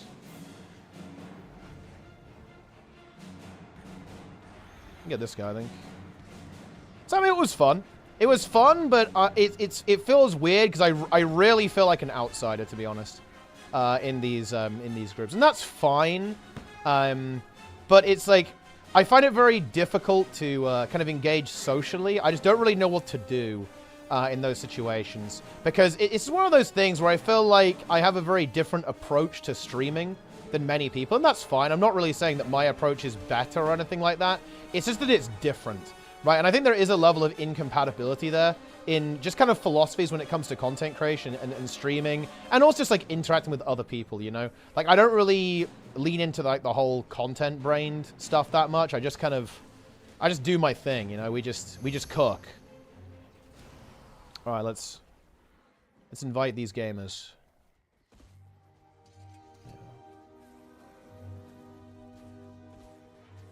When I think about like the really good experiences I've had in OnlyFans, it's like when I was playing with Alfie and Death Row in Diamol, right? That was really fun because they're just chilling, right? We were just like chilling and blasting, you know? That was really fun. And actually Grayson's raid, I actually really like Grayson's raid as well. Because it was just like, yeah, we were just like blasting, right? We were just pumping and just playing the game, you know? So that was like a really good experience too. Like playing with, you know, hang out with like Blazy as well, like while leveling, and Apollo too, like Apollo LOL was like really fun to play with. It seems a bit loud in general. Yeah, it's 40 people trying to be the main character. It's pretty intense.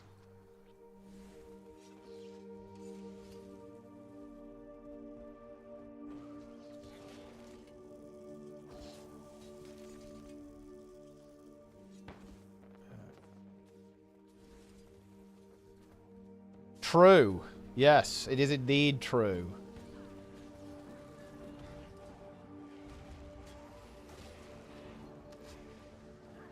Pow. That is quite the team, isn't it? I'm not sure how we're going to break that.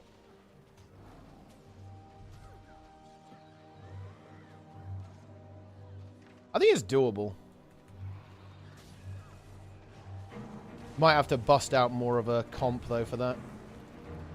If they actually keep... If they lose a couple of people, though... They got the blink. It's an LE too. LEs are really tough to kill in situations like this because they can always vapor form back to the main group. Yeah, we're going to have to go full rat mode here. Also got red coming in too, which kind of complicates things. We can get this Mesmer. He's here.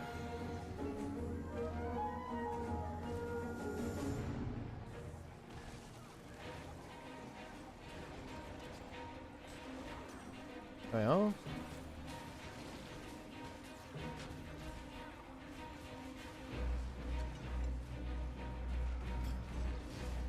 Nice.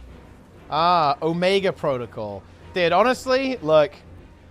I'm going to say it, Nico. We might, look, you might have to teach me how to play Final Fantasy. Lara is taking too long on these ultimates, you know. We might have to go and do that. I might have to come carry you. Like, what can I say? It might have to happen. Might have to just get in there, just get it done.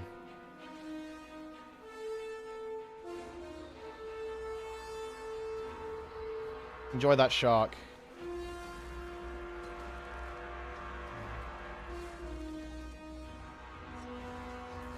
Need to lose to play with people? Not necessarily, no. There's like all the old content still active as well.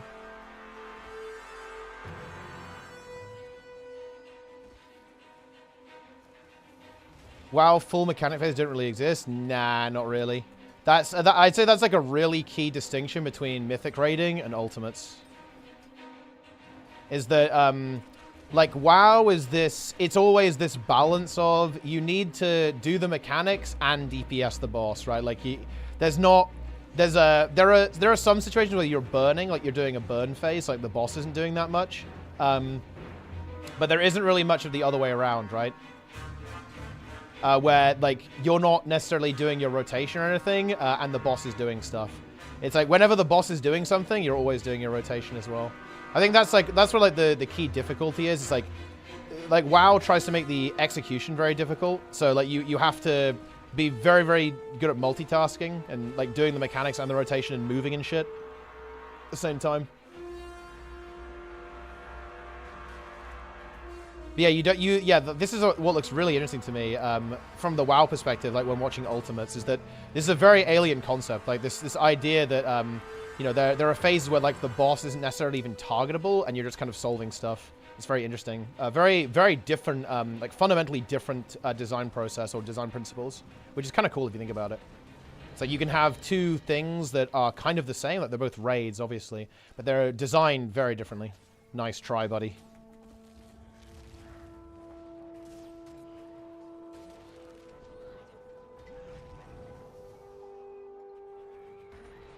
We need the reveal.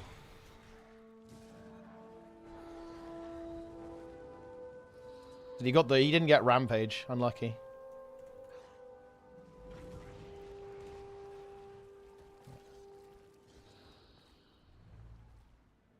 Wonder if he can actually disengage by going in the water.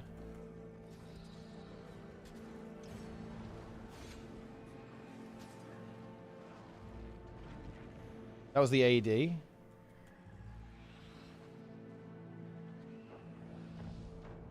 We got a thief on him, though. Yeah, nice try. Well, I say I wouldn't really chase anyone except AMX. Because, like, these guys, a lot of what they do is they just... Well, I mean, look, I'm not going to dress it up, honestly. They harass people. Like, normally, we wouldn't do a chase like that. But, those guys have it coming, to be honest.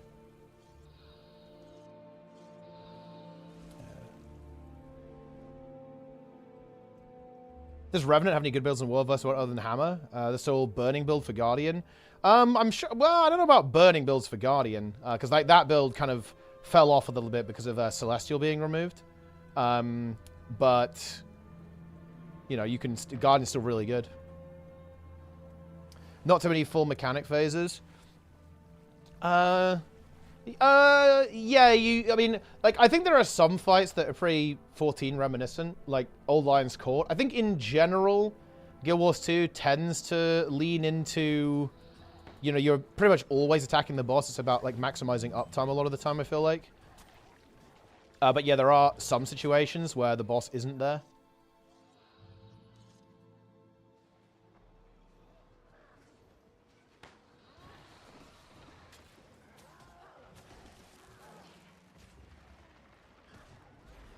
Let's see, who's the target here?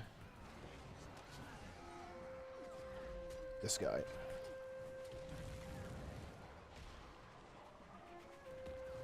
Okay, who's next?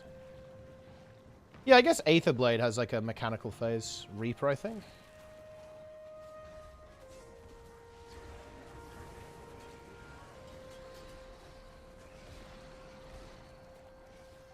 This guy. Holy shit, this guy just got deleted.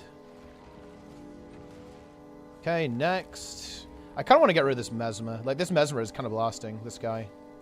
Let's see if we can kill that guy. Let's see if we can get the Mesmer.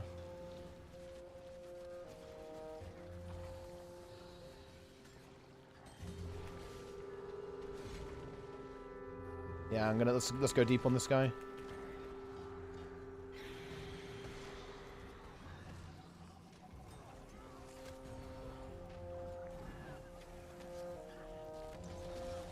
Oh boy.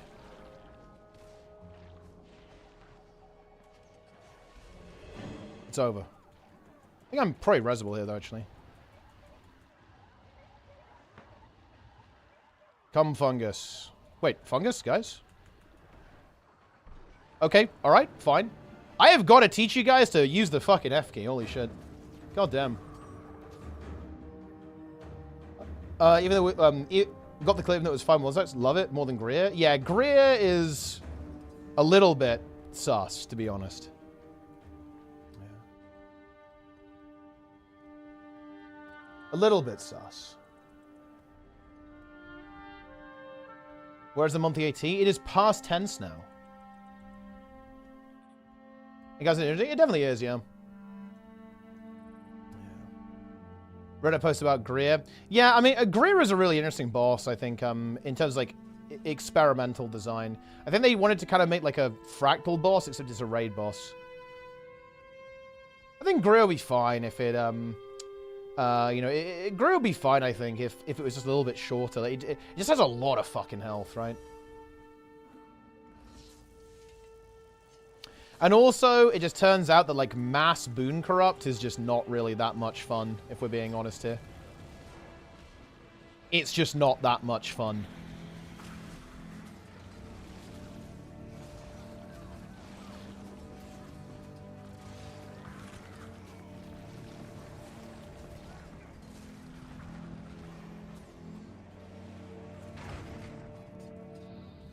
It's Convergence version? Yeah, that'll be pretty interesting. Like how that's gonna go. And I'm definitely interested in like a Convergence LCM or Convergence LCM. That's gonna be quite interesting.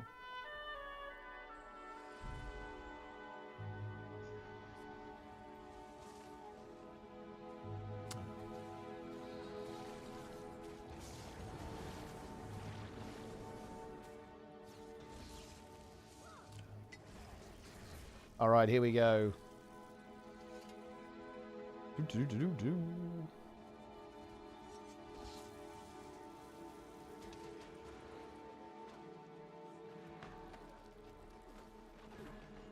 Oh. That's not good. Where's my team? Where's the team, guys?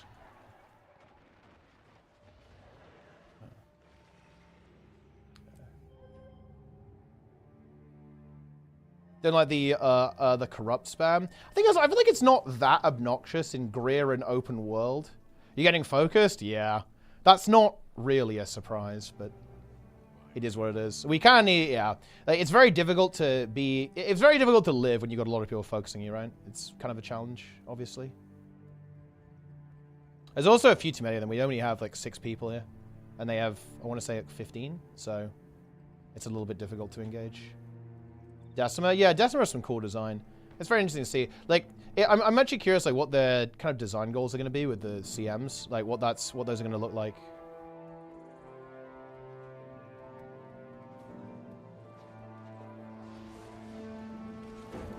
We're in.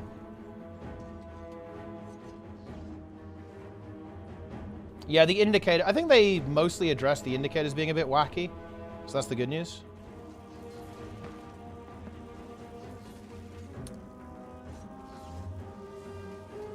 The swarm is here. The swarm.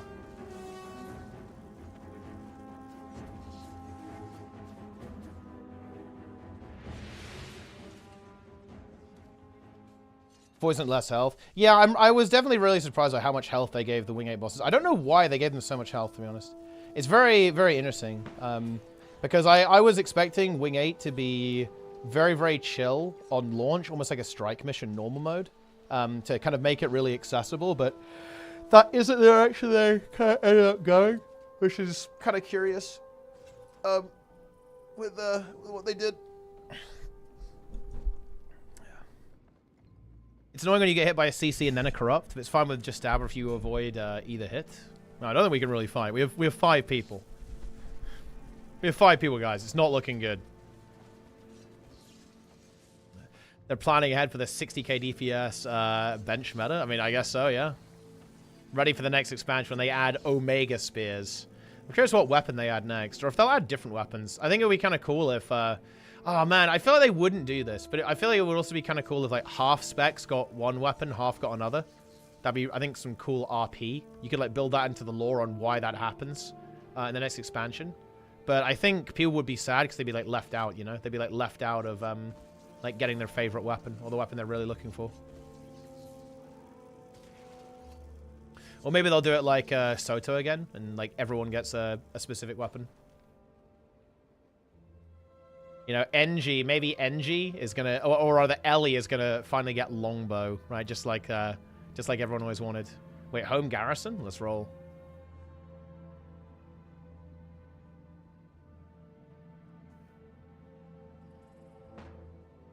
Elite specs without weapons. I think, isn't it already confirmed that it's a weapon for this next expansion? I think they've said they're open to doing elite specs. But I also think that that part is probably way more work. I feel like an elite spec without the weapon is way more work than just the weapon. They wouldn't do more elite specs. No, I think they said that it's not off the table, but it's not on the table either.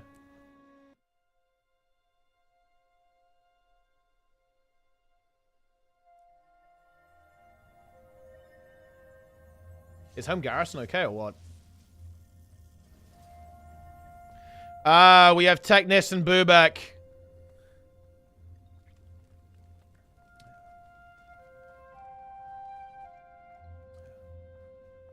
Okay.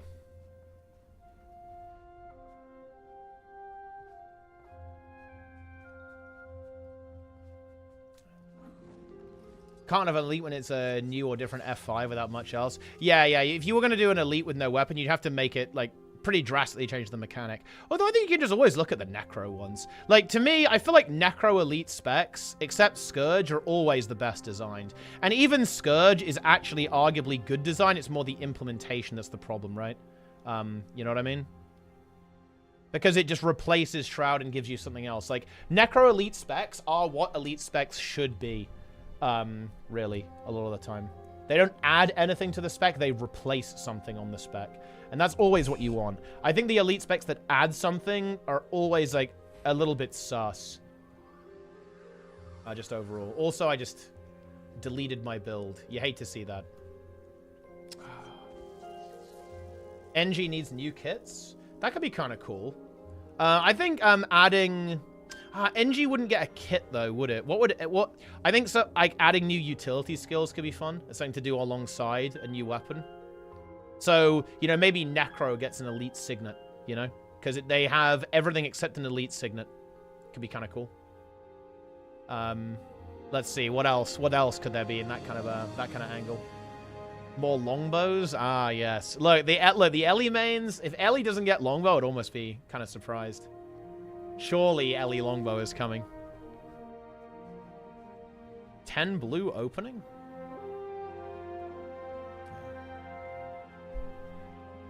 Kits, but it's on 2010 kits.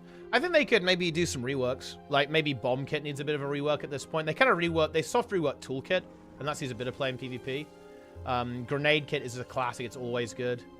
You can maybe, like, juice up Elixir Gun a little bit. You gotta be careful with that, though, because of World versus World.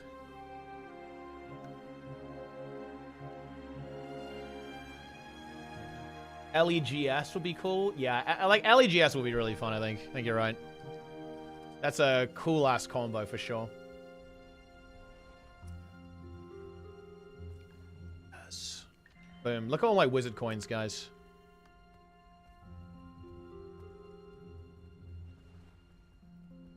It's two-handed. Hard to design. It is, because you kind of have to make it...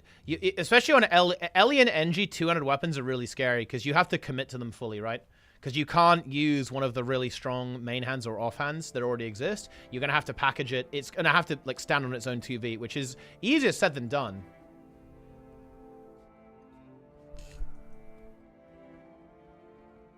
I will return to Ruleteria as the true commander. For now, I'm busy with work in alternate reality. Well, you know what? That's fair.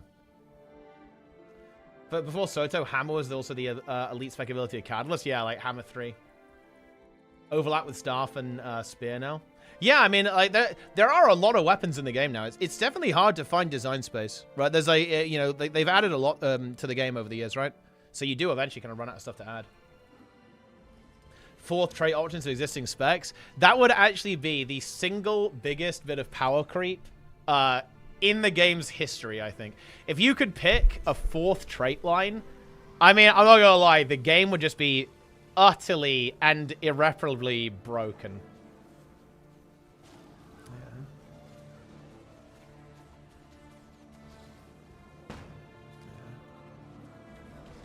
Because trait lines are really, really good. You know, they're really, really good. And also, what it would mean is that you could kind of package in defense very easily, because there's often like a third best trait line that's actually really good, but you can't quite fit it into the build. So yeah, you just have a lot of that. Oh, a 4th major existing? That would also be insane. Like an extra trait in every trait line, so you'd have an extra minor trait and an extra major. That would be absolutely wild, to be honest. On-screen chat froze? What? What? Whoa. The catapult's got me. That's actually very uncommon. I'm going to refresh it. Chat, return to me. Return to us, chat. X option to choose these ones, not additional. Wait, what do you mean then? You mean like able to pick 2 of these or something? I'm not gonna lie, that would still be pretty major power creep.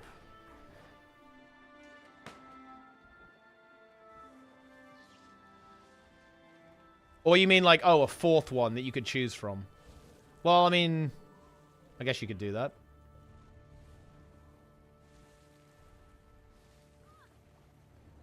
That is an option. It would mess up the UI, though. They'd have to do UI work. And we all know that's impossible. Solar? Look, guys. Solar must return to Guild Wars 2. I'm sorry. It's a fact.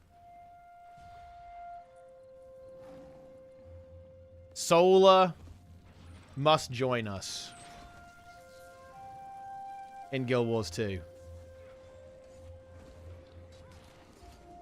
Solar must design the next Guardian Elite spec. True.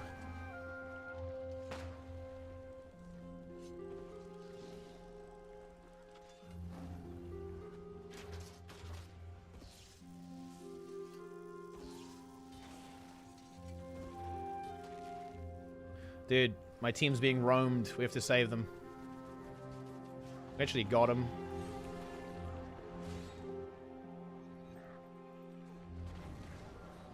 We need to hit the Necro here, really. Dude, how did that miss? That's crazy.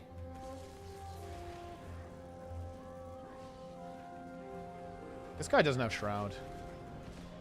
He's dead. He might attempt the res.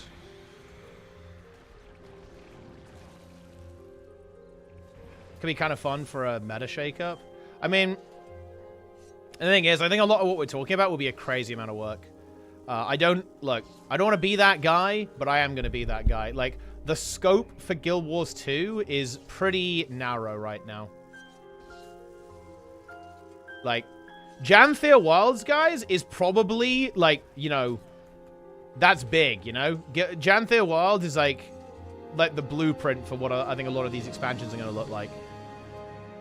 I'm actually really hoping for an open world focus on the next one. I want them to have, like, really good open world maps with, like, big content on them, you know? Like, they should do the best meta event they've ever done. That would be insane hype. They should do Giga Dragon's End. That's what we want, guys. I want Giga Dragon's End. Ah, yes. Daily reminder, guys. This is the ultimate patch. The Omega patch. Holy shit. Look at that.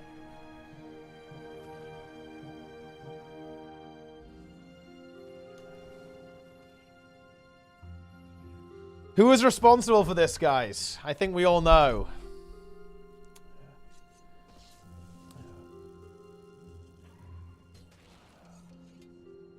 Next map is at least fun, repeatable hearts.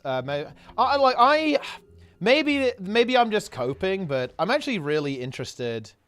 I'm really interested to see what the open world is going to look like in the next map. Like, that to me is like a big question. Like, where are they going with that? Reaper versus a core... Wait, what is this? Core Necro versus a Catalyst. Not really... I don't think Core Necro really wins there. Flesh Golem.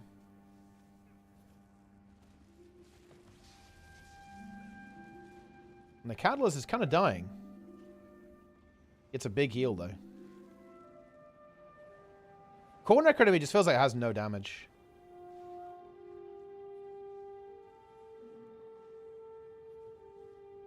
He's playing power, which is kind of cool. He actually gets the kill. There you go.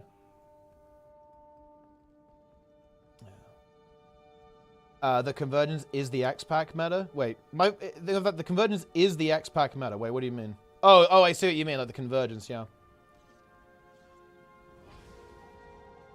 Yeah, I don't know. We'll see. I'm really interested to see what it's going to look like. I'm not sure if they'll do a meta event on this map. Right, map number 3. Because, again, this map, right, is, this map is the one that's coming with the raid CMs. And the one after is going to be, you know, the one after is going to be dropping kind of on its own, as it were. I guess with Convergence, Convergence CM. Oh, shit. Need to drop this.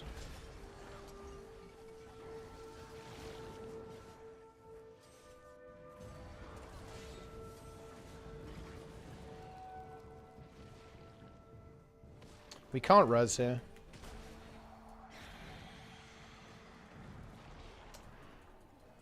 My fungus friend died.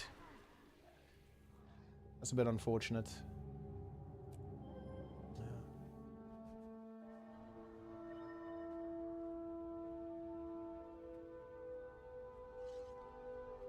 With the fractal, yeah, it comes with a fractal, but I feel like yeah, I don't know. I really don't know, guys. I'm clueless. I wouldn't even want to begin to speculate on what they're cooking. Like, who knows?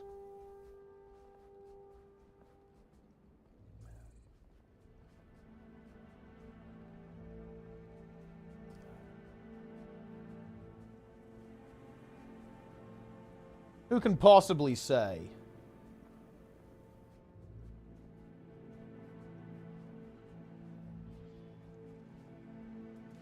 Oh shit! Oh shit, dude! This is log the fuck in! Hang on, guys. This is literally a job for the Rome squad.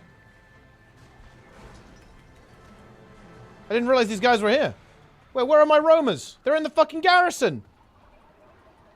Wait, can we somehow, like, run in there and just keep it contested?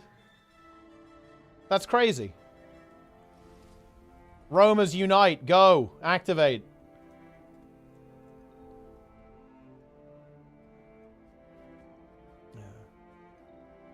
This is insanity. Is the Omega squad? Wait, it's actually being held.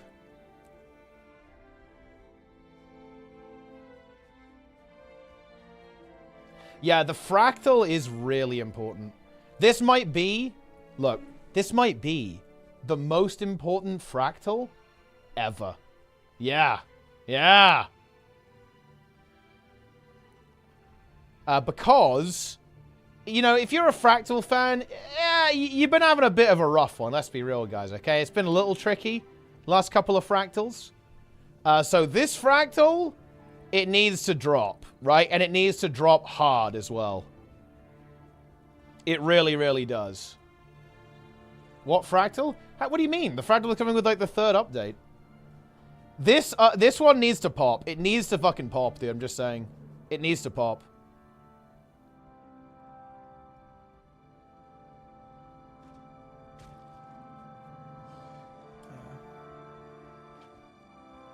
Race with Janthe was not. That would have been an interesting approach, actually, if they'd done that, to have a fractal on launch. Bring about MCs, 2% of total gold value. Yeah. Look, I liked my Mystic coins. Now they're gone. Solar took them away. Another thing Solar took from us, guys. He took banners and spirits. Oh, here they come. Interesting. Okay. That was a cool stealth push, actually. I like that.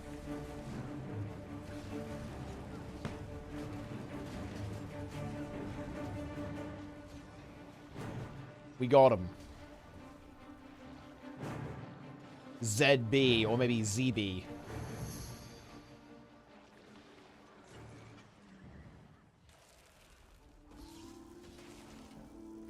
Since when? Wait, how do you not know this?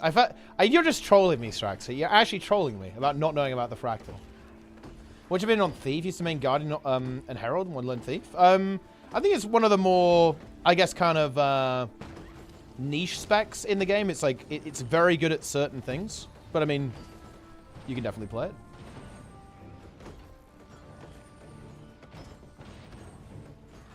$10 shout save on server resources. Okay, NC's finest warrior. Dude, Solo is kind of based, honestly. There's many ways in which Solo was based. Giga Chad. So yeah, I think the next 2 patches are pretty interesting, though. Like, they're very, very interesting patches.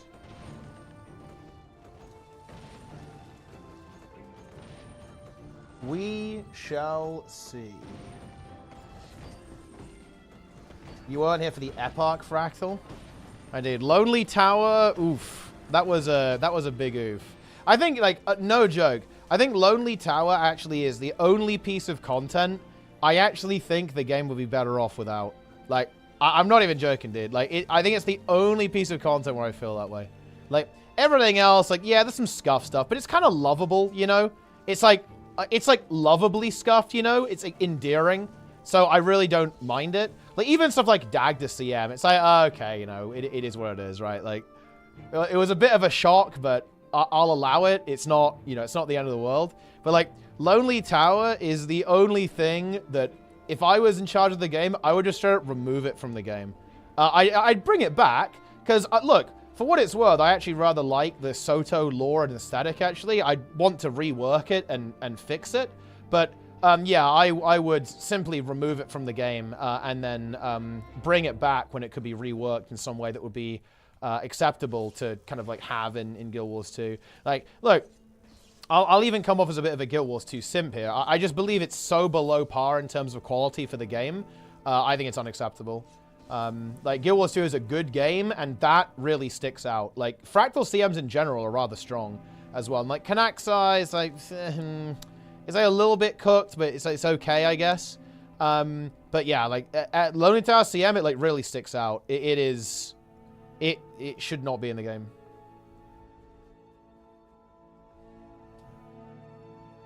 Exactly. And dude, you're absolutely right, Nanny. They had such a sick opportunity. They had Ceres and Demos as like a little mini boss. I mean, look, if we were on like full budget Guild Wars 2, dude, a Guild Wars 2 council battle. Guild Wars 2's never had a council, right?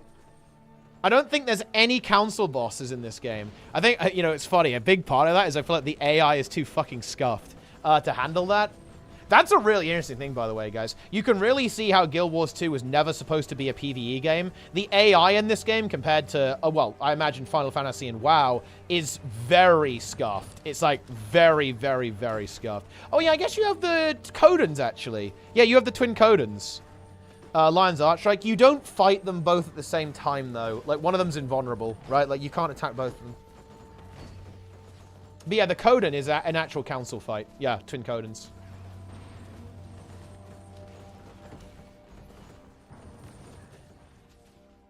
Codons.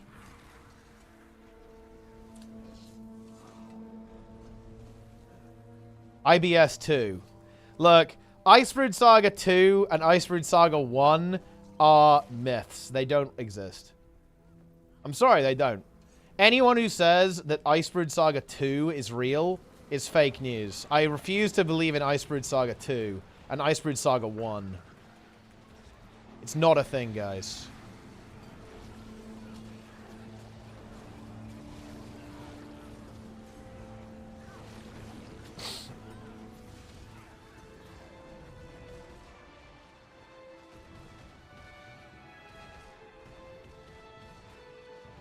I swear the achievement chart about it's impossible. Oh yes, because dude, that achievement is crazy. Wait, isn't it the one where you have to like break the bar a couple of times? I think you have to like slow down quite a bit. It's kind of an annoying achievement to do. Wait, where is it? I don't know where the achievement is. Wait, where is it? Where are the Icebrood Saga achievements?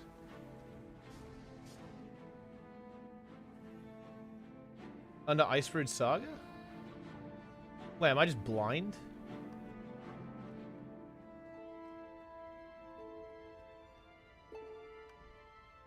It must be in this, right? The story chapter? Yeah. Is it Whisper in the Dark? That's when it got added, right?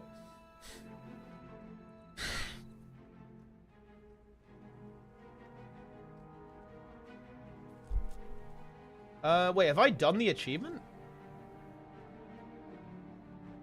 What's it called? Oh, it's Shadow in the Ice?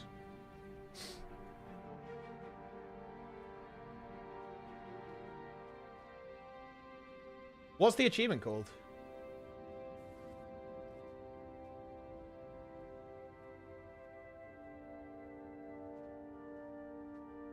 The Vortex one? Oh yeah, I've done that one. Vortex Interrupted. You have to go really slow, by the way, to do that. You have to be like insanely slow. Yeah, that's the Whisper of Jormag, not the bear one. I don't know what the bear one is.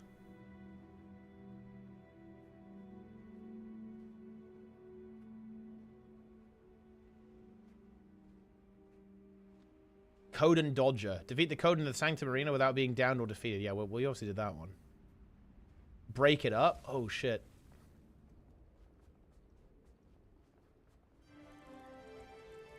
Oh, I've done it. Break the defiance of the Fallen Voice and Fallen Claw 5 times. Oh, yeah, but you don't see the Defiance bar very often, do you? That's the problem, is that the boss doesn't live long enough to see the Defiance bar. They have a Defiance bar. It's actually kind of a cool attack. They like join together and combo you. They do like a bear combo. They like merge into one entity. It's actually kind of cool tech. But yeah, it happens kind of late into the fight. Like you'll never see it. It takes like a couple minutes to get there. Icebrood Saga 2 is fake news. Unless you guys can give me a screen cap of Icebrood Saga 2, it's literally disinformation. I'm also baiting you because I'm aware that Icebrood Saga 1 even exists. Icebrood Saga 1, guys. Very nice. Yeah, 5 times in one fight on Whisper Joy is crazy, actually.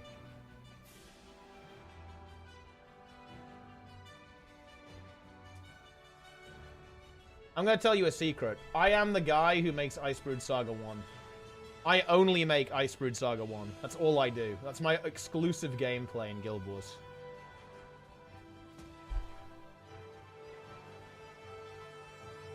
Core Ranger.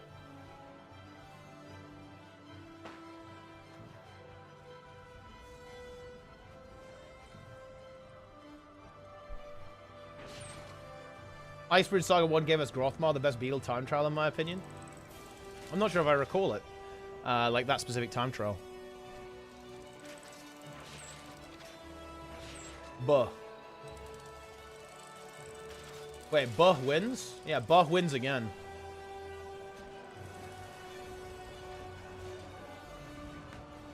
Alright, I kind of need to turn off the stream pretty soon. I want to kind of start clearing out my room and assemble the desk tomorrow, I think. It's new desk stream tomorrow, guys.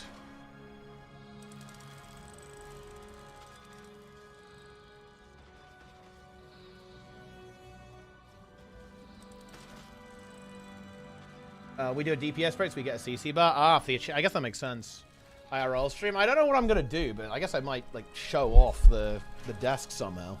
I'm not sure how that's possible, but we'll attempt it.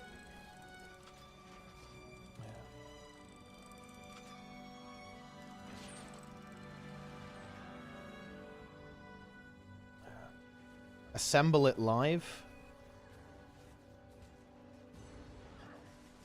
Okay.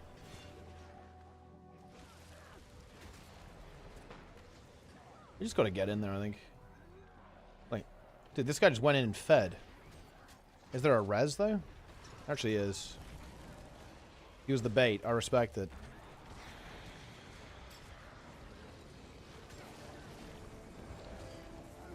Ooh, big cleave. Big cleave.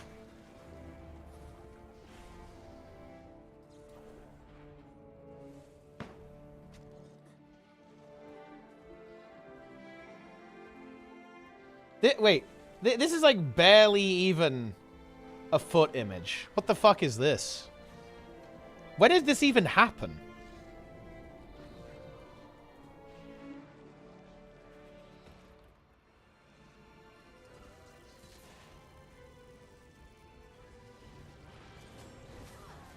It's a leg. I think you can see like a bit of toe here. It's like a big toe. Amazon is trolling. Puts another week on the motherboard. Ooh. The 9800X3D is here. Now that is exciting. Toe reveal. Hey, good night, Bennett. See you later. Yeah, the toe reveal there is powerful. It looks like the opponents have arrived. You're going to have to go through this choke point, though, and that's going to be rough for them. This is a double dodge from this guy. He doesn't have a dodge. Yep. And then this guy's invuln's going to run out. There we go.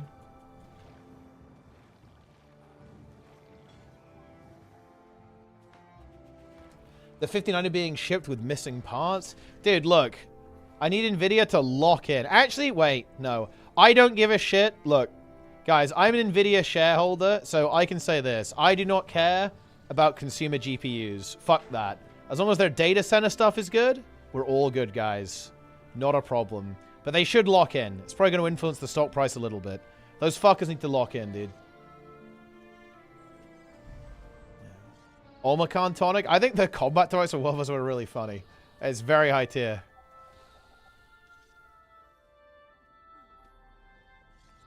I need these companies to get their shit together, okay? That is what I need.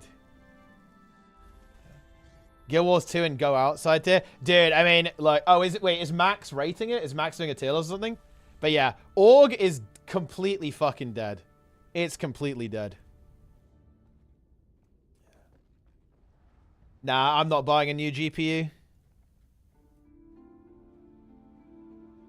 My EVGA 1070, what keeps showing. Yo, that's actually really hype. Man, yeah, I actually have finally found a case that I really like. I basically bought a new case every time I got a machine because, you know, I was like, this case is okay, but it's all right. But I actually really like the case I've got right now. It's the, what is it? It's like the Dark Base Pro is the current case I have. There's actually a fight over here. I'm going to go check this out. Yeah, and I really like this case. I think I'm very lucky to reuse it again. I just have my other machine as a backup now, which is actually kind of good because I've had a couple of times where my machine just dies and it's like, oh, okay. That's a bit unfortunate. I'm sure many of you guys even remember this. I had this period of time where my main computer died because the motherboard was failing. And while I was getting that fixed, I had to stream from my laptop. I also had the most insane setup, by the way. That when I was streaming, I used my...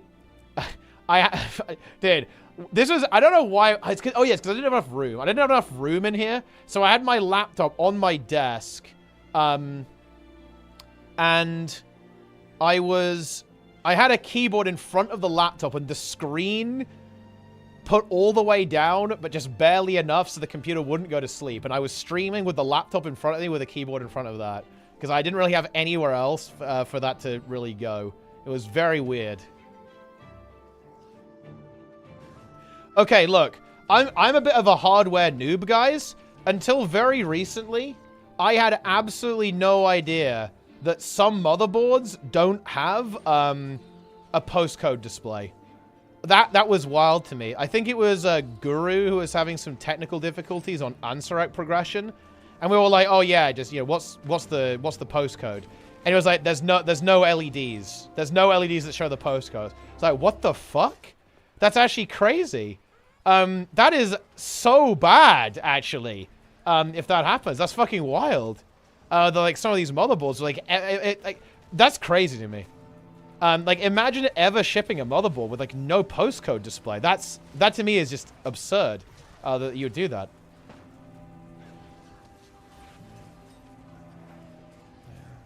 That's crazy. Oh, they have beep codes. Oh, so they like make a sound that you have to. But I mean, how do you tell which sound is which? I guess they have like is it like a number of beeps, like fucking Morse code or something? What was that red light on your old motherboard? Wait, you mean like the wait, which one? You mean like the really old one? I'm not gonna lie, I wasn't totally sure what was wrong with it. That motherboard was just... So that was, what was it? Oh, what was it called? Was it X88? Fuck, what was the chipset called? It was just absolutely scuffed.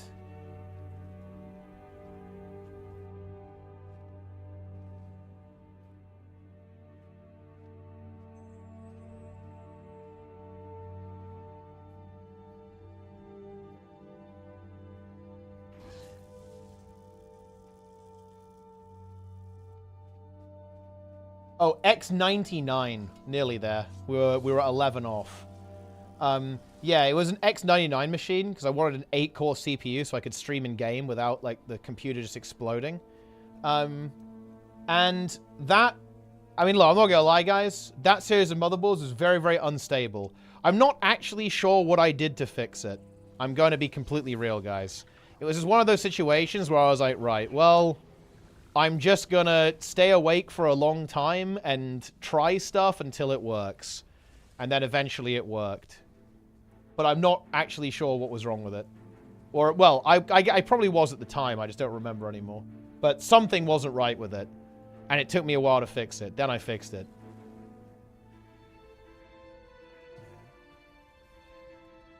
Unhinged rant about motherboards. That's pretty based. I like that, actually. I do like that. From Gaming Jesus himself. Look, the only reason I would even ever watch a Gamers Nexus video is now for an unhinged rant about Linus Tech Tips. And every day I patiently await, guys. I slowly wait for the Linus unhinged rant about Steve from Gamers Nexus. Like, he won't give it to us. Linus he's Canadian. He's far too nice. But it would be good.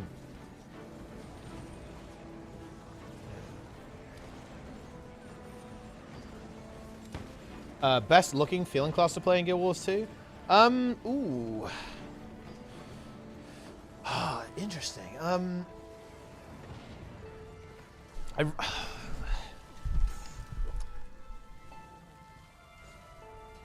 Yeah, is it Hollow? It kind of is Hollowsmith.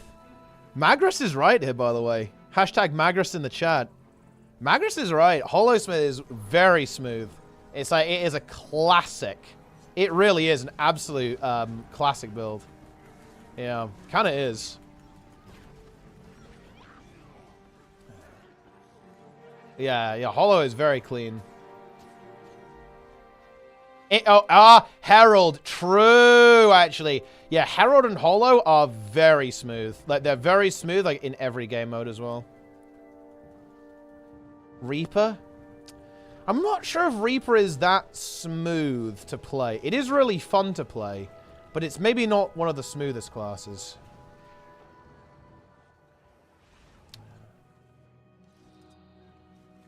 Weaver? Weaver is really smooth to play, actually, yeah. Like, Power Weaver is very fun, I think. Old Staff Power Weaver had a really good rotation. Sword Weaver's okay as well.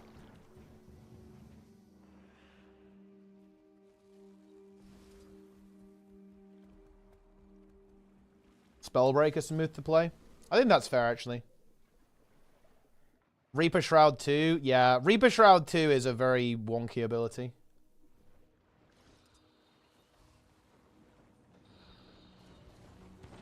Now I keep overthinking. Well, look, I know this isn't really going to help you that much, but I'm going to do it anyway because memes.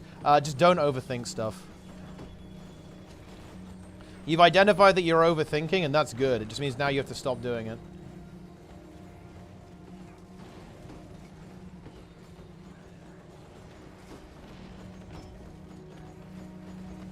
Boom. That's a bit of a fight going on over there.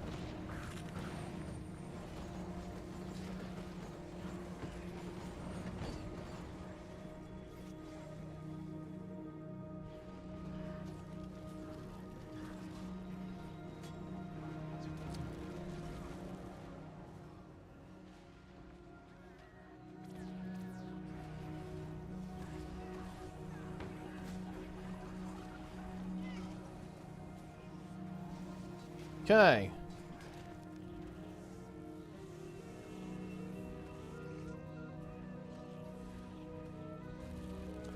Maybe play one more fight. I think I'm going to get out of here. I might start. I'm going to move all the stuff out of this room, guys. It's time to log in.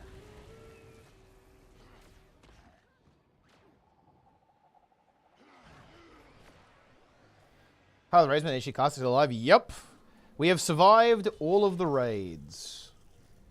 All the raids I've been have been pretty smooth. And honestly, the 2 deaths yesterday were... I'm not gonna lie, they were a little goofy.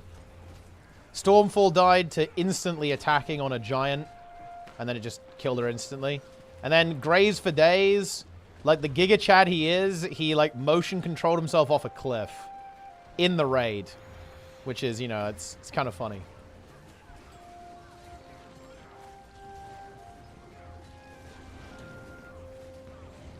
Bit of the 20-man? Oh yeah, how did that go, actually?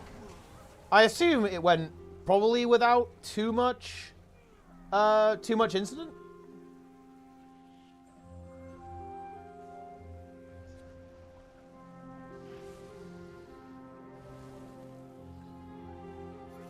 Insanely smooth, yeah.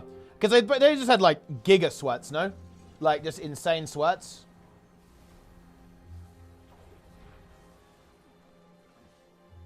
I'm not gonna lie, the kill times were probably pretty fucking good. If I'm being honest, because they had, like, all the pumpers in there. Tyler 1 quit. Now, Tyler 1 is back. He's locked in. Tyler 1 drama calm down. Yeah, it's pretty chill now. Oh, shit. Scaling in the WoW raids? What do you mean by that? I want to see, like, the kill time on Rag.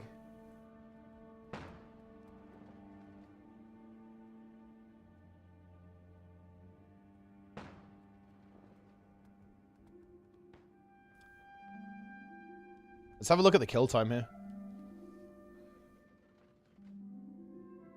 Ooh, dude, this comp is legit. Oh, that, see, yo, holy shit. Okay, yeah. Yeah. Woo. See, this is more like it, guys. Notice how half the players in the raid are warriors. That is what you want to see. Very nice.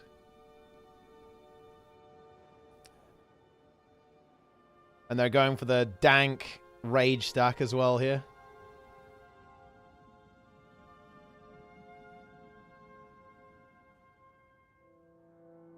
Let's see what the DPS is looking like here. Ooh, holy shit. Okay, yeah. Yeah, they have Joker, Bean, Growl, Hydra Mist, Gordon Ramsay, Kramerhoof, Apricat as well. Yeah.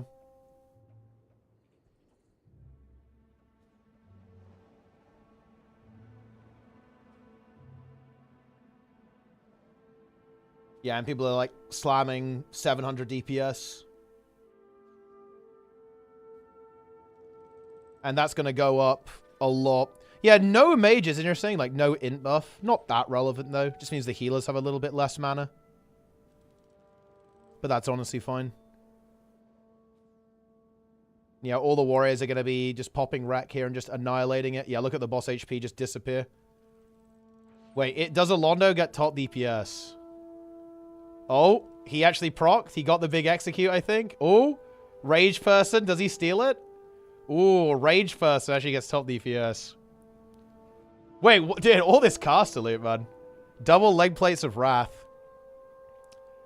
And then the fucking shaman shield again. Well, I guess that's nice for one of the shamans to have. That shield's dropped a lot. I mean, nice legs for the main tanks.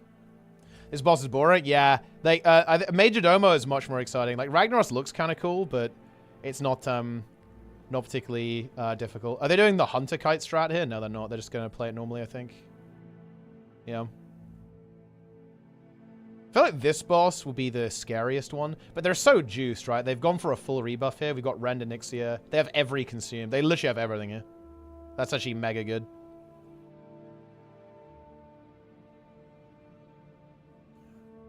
Yeah. Oh, they're using dummies too. Yeah, their mana gets a little bit low here. That's not a surprise. But they actually still had a couple of heals. Like, Bean's completely but... And actually Growl and Hydra as well, but yeah, they were kind of at the end. They just used the target dummies. Kadim? Yeah, Kadim is a really epic fight. That is true. Oh, almost got more HP for some of the players. No. It's one difficulty setting.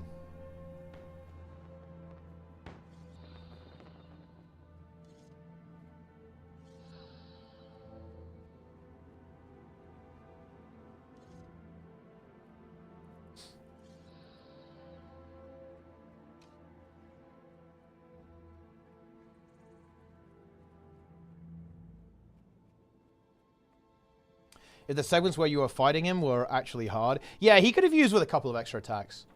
For sure. And if the phase was a little bit longer. Like, the phase I feel like is a little bit too short. Even on release, I feel like a little bit too short. So if the phase was a little bit longer, and he had like an extra attack or two, that'd be pretty cool. We were raid take so long then? Just player gear diff? Mostly player diff. And our raid lead was very inexperienced and was very stressed. Arcane Bombs, AoE start on Domo was kind of fun. Oh, yeah, I mean, that makes sense. They want to make that fight as short as possible, right? Because that's the hardest fight to do low, man. Because it's going to take a little bit longer. And that means there's going to be more damage, so your healers are going to start to run a little bit in.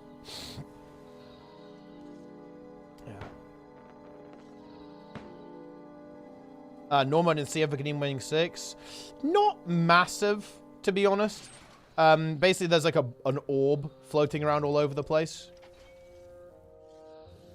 Do you want tag? Nah, I'm going to head off pretty soon. I'm pretty tired and I need to actually get some shit done. We've got to cook.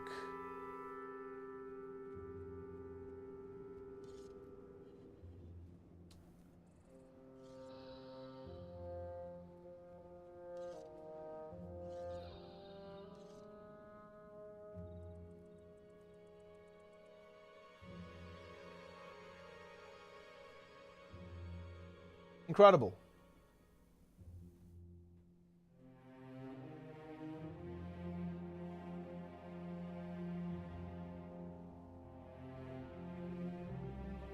All right. I think that's going to do it, guys. I am tired. I'm drained.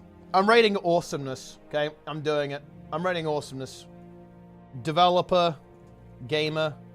Yeah, I'm rating the Perception Police. He's reformed. He's also known as the Perception Police.